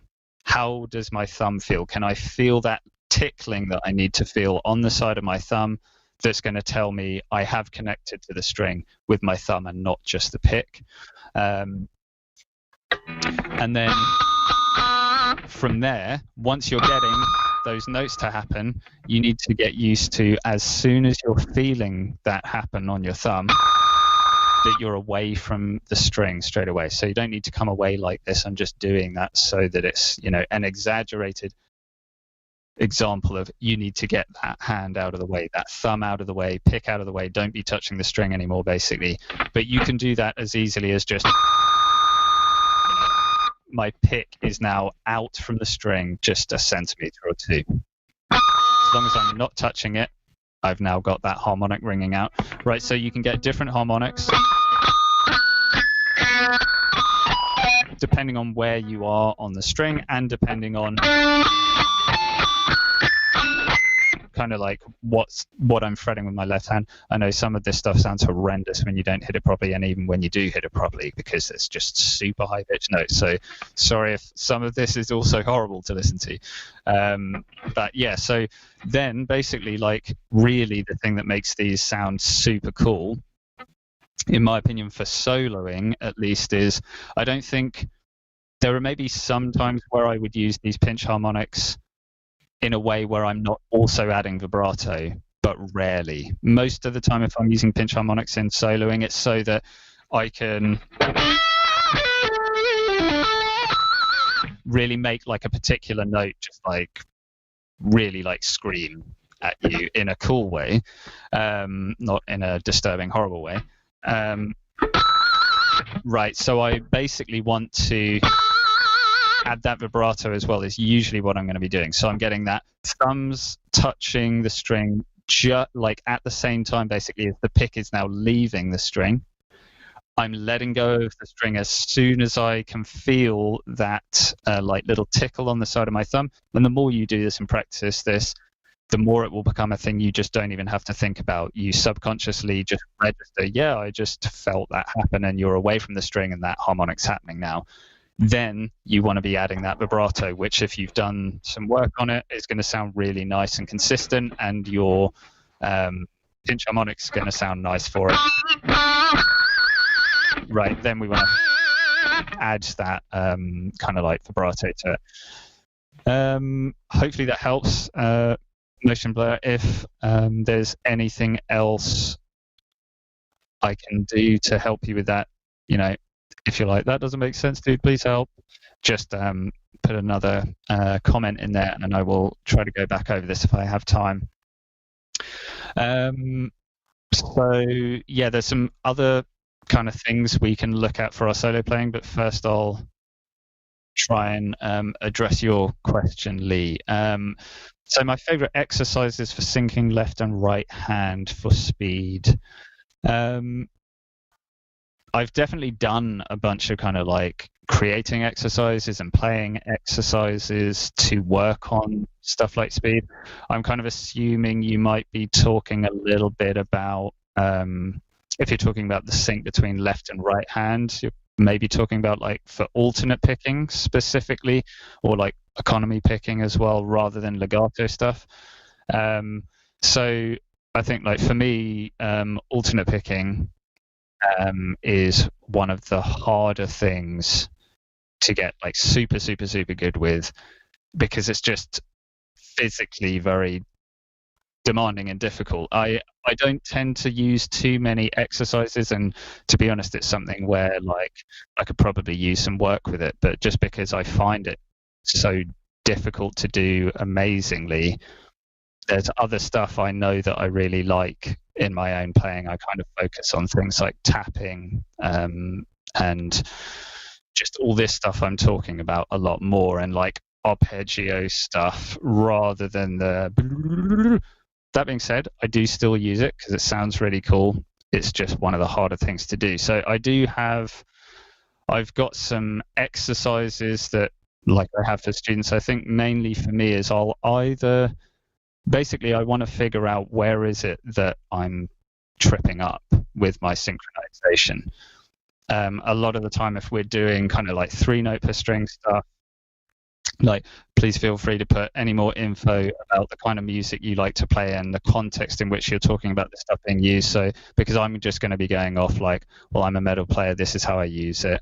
You might be looking at this a slightly different way, or with different kind of like note groupings on strings. I'm going to be thinking a little bit of like the 3-note per string shreddy stuff that us metalers often try to do, because it does facilitate slightly easier kind of alternate picking than having maybe 3 notes on one string, then 2, then 2, then 3 again, or whatever it might be. So if I'm thinking about that kind of 3-note per string alternate picking like speed stuff, I'm doing something like that, and I want to try and kind of like improve it. If I feel like I'm kind of like struggling somewhere, I want to figure out firstly what's the moment that things go wrong. Most of the time that tends to be when we have to change a string, but it can also be, you know, if our left hand or our right hand just isn't quite as fast as the other, or just isn't quite playing at the same speed. So I mean, first thing, start slow, right? If it's just the coordination between your left and right isn't quite there yet, and that once you get to higher speeds, I mean, ultimately everyone's going to have a threshold where you reach a certain speed and your picking might be going like brrr, but your left hand's going brrr, but slightly out, because it's super difficult to get that all in time. I would basically start off first checking if that's cool. If I could go, or maybe even, you know, I try to stay away from the stuff that literally just sounds like exercises, and find examples of the kind of stuff I want to do more in like other solos I really like, figure out how to play them, and then use them as exercises, because then at least I'm psyched about the exercise I'm doing. Definitely in metal, come from more of a jazz background and struggling with super fast lines in metal, especially in something groups of 5 and 7s. Okay, cool. Yeah, so I mean, you're going to have different challenges with different note groupings and stuff. So if we're doing the notes, I should have been able to probably read that from like an autocorrect thing, but I couldn't, especially in note groups of 5 and 7s. Okay, cool. So yeah, I think the main thing is, you know, if you feel like your hands general synchronization is fine, what you want to look at is just like, where in these phrases that I'm struggling with, am I kind of like falling behind a little bit, or what's the moment where it kind of goes wrong? So slowing down can help to zoom in on these bits to just see where you start feeling a little uncomfortable or whether you lose any time at those moments. But as you slow down, your accuracy is probably going to go up.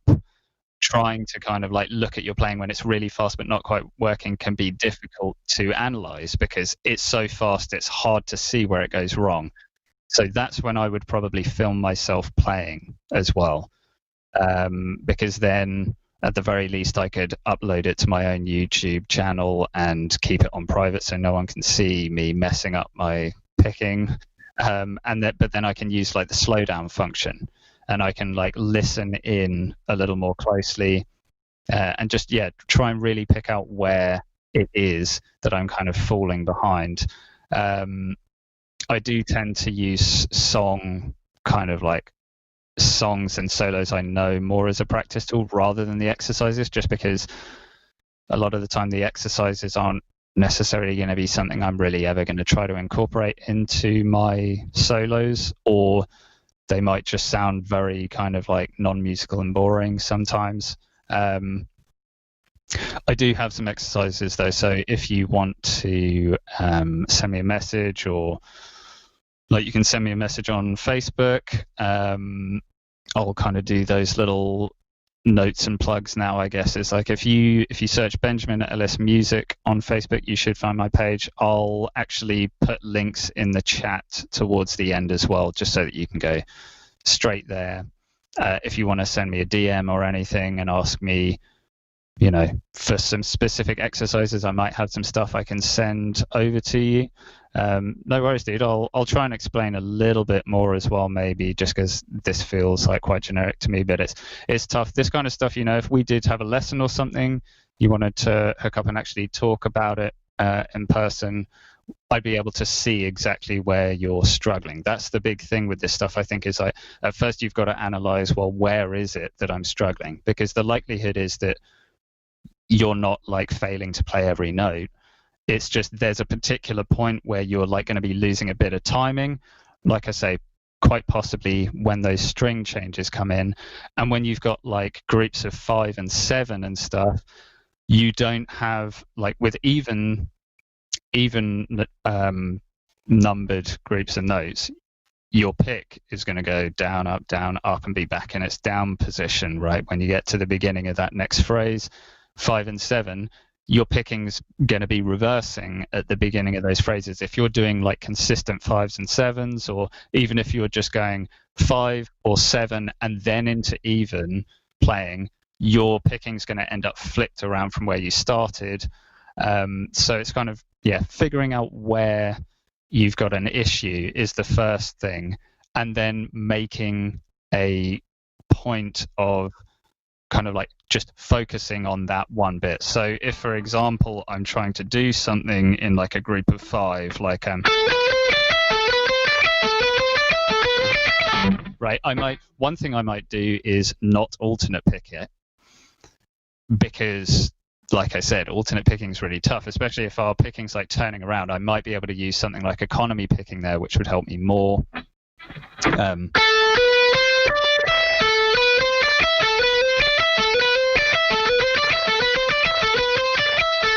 So if I'm actually finding like that easier if I start on like an upstroke. Down. So here I'm basically, just as an example, I'm on the B string, 10, 12, 13, then 10, 12 on this high E string. And what I might do is I might kind of start off with downstrokes, start off with a downstroke, down, up, down, up. But I think as soon as I get to that upstroke, the thing that I at least fall into, and this could be seen as a bad habit, if I'm wanting to alternate pick this for that consistent kind of pick attack, if I have to economy pick it, but I want to alternate pick it, then I need to work on making sure I can alternate pick it. But if I'm just trying to make sure I can play this in time, economy picking might feel easier, and I might be like, that's cool. I'm happy with that sound. I like that sound. So here, the economy picking thing, if I'm down, up, down, up, down, up, down, up, down, up on that final note, once I've gone through the second time, because I've finished on an upstroke, I could now upstroke into the beginning, and I'm essentially playing the same way I did at the beginning of that second time. So I'm going like down, up, down, up, down, up, down, up, down, up, and getting another upstroke there. Down, up, and now I can just do it where it all feels the same each time. There's different challenges if you're doing economy versus alternate, obviously, but that's another thing that you could consider is, could I potentially just pick this thing that I'm struggling with in a completely different way that might actually facilitate me doing that a little more easily? So I hope some of that helps. Do get in touch with me on Facebook. Benjamin Ellis Music should be my artist page. I'll also post a link to my personal page here. Don't spam me, guys, or anything, but please do feel free to spam me with questions. So if you've got any questions about any of this stuff later, any of you, if you don't really want to talk about it here more in public and you would rather do this, just a one-on-one kind of discussion, that's absolutely fine as well. You can send me just a private message and I'll try and help out. I might have some exercises I can send you. So yeah, hopefully some of that helped. So getting back into some of these techniques that I would consider like for my solo playing is, so we talked about like harmonics and pinch harmonics. I like to have those. That I don't think they're essential. If you don't have a solo without a pinch harmonic in it, it's not going to sound bad. It's just another thing that if you know how to do them, you can add them to your solo if you want to. Whereas I do think like, you don't always have to put a bend in your solo. You don't always have to put a slide in your solo. I do kind of feel like you have to put vibrato in your solo.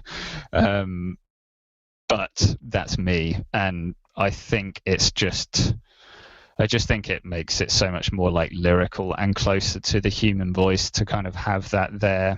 And it adds excitement to notes which otherwise just hearing the static pitches just don't sound so cool.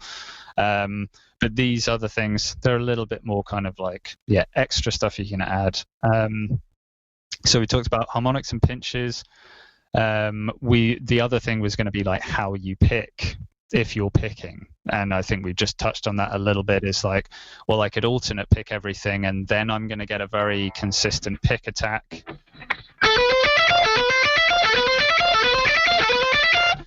I could legato play that instead, right? So instead of picking, you get a slightly smoother sound, especially if you want to do something like all that kind of stuff where you're just moving around rather than and getting like the pick attack on all of that stuff.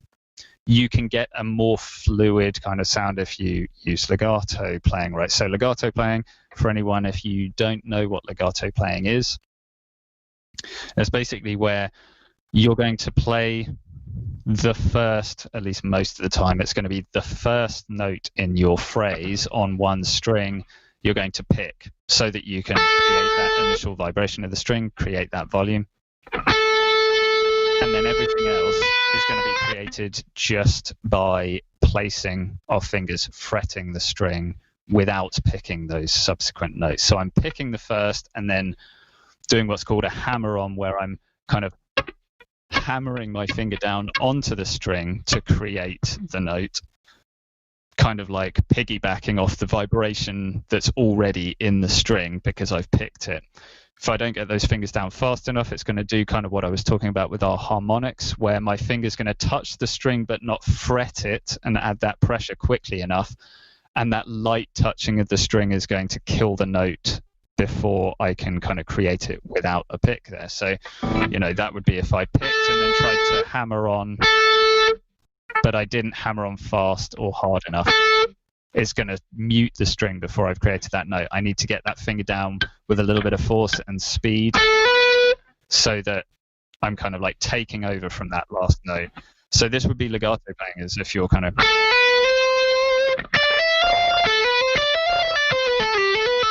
and then you can get into legato stuff where, I'm like basically not picking the strings anymore at all. And then you get that really nice kind of like fluid sound. So that would be another thing that I would really want to have in my toolkit for my playing. Not essential, or not as essential as, the vibrato thing, I think is like the big one. And then having good control. It's more about having control over these things than like you have to put all of these things in every solo you ever do for it to be good. It's like if you're going to use these things, you want to have a certain level of control over them so that they're going to sound good when you employ them in your solo. And then I just like to have all these things available so that I can make my solo go anywhere I want it to, kind of, within my limitations. I can still kind of like do as much as I want to, and this is all in the interest of like having as wide a vocabulary and being able to kind of like use notes in different ways. We've only got 12 notes here. It's like we want to be able to make them all sound a little bit different and a little bit, add some contrast to our playing and stuff. So let me have a little look through my notes about other things I think are important. So I'll come back maybe to some more techniques in a moment. If there are any other questions, let me have a quick look in case I've missed anything, but I think I've answered everything so far. If there are any more questions about anything I've talked about or anything I haven't talked about, and just general questions you have, please do put them in here. I think we've got like 35 minutes left or so. Like I say, you can always message me privately after as well on Facebook, or my website as well, benjaminellismusic.com. I will put all of these, I'll say these all again at the end, but just those places you can contact me just in private if you'd rather. There are a few more technique things I might go into in a minute. I'm not going to go as in depth because there's another thing at the end that I'd like to be able to go through with you guys, just because it's kind of fun. I think it sounds cool. It might be more of a new idea than this stuff because, I think most of you here, or all of you here, are going to be guitarists and you probably know about a lot of these things already, but I just think it's really important still to talk about them. But yeah, hopefully we can get into this other thing in a mo, like some tapping stuff that I think is really cool, some ideas you might not have had yet in ways that you can use tapping if you use it at all, or even if you don't. But before that, I actually just want to say, in regards to like solos and writing a good solo, I think it's often overlooked that, at least I really feel that you can't write a great solo unless you have a pretty great part to play over. I think you can write a great solo over an okay kind of like rhythm idea or like chord progression or, whatever's happening underneath where your solo is meant to go. Your solo can really improve that section, but if you have a section that doesn't sound very good, you're going to be very hard pressed to make your solo sound cool.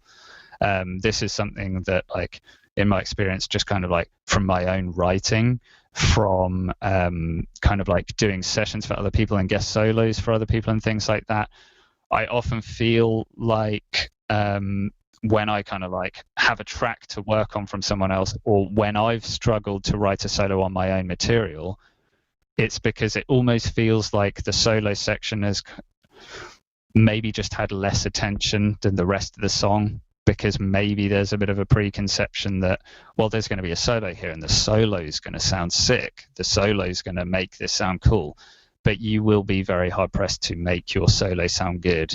And I don't find much about playing more frustrating than trying to write an awesome solo, and I never want to write a solo that doesn't sound really cool and really excite me and sound the way I think, I want what I write and play to sound like something I would like to listen to. So I really hate having to feel like I'm really fighting against the section that I'm playing over, because it just feels like it either doesn't have like a strong sense of direction, or just feels like it was thrown together a little bit, or there's just not much interesting going on. And it's maybe that, I think I was totally guilty of this like when I started writing music was just like, cool, well, I'll put a solo here, so here's a riff, and just like that's it. But your solo is going to sound so much cooler if you really work on the music underneath it being interesting to listen to without a solo even being on it. I really like to do that in my own music, where the stuff I'm writing that's going to have a solo over it sounds really awesome on its own, so that even if I didn't have a solo, I'd be pumped to listen to that piece of music. So just a really important thing. I think your solo is really only going to sound as good as what it is you're playing over. So do think about, if you're writing all of the music you're soloing over, if you're writing what is going to be supporting your solo, put time and thought into, what kind of solo do I actually want to have in this song at this point? I need to come up with an idea that's going to enable that type of solo to happen. So if I want like a really fast, ready solo that's going to like amp up the energy in the song, I probably don't want to go to a really slow, like half-time groove with not like, just quarter notes on the cymbals and stuff, and it's just like a really kind of like sludgy section, and then I'm like, let's put a shredding solo in this. The section itself probably isn't going to support that vibe. And if you're like, I want this solo to like have a really dark kind of vibe to it, this stuff might sound obvious, but you want to think, well, what chords or mode or scale is going to facilitate that sound I want happening? And then you want to think about like how the rhythm's going to like drive that section. You might want the section to be sparse and open to let the solo do all the talking, and that's totally cool, but do that stuff with intention. I think having some intention before you even do your solo as to what kind of solo you're going to want to have there. Think about that when you're writing the part that's going to go underneath it. I think it's maybe an overlooked thing about solos. I feel like all the solos I'm proudest of and like of my own work are written over sections that as soon as I kind of like either wrote it or was sent it and asked to like write a solo over it, I was just like, this section sounds so cool. I'm like, the ideas are just happening straight away in my head, right? Those are the best solos, when I can hear the solo ideas just in my head as soon as I listen to the piece of music, rather than going, okay, what am I going to do for this solo? Like, you kind of want those things to be happening just in your mind. So yeah, make sure you write an interesting section for your solo, something that inspires ideas for your solo. So let me have a quick little look. Any other techniques? So just a quick like overview of techniques I tend to use in most of my soloing. These again are kind of some of the things where I don't think they're absolutely essential. They don't have to be in every solo, but they're things that expand my toolkit and sounds that I really like. So that's things like tapping, maybe some sweep picking. I tend to do sweep picking stuff now, less of the kind of like metal thing, the cliche metal thing, I should say, or like maybe the slightly outdated metal thing of kind of like taking big 5-string sweep arpeggios and going all this kind of stuff. Like if I'm using sweep picking, I tend to use that stuff now with like 3-string shapes a lot of the time to facilitate some of these kind of like faster runs.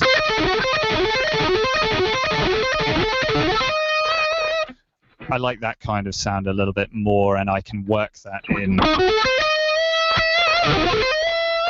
to like a phrase or something.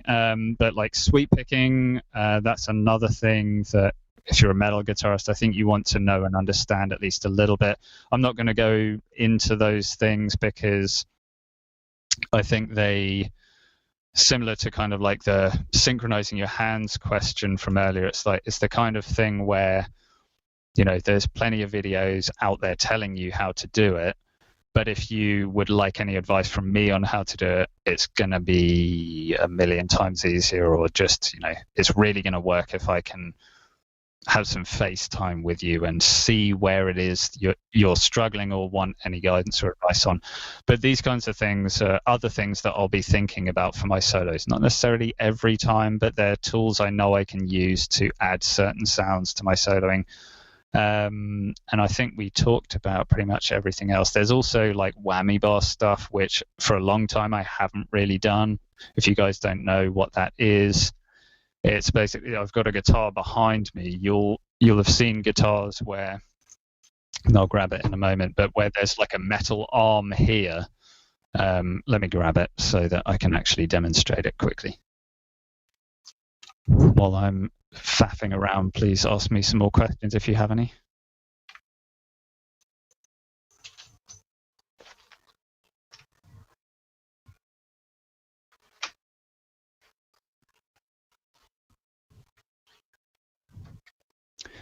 So while I'm getting this guitar ready, the 6th string I was using just a moment ago. Well, it's the same as on here. I have a sock tied around the end of the guitar, which if any of you are like, what's that stuff hanging off the end of his guitars? It's like, I basically, if I was a little tidier or more worried about my presentation, then I would buy a fret wrap, which does the same kind of thing as this. Basically, this up here, a lovely clean sock tied around the top of the guitar. This is just dampening any sound that might happen above the nut on the guitar with the strings up top, right? So I'd need to, well, let me show you. So if I've got this guitar, you can hear all that kind of like clanky, there's no tuning to it kind of noise from the top of the guitar. It's mainly for if I'm recording, because if I'm doing something like some really stop-starty riff stuff or like some staccato things, even like palm muting or even solos and stuff, is those strings will resonate, they'll vibrate sympathetically on the other side of the nut if I'm playing these strings, right? So if I did something like, I'm like playing hard and then I mute, I'm going to mute, but these strings are still going to carry on ringing out. So to get like the cleanest recording sound, this up here is just going to stop that from happening.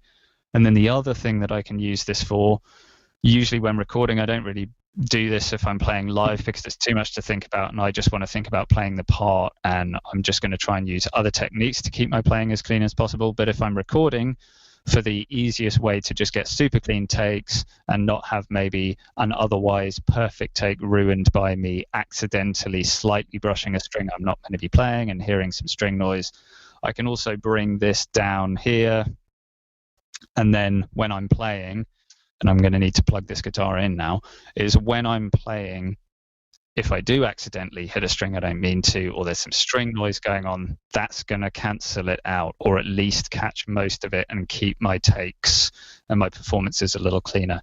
So quick little demonstration of the whammy bar thing.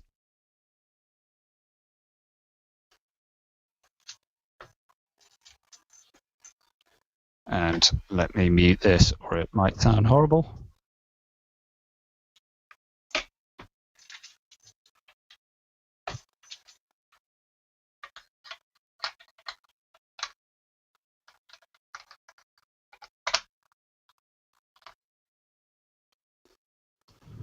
So the whammy bar thing, like the last kind of thing, I haven't really done this much until recently because this wonderful guitar, which was like the first really high-end, awesome, super exciting guitar I ever bought myself, so lots of sentimental value there, is I haven't had it set up for ages just because it's 6 string. I usually use 7s now for most of the music I do. But for a recent project, the project I'm spending most of my time on now, like I really wanted to try and get some of this whammy bar stuff going again. Finally got this guy set up. And basically this whammy bar stuff is if you have a floating bridge on your guitar.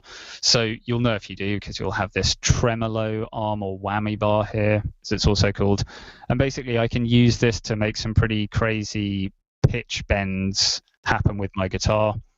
So this is another way, kind of like thinking of bending again, that I could also bend, is I could use the whammy bar instead, and I'm going to get a slightly different sound. Harder to be accurate with, and I'm not going to be accurate with it because I've basically just been using it for the fun stuff recently, which is dive bombs and crazy harmonic squeals and stuff. So let me show you some of the whammy bar stuff that is another thing I just know I have in my toolkit, if I have a guitar that can do it, that I can add to my solos to make them more interesting. And there's a few different cool things you can do with a whammy bar. So let me just get rid of that guy.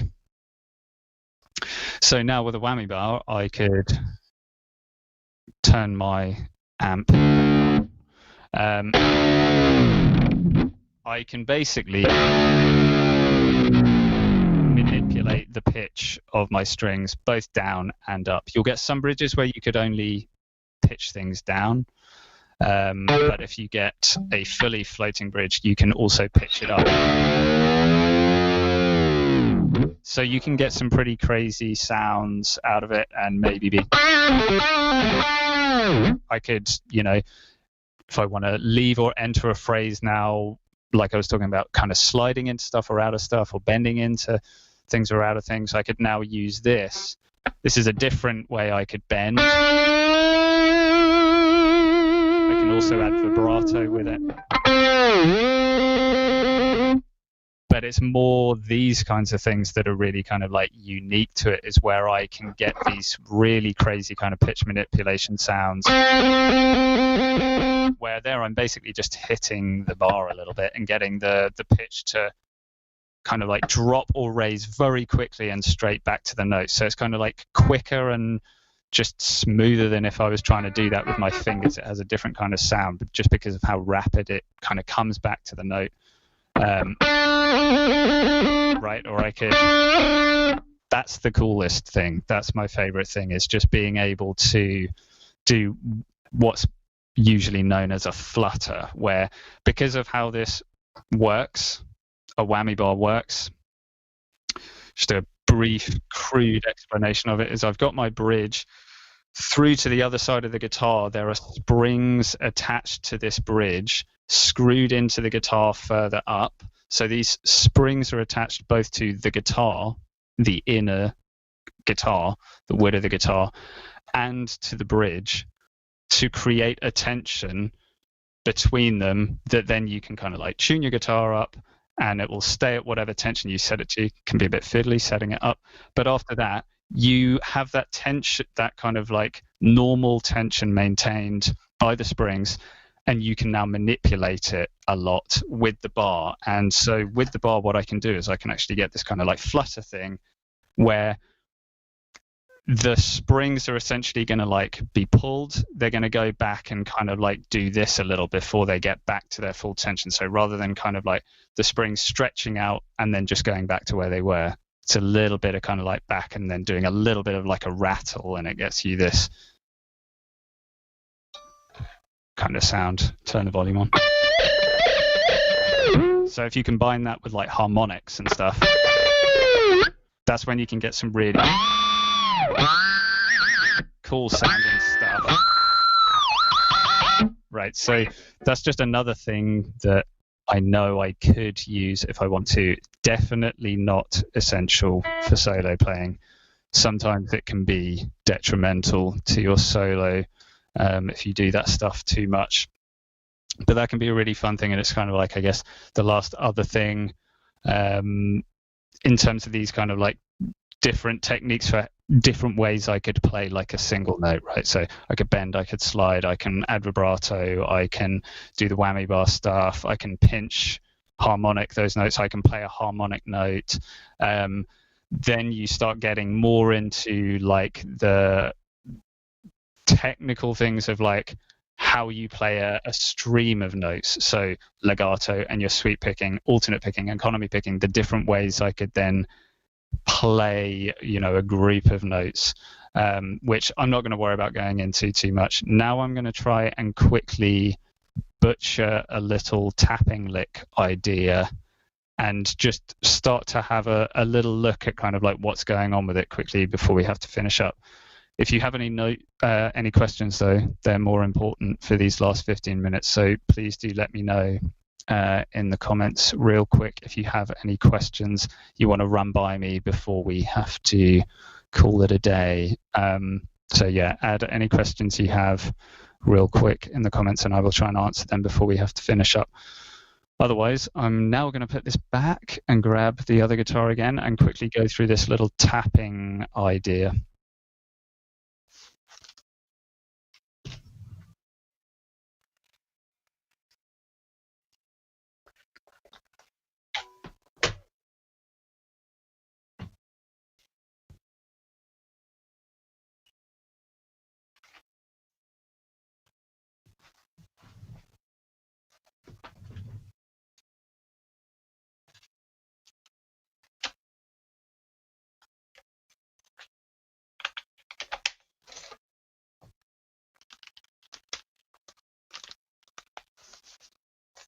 All right.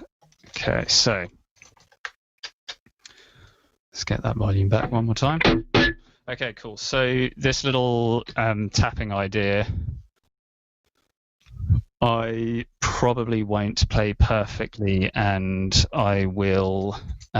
This is something that I like a clip. It's basically an exercise idea that still sounds nice and musical. And it's kind of an example of how I would often use these tapping shapes, which look like this.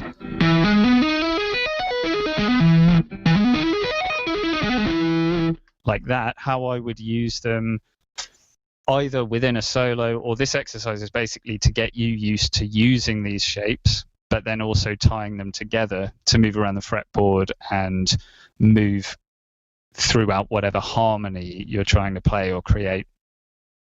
And yes, this is like an exercise I wrote, I don't know when, but for quite a few years I've used this with students who are interested in these kind of tapping ideas or just advancing their tapping capabilities. And I posted this on Instagram, this lick that I'm going to take you through, and I'll try and find a link and post that in the comments so that you can watch me play it better there, because I'm probably going to scuff some of this.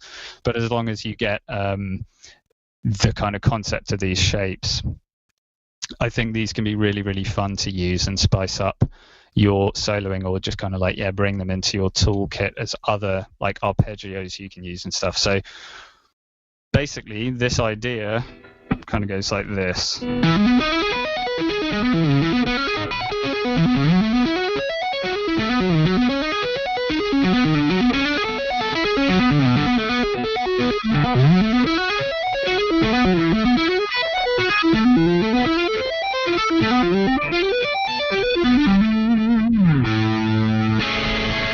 And then you can add a spicy chord on the end. But basically these shapes, I just think these shapes can sound really, really cool and sound different to a lot of kind of like solo ideas. They have like nice big interval jumps in them, which can sound can really catch your ear as a listener listening to solos. They're also really cool in that you may have noticed that while I was playing that, my left hand is jumping around a lot and playing a lot of big shapes, and my right hand, for the most part, is staying in exactly the same spot. So you can make use of these shapes if you kind of know some of these shapes. And I'm quickly just going to go through them. I ended up waffling on a lot more about the other stuff than I thought I would, but that's not a bad thing. They are super important. And I'm glad I got to answer some of your questions as well. Thank you for asking them. These shapes, if I start off with this first shape, let's just try, because we've got like 10 minutes or so, let's just try to kind of go through the core idea with this tapping kind of like shape. So I'm trying to find something that I can loop around over the course of like a bar or half a bar, or Tapping exercise IG vid. Hell yeah. So these shapes, basically, if I forget the right hand for a second, what I'm doing with my left hand is actually playing kind of like a broken, not just in linear order, like root, third, fifth, seventh kind of thing, but I'm playing some different 7 arpeggios, like 7th chord arpeggios, basically. This first shape, if I think just about my left hand, I'm playing like an E major 7. So I've got E here, I've got my third, the major third, I've got the major 7, back to the root again. Here's my 5th. Like if I got the 5th there, and then I have the 7th again on top, so I'm going like root, major 3rd, major 7, root, 5th, and the 7th again. Then my right hand can extend that idea a little further. But if I mean, even if I just know that this idea is a major 7. This is something that I could now use this shape in a bunch of different ways.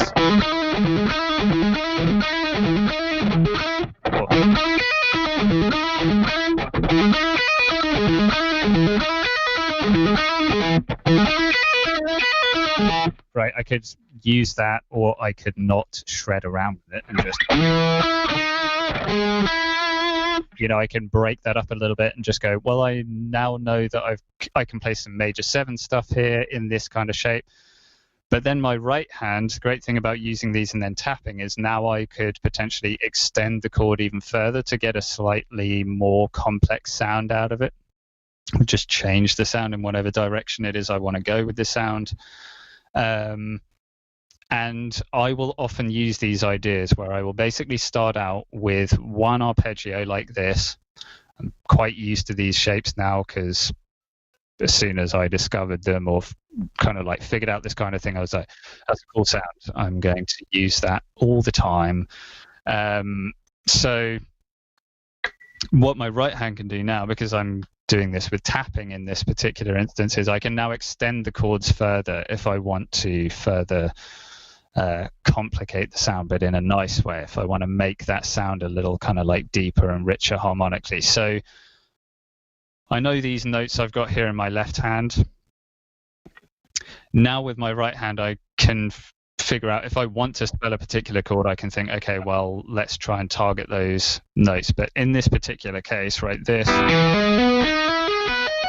I've got my root and third here, so I've got my 5th there, so I'm tapping the 5th, still getting like an E major 7 chord sound at this point. This, I've now got the 3rd again. Right, I'm just tapping an octave of the 3rd. But then this hand up top, I'm going to end up tapping the 9th here. So I kind of, this note,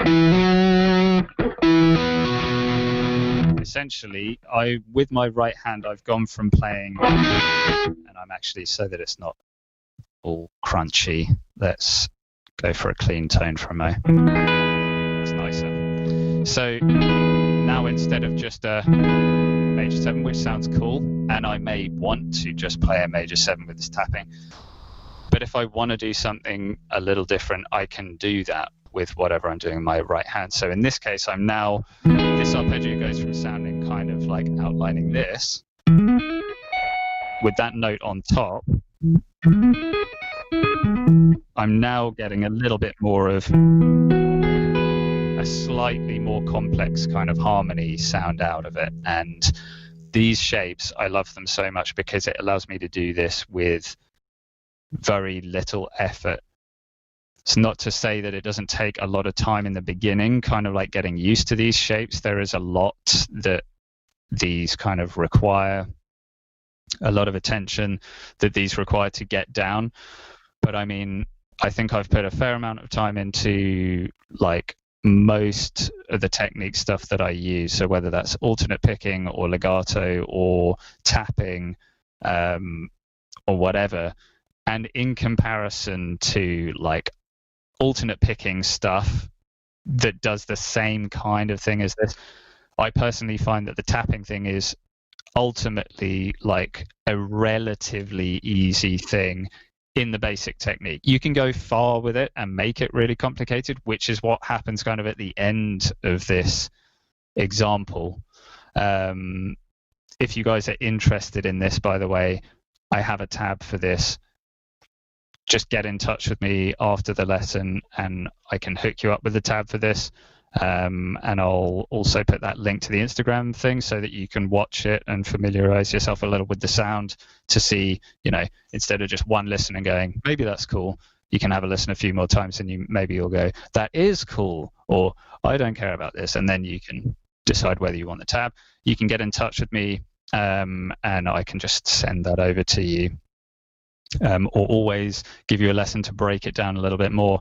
I think the tricky stuff with this is the muting that you need to do, not getting string noise between everything. So if I now try and go for something maybe a little more gainy, if I now try and forget all the muting, you're gonna,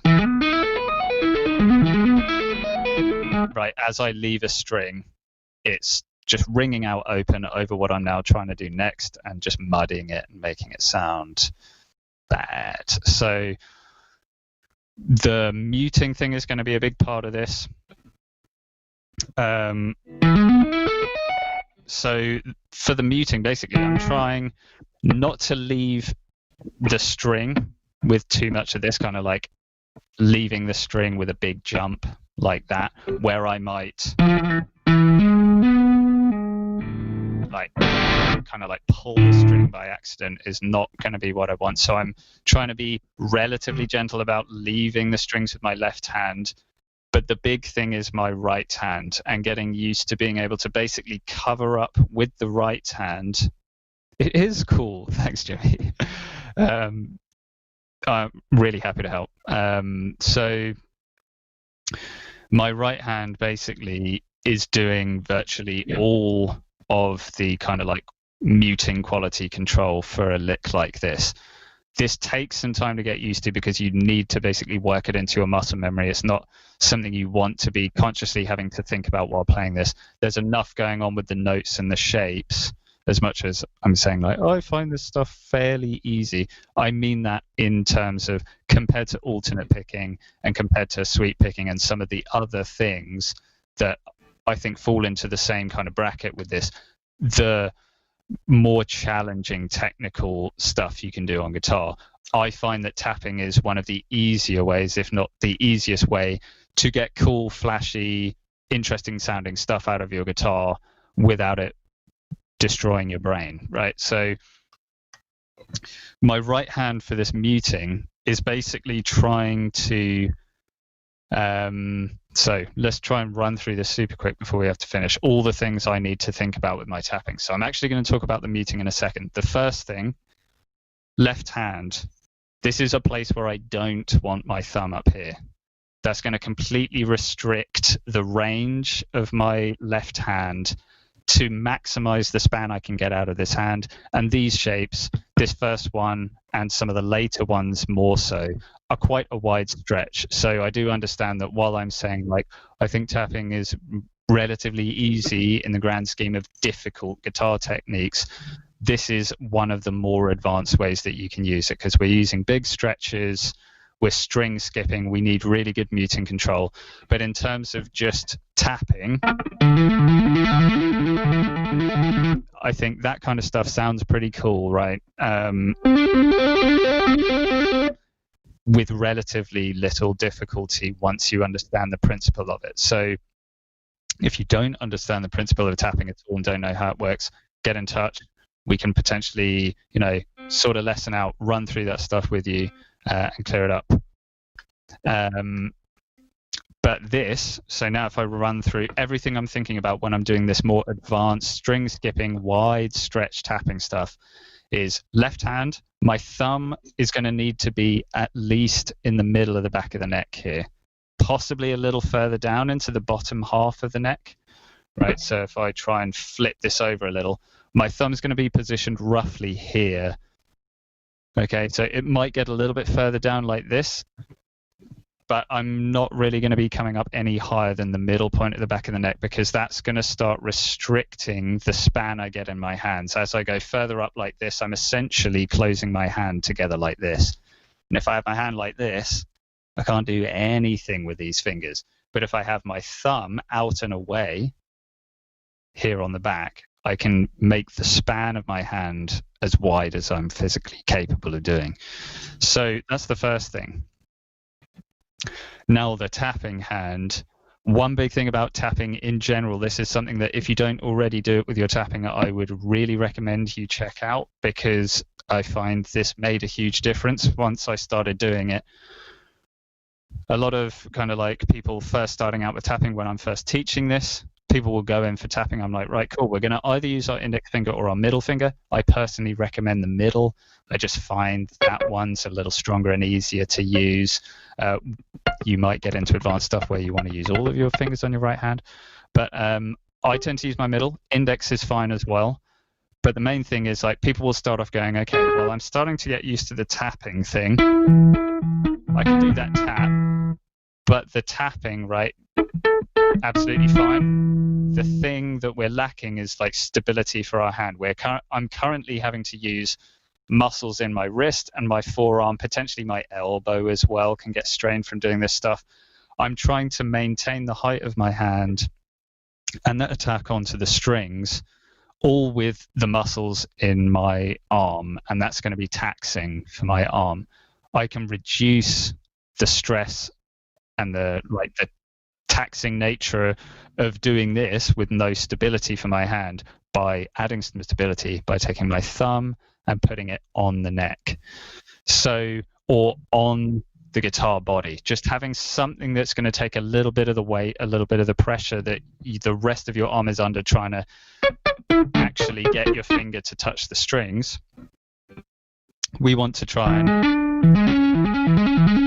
get like this where possible. It's not always going to be possible to be on top of the neck. I have a guitar where you can see the neck set in here. I do have a little bit of the neck actually sticking up over the body here, so I can do that. That might not be the case with everyone's guitar. But I want to basically have a point of contact for my thumb that's going to help reduce that stress for my hand. And I can now... It also means that the angle at which I'm doing my tapping should stay fairly consistent.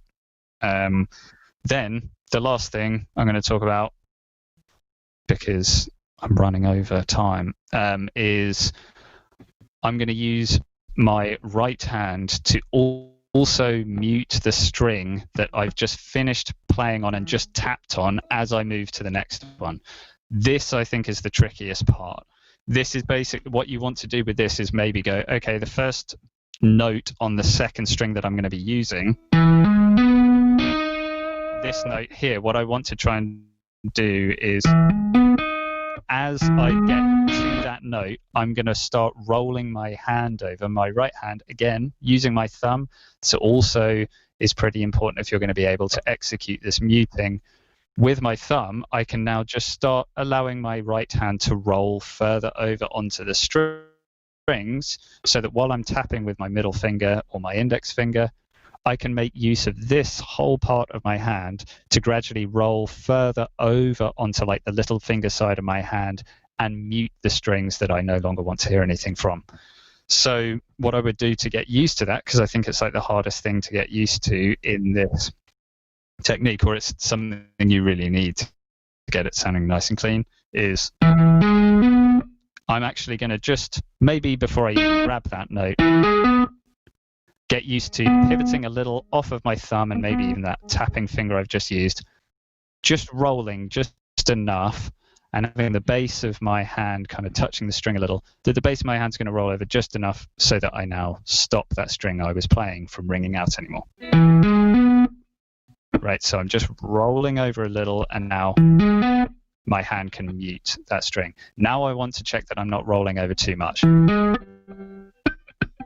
Because if I go to tap this and I'm blocking that as well, I need to have gone a little less distance with my roll. So you want to just get used to rolling over to mute the string you've just played, but but not so far that you're going to mute whatever the next string you're going to play is. So that's even more, exaggerated if we were going to play something that was on the very next string, right? So just get used to that idea of try and do a bit of tapping here and then roll slowly at first, just until that disappears. That's like the most efficient, perfect amount that you could roll, and you should have all the other strings underneath clear for you to go. I'm sorry, I've run a little bit over time and can't kind of go into this bit as in depth as I might have. But hopefully some of the stuff I've talked about has been useful to you guys, has been new to you guys, isn't just stuff that you already feel like. I know all this stuff, dude. Keep it down.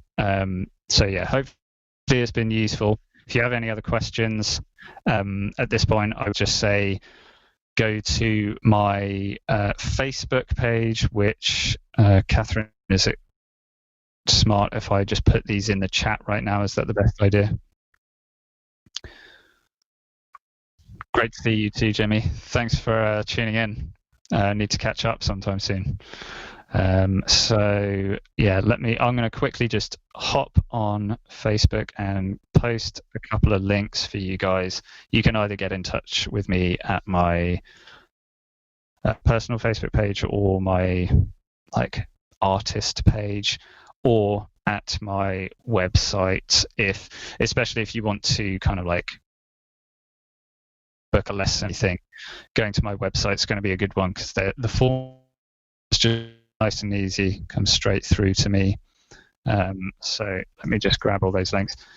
While I am still here posting these links, if you do have any last minute questions, just pop them in real quick. I can always, DM you back if there's not enough time to chat about it quickly now. But so just going to post a link to my website. So other than these links as well to where you can find me personally and ask more about guitar and anything about kind of guitar lessons or anything, in terms of other things you can check out from me, like I said at the beginning, I play in a band called Scar Symmetry. You can check us out if you don't already know us. We will have a long-awaited album coming out next year, all things well and good. It's been a long time and people are pretty mad at us at this point that it's not out already, but it is basically done now. So fingers crossed that will be out very soon. And if you like the song I played earlier, that's the kind of stuff you can expect from that. I'm also working on a solo record at the moment, which I hope to have out in the first quarter of next year if I possibly can.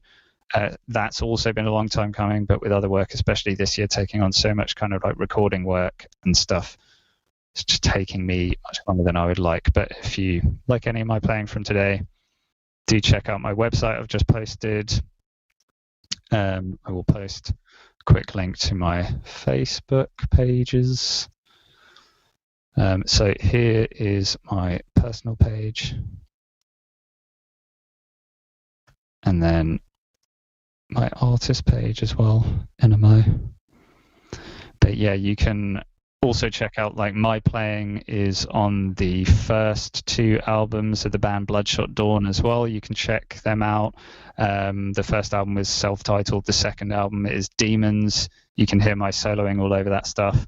I'm not on the latest record, but they have an amazing guitarist, Morgan Reed, in the band, whose solos are insane. So you should check that stuff out if you're interested in any of this soloing stuff, because he has a ton of stuff to offer as well. But yeah, you can check those bands out. Hit me up on Facebook, at my website. And yeah, I think that's everything. So I'm literally just going to post my kind of artist page, and then that's it from me, unless there's any other questions waiting, which I don't think there are. So there you go, there's the last link. But yeah, thank you guys for tuning in and sticking with me. I hope some of the stuff has been useful to you guys and it's been interesting. Hit me up if you have any more questions at the links provided. And thank you so much to Catherine for putting on all these awesome educational videos for us in these streams. There are loads I've actually already kind of like dipped into a little, and I'll be going back and watching all the stuff that happened today that I didn't watch because I was too busy panicking about this one for myself. But yeah, check out some of the other streams as well if you're interested in, you know, making a career out of music or have a career in music already. Everyone that's been talking has had like a bunch of really great advice on all manner of stuff about working in the industry. So yeah, highly recommend, and thanks so much for having me and putting these on.